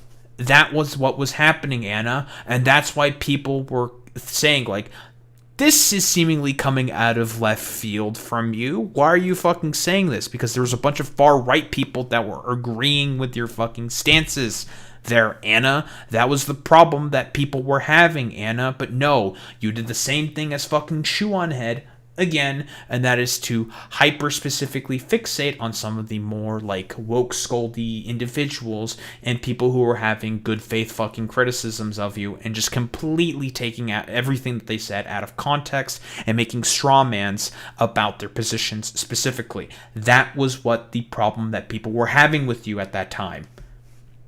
Also, what's up, Merlin Herlin? It's a good name. Good name. I like a good rhyme. It's a good name. Also, we're chilling. I'm chilling. We are talking about, well, it's a little series that I do called Attack on Grifters, something that I have not done in a bit of a while. And we just go after grifters, and we shit on them specifically. You know, go through a timeline of events that have led them to essentially becoming what they are today. Right? That's basically the point. But now we're getting to the more sort of recent times. And we've gone over this video specifically before by Francesca Fiorentini, who is also, again, another former TYT staffer who left because of a lot of the bullshit that Anna Kasparian was basically saying, right? And I guess Anna Kasparian has now seen the light, because during 2024... her and Cenk got into an argument because Cenk was saying, like, Trump is a fucking fascist now. He's definitely a fascist. The stuff that he's supporting is fascist. And for whatever reason, Anna got into, like, a big argument, a big debate with him where she was basically, like, trying to chew out Cenk for not having exactly a clear sort of position and take for exactly what fascism is, when Cenk was very, very clear and consistent and concise throughout the entirety of the debate, saying, like, it is like what he wants is inherently authoritarian. He wants to take over all the media companies. He wants to just start deporting people with like a fucking secret police and a private army, because he said all of this on the fucking campaign trail. This is exactly what he wants to do. He supported Project 2025. It's very, very clear within the Project 2025 what they want to do with unitary executive theory. They're essentially trying to build a dictatorship. And Cenk is correct. And was correct. And was vindicated in that fucking debate. Where now Anna Kasparian, after the tragic shootings in Minneapolis of both Renee Nicole Good and Alex Preddy, realized that, yeah, I might have fucking fucked up here, guys. Oh, it looks like it got a little too hot in the fucking Trump kitchen, and you trying to, well, sort of hand wave away a bunch of fucking bullshit, you know, hand wave away all of the, like, problems of the Trump administration, and people obviously pointing out a lot of the issues with the Trump administration is the biggest problem that people were having with you when you were trying to do that with that whole fucking debate. Yeah, that is true, Boy Meets Mini. But I mean, again, like, the thing with Cenk is that I don't think he's like a grifter about it. I think he just has like a particular sort of I think with him it's just brainworms, right? I think with him it's like terminally online, super fucking brainworms type shit with him specifically, right? Because I don't think he's a grifter. He just has some very, very fucking wacky beliefs. Because he also was doing the whole sort of like, oh, we can work with MAGA and Trump on a bunch of different stuff. We can work with like MAGA on a bunch of anti-war stuff. It's just like, no, Cenk, you can't, because they're just a cult and they'll just do anything that the cult tells them to do. And that's like literally it. That's like how it fucking works. It's just like, okay, dude, I mean... like that's just not gonna work, buddy. Yeah, that is true, Merlin Herlin. He is an average old lefty who's always on the internet. That is true. Yes. The average American voter. Yeah, like you know the meme of what we taught this chimpanzee what the median voter believes, and it ended up fucking shooting itself, right? Because it's just a collection of contradictions, and it's like impossible to sort of understand, right? Like. That unironic fucking meme. I think that's like also, you know, perfectly describes what Cenk fucking believes. That like I think like perfectly. Yes, that is true, Boy Meets Mini, because you can't really go by what the average voter in the United States believes, because people will say like, oh, the U.S. is inherently like right-leaning, or like throughout the entirety of the 2010s, people were saying like, oh, people are fiscally conservative but socially fucking liberal. It's just like, no, the fuck they're not. People will just believe in things depending on the time. It's all inherently contradictory. It barely makes any fucking sense, and it's just all about like, you know, believing in people, like believing in certain things based off of a vibe of a moment, right? Like. Americans are very undereducated, so a lot of their beliefs and positions are not going to be as well developed, right? Yeah, exactly, Boy Meets Mini. If you try to do that in any of the parliamentary systems that exist within Europe, or say, for example, like Canada, that's not gonna. You're gonna look fucking ridiculous. It's just like, yeah, there's a party for that. Like, we have like. The Rhino Party, for example, in Canada. It's just a meme. Like, it's just a meme party, but everyone knows about the Rhino Party because they're just like goofy as hell. Yeah. Like, you know, exactly. The average voter is more likely to be someone who supports a mega welfare state and then be Hilarian on abortion while also supporting gay marriage. Yeah, exactly. It's contradictions. It's not based off of like anything. It's a vibe. It's emotion. It's not belief in anything like sort of like principled. It's just like, whatever, I think this thing sounds good because I just think it sounds good. Whatever. Like, that's like literally it. But here, we're going on a little bit of a little bit of a ramble here. Why don't we take a look at Anna Kasparian regretting her Trump coverage. By the way, guys, I was so wrong. I'm sorry. I feel guilt every single day that I didn't see this coming. Political commentator Anna Kasparian of the Progressive Network, The Young Turks, who famously a few years ago declared herself politically unaligned and spent the run-up to the 2024 election and most of 2025 gracing right-wing shows, not to challenge but to find common ground with them, the ground right over the bodies of trans people. Hey, I've said all this stuff as well. Thank you, Francesca. Is it bad that I don't want to see a dick in the women's locker room? Is that bad? No. Anna is now having a difficult... Okay, I don't, like, let's be honest here. Anna, I don't know how many times this has to be said, but you're not going to see a dick in the women's locker room. The likelihood that it's going to happen is very fucking low. To Jesus moment and apologizing for not seeing all of the fascism coming and not rightfully calling Trump a fascist. By the way, guys, I was so wrong. I knew Trump was going to be bad. I didn't like... Just because, you know, when I hear the word fascist, I think of... Fascism is a specific ideology. So when Jake and I got into that debate about whether or not Trump is fascist leading up to the election, notion of a fascist. Because look, if we're just going to use fascist toward anyone we dislike, all right, then the word doesn't actually mean anything. Okay, what do you want me to say, Anna? You want me to say wannabe dictator? Yeah, by the way, like, when every fucking conservative says that specifically, saying like, you just call everyone you don't like a fascist or a Nazi, the word means nothing, it's just like, okay, like, you're just projecting, buddy. Like, I know that you fucking fundamentally are a fascist yourself. If you want to fucking bitch moan and complain about the absolute minutia of the definitions that people are going to be using and the fucking words that I'm using at the moment. No. Sometimes, Occam's fucking razor, bitch. You call a fucking spade a fucking spade sometimes. Sure, you can say wannabe dictator, but I don't even think he wants to be a dictator. Of course he does. That's what you do when you lose an election and you go, oh, I got fake electors, and I'd like to terminate the Constitution and bring out the tanks and use martial law against American citizens and shoot protesters. I mean, if that's not fascist, then I guess the word just shouldn't exist. But was he able to do... Good job, Jink. Those things. There wasn't evidence Yes. to suggest that he has or believes in a fascist ideology. I've seen now multiple videos of innocent people who are not even, they're not obstructing, they're not getting involved, they're doing nothing other than standing kind of like away off to the side and filming ICE as they're, raining terror on people. And the ICE agents walk up to them and literally knock them to the ground. American citizens. I'm sorry, I feel guilt every single day that I didn't see this coming. I'm such an idiot. Fell for it again award. Whoa, I can't believe you didn't see this coming. Like, bro, January 6th fucking happened. Like, I don't know, this... I made a fucking video on this, okay? It's all the fucking same points. It all fucking applies here. Look, whatever. Moving on. Ergo, he is a fascist. Sorry, you forgot to finish your thought there, but otherwise, beautifully said, especially that last part. I'm such an idiot. Now, credit where credit is due. It takes guts to admit when you are wrong. But as someone who was booted from the TYT network for pointing out colorfully that coddling the right was no way to advance democracy or human rights, what are you doing? What are you doing? I'm in front of all the people. I'm the most endangered By tweeting at Elon Musk? Please, no, help me. I find myself a little peeved and quite unsatisfied. And at the risk of making this egomaniac retreat on her own words, she, after all, has been known to shape her beliefs based on what commentary is made about her. I do think it's important to ask, how did you... Genuinely, by the way, that is fucking insane to look at the YouTube comment section and try to appeal to the YouTube comment section. You have no idea what fucking insane, weirdo dipshit is going to ever pop up in the comment section of a fucking YouTube video. I forgot that she literally, that Francesca mentions this in this video. Insane that you are willing to change your ideology based off of what YouTube commenters are saying, because you have no idea, because literally you could have, I don't know, a fucking Marxist-Leninist show up in there and say that you're a dumb liberal cucked bitch or whatever, and then some neo-Nazi also show up in there and start praising Hitler or some shit. Stupid. Very fucking stupid. Oh, and by the way, I think the reason why Anna probably was doing this is because of the stuff that I mentioned before.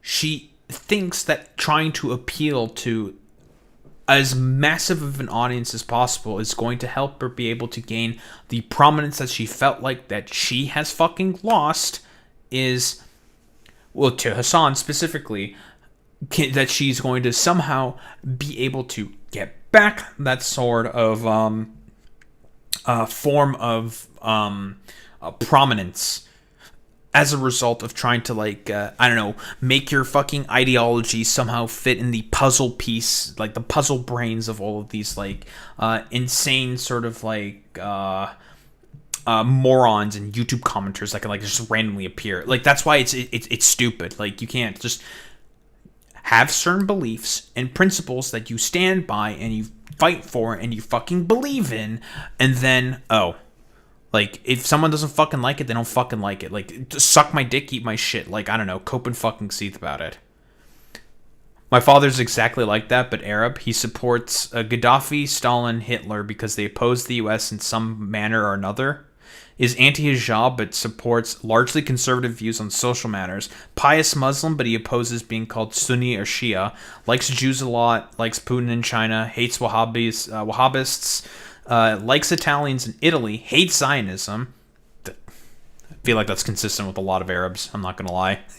Hatred of Zionism. Has a LaRouchian belief that Britain controls the world. That's... No, not LaRouche! Not Lyndon B. LaRouche! Not LaRouche! No, not LaRouche! I fucking hate LaRouche, dude. God, he's such a... guys, if we somehow make a bridge between Alaska and Russia, we'll be able to somehow solve all of the economic woes of the fucking world. Oh my god. Anyone who's a fucking LaRouchian nowadays is just brother, what are you fucking talking about, man? It's so goofy. He came to that belief independently. Really? I mean, again, okay, we're pulling out the fucking meme, okay? Oh, he got them all from... Okay. It's... Okay, now it's starting to make a lot more sense. Facebook and his fucking consequences. But listen. It's the chimpanzee... average voter meme.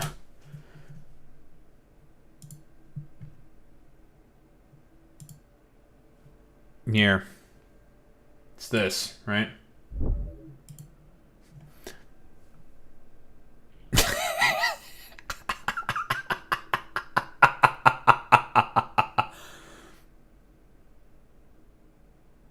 This is the original. We taught this chimpanzee to understand the American political system, and he hanged himself. There's like so many ways that you can fucking apply this format, and it's just like, yeah. We taught this chimpanzee to understand what the average American, the average median voter believes, and he hanged himself. You told me Queen Elizabeth controlled Trump in his first term? Man, Facebook needs to, crack down on their shit. Typical LaRouchian way, he believes that it is the royal family that specifically controls the world, not Britain itself. Of course. What a wacky guy LaRouche is. Yeah, that's true. Can we please abolish American social media, dude? Please? Anyway, we're continuing with this. Not see this coming. See, back in the heady days of 2024 and 2025, when DYT wasn't quite sure when the next Peter Thiel-funded Polymarket check was going to cash. Live from the Polymarket Studios. What is this? Well, we got a new sponsor, Polymarket. Anna spent a lot of time soft-pedaling Trump, a fake populist who had already very much enjoyed 4 years in office, 2 impeachments, and 1 violent insurrection to overturn the 2020 election, to say nothing of Charlottesville, the Serengeti of white nationalist militias who killed Heather Heyer in cold blood. And also, never forget the defining feature of fascism is corporate power. And in Trump's first term, he gave the rich a massive tax break that added $1.9 trillion to our debt. But other than...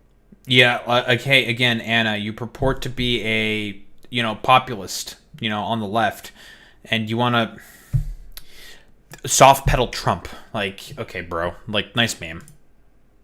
All of that, how would we know that Trump was going to be fascist in his second term? It's not like there was some playbook, with some ominous name like Project 2025, written by a bunch of Trump and Vance besties that spelled it all out. Trump has very aggressively disavowed Project 2025. There are portions of Project 2025, namely on immigration policy, that Trump does agree with and he campaigns heavily on. But associating it with the Trump campaign because some former Trump administration officials are now part of the Heritage Foundation, I think is a little bit unfair. Well, there's a lot that... Yeah, Russell Vogt, the OMB, head of the OMB, has done a fastidious job implementing, I think it's 60% of the policies, because a lot of it gets struck down by the courts because it turns out unitary executive theory, legally dubious at best. But most of the stuff they're doing gets, generally speaking, struck down, and they can only do it through executive orders, which is just kind of like a, hey, just do this thing, idiot, dumbass, kind of an order. It doesn't really technically have speaking any power, kind of, sort of. They're powerful and they're not powerful in their own way. It really depends on how that gets applied with executive orders. It's a little weird. But generally speaking, it turns out most of the stuff that he is trying to do without Congress doesn't actually work, guys. That he doesn't agree with that's in that document and said that he won't actually pursue. And are we going to pretend like Trump read a 900-page document? Yeah, that was a real excuse that Trump can't read. Well, guess what? Neither can the ICE Gestapo, but that's not stopping them from murdering people in the streets. The one time Anna chose to believe Trump, to hear what she wanted to hear, to soothe mean comments online, she was definitely wrong. Project 2025 was the playbook. It did call for everything we're seeing right now. Massive expansion of ICE funds. This is, by the way, fantastic for Francesca to be saying this.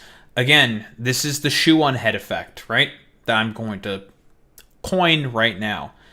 Anna Kasparian got a bunch of mean comments online. This happens all the fucking time. It's the same thing with ContraPoints. It's the same thing with Shoe on Head. It's the same thing with Anna Kasparian. They get some mean comments because people were aggressive in sort of disagreement with them. Although in this case, a lot of big lefty content creators are also saying, Anna,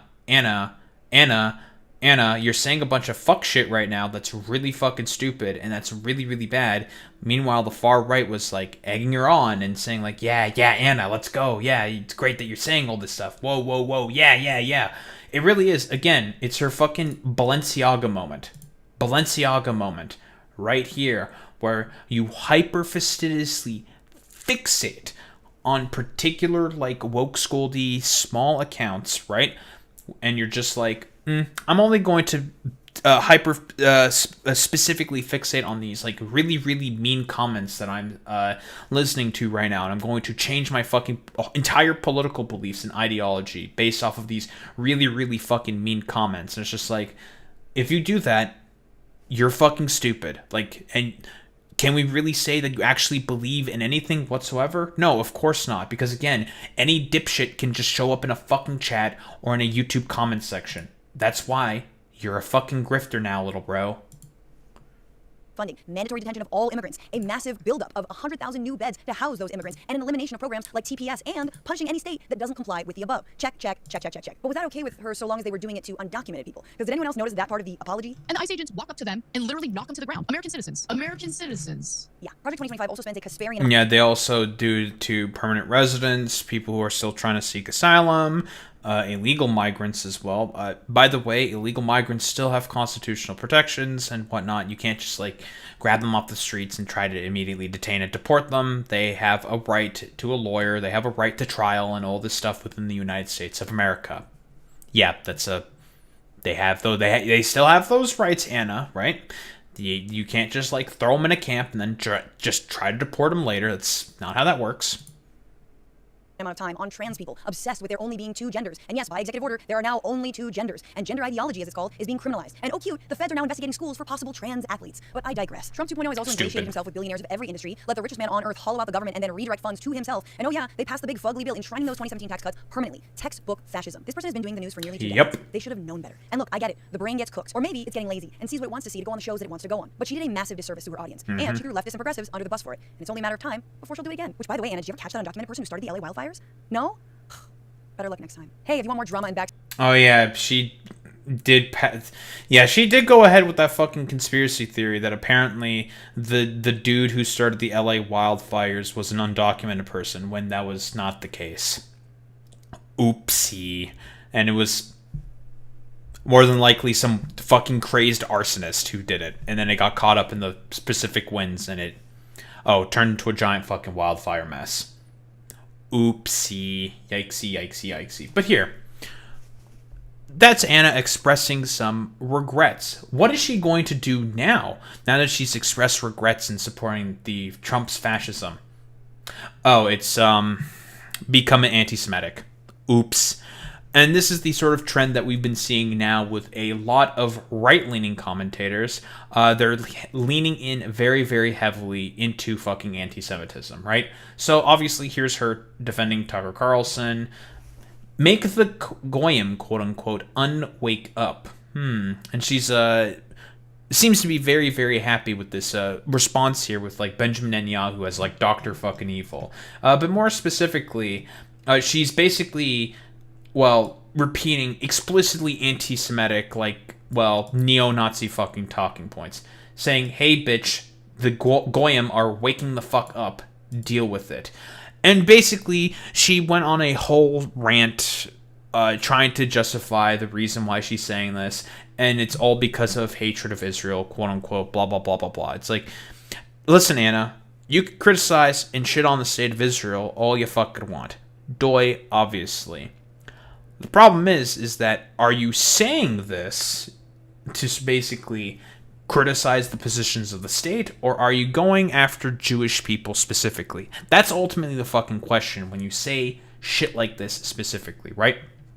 Because this is an explicit white nationalist or neo-Nazi, well, talking point that, quote-unquote, the Goyim are waking up to the fact that there is a elitist, pedophilic cabal of Jewish conspiracy theories, or Jewish conspiracists that are essentially looking to push out a bunch of narratives in order to keep the white man down from being able to, well, rise up and claim power for themselves. That's essentially the conspiracy theory in a nutshell, right? That's the problem with you saying stuff like this, Anna Kasparian. You're trying to essentially find a new avenue, a new sort of grift to sort of garner a bunch more attention and beneficial social media interactions and clicks for yourself. And you're deciding that it's anti-Semitism that is the sort of pathway forward. Same thing was with Tyler Oliveira, who released some very anti-Semitic video talking about Jewish people. And if you know anything about Tyler Oliveira, he's one of those content creators who basically says, look at all this stuff that black people is doing. That's kind of bad, isn't it? And that's, like, his content in a nutshell. Like, that's basically how it fucking works. It's silly. It's fucking ridiculous. And that's the main problem, Anna. If you are repeating talking points like this, people are just going to be like, yeah, she doesn't actually care about, like, quote-unquote, wanting to do something about the soft pedaling of Trump that she was doing. No, she's just looking to go to another avenue and another grift. And it's the same thing that a lot of these right-wingers are trying to do right now, and that is be anti-Semitic instead. So I think we have a pretty decent little summary for Anna Kasparian here. And it's all because of a byproduct of the GOAT, Michael Brooks, dying. Or at least that's what I like to think that it is. Because that's where she was really just starting to regress. Between all of her Balenciaga shoe-on-head sort of moments where she hyper-fastidiously focuses on like small lefty accounts who are giving her a bunch of fucking very, very oh-so-mean comments that make her very, very upsetty fucking spaghetti, to essentially now moving on to another grift where she's quote-unquote politically unaligned and independent and is now parroting a bunch of like dipshit-ass neo-Nazi fucking talking points. That's literally it. Shouldn't be really surprised by this, but by the fact that specifically someone like Anna Kasparian is now purely just in it for the fucking grift. She wants to go on all these right-leaning fucking talk shows, all these right-leaning fucking podcasts, and gallivant about with these people, pushing a bunch of idiotic fucking nonsense, right? Like talking about fucking Israel in anti-Semitic ways with a bunch of anti-Semites, palling around with them. Because again, it's as Vosh said himself, a lot of the far right that you decide to fraternize with are going to see you as useful, right? And that's the problem. It's the same thing with Shoe on Head. A lot of the far right are going to start seeing you, Anna, as being specifically fucking useful. Again, just like Vosh said with Shoe on Head 3 years ago with the Balenciaga drama, the same sort of like idea also applies here specifically to fucking Anna Kasparian. And this is why you are essentially nothing more than just a grifter at this point, looking to appeal to the lowest common denominator, and that's a bunch of anti-Semitic fucking dipshits on the right. Don't think there's really much else to say besides that.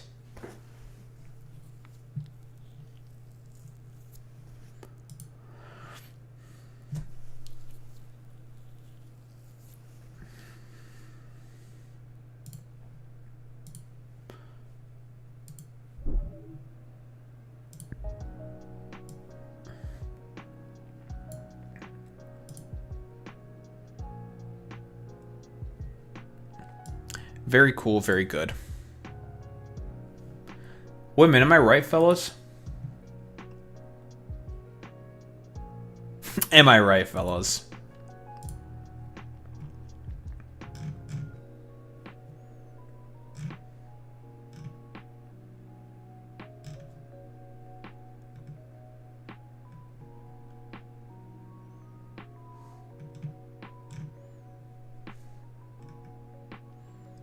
I don't know if I should do an attack on grifters one day on fucking Michael Tracy, because I'm gonna be honest, it would be so fucking boring, because Michael Tracy is just a known contrarian. He doesn't believe in anything. He just says shit in order to get fucking clicks, that's it. Because he could be an interesting target, but the thing with, like, specifically Michael Tracy is that he just says things to say things in order to garner attention. Like, that's it. It's boring, it's fucking stupid. Who the fuck cares?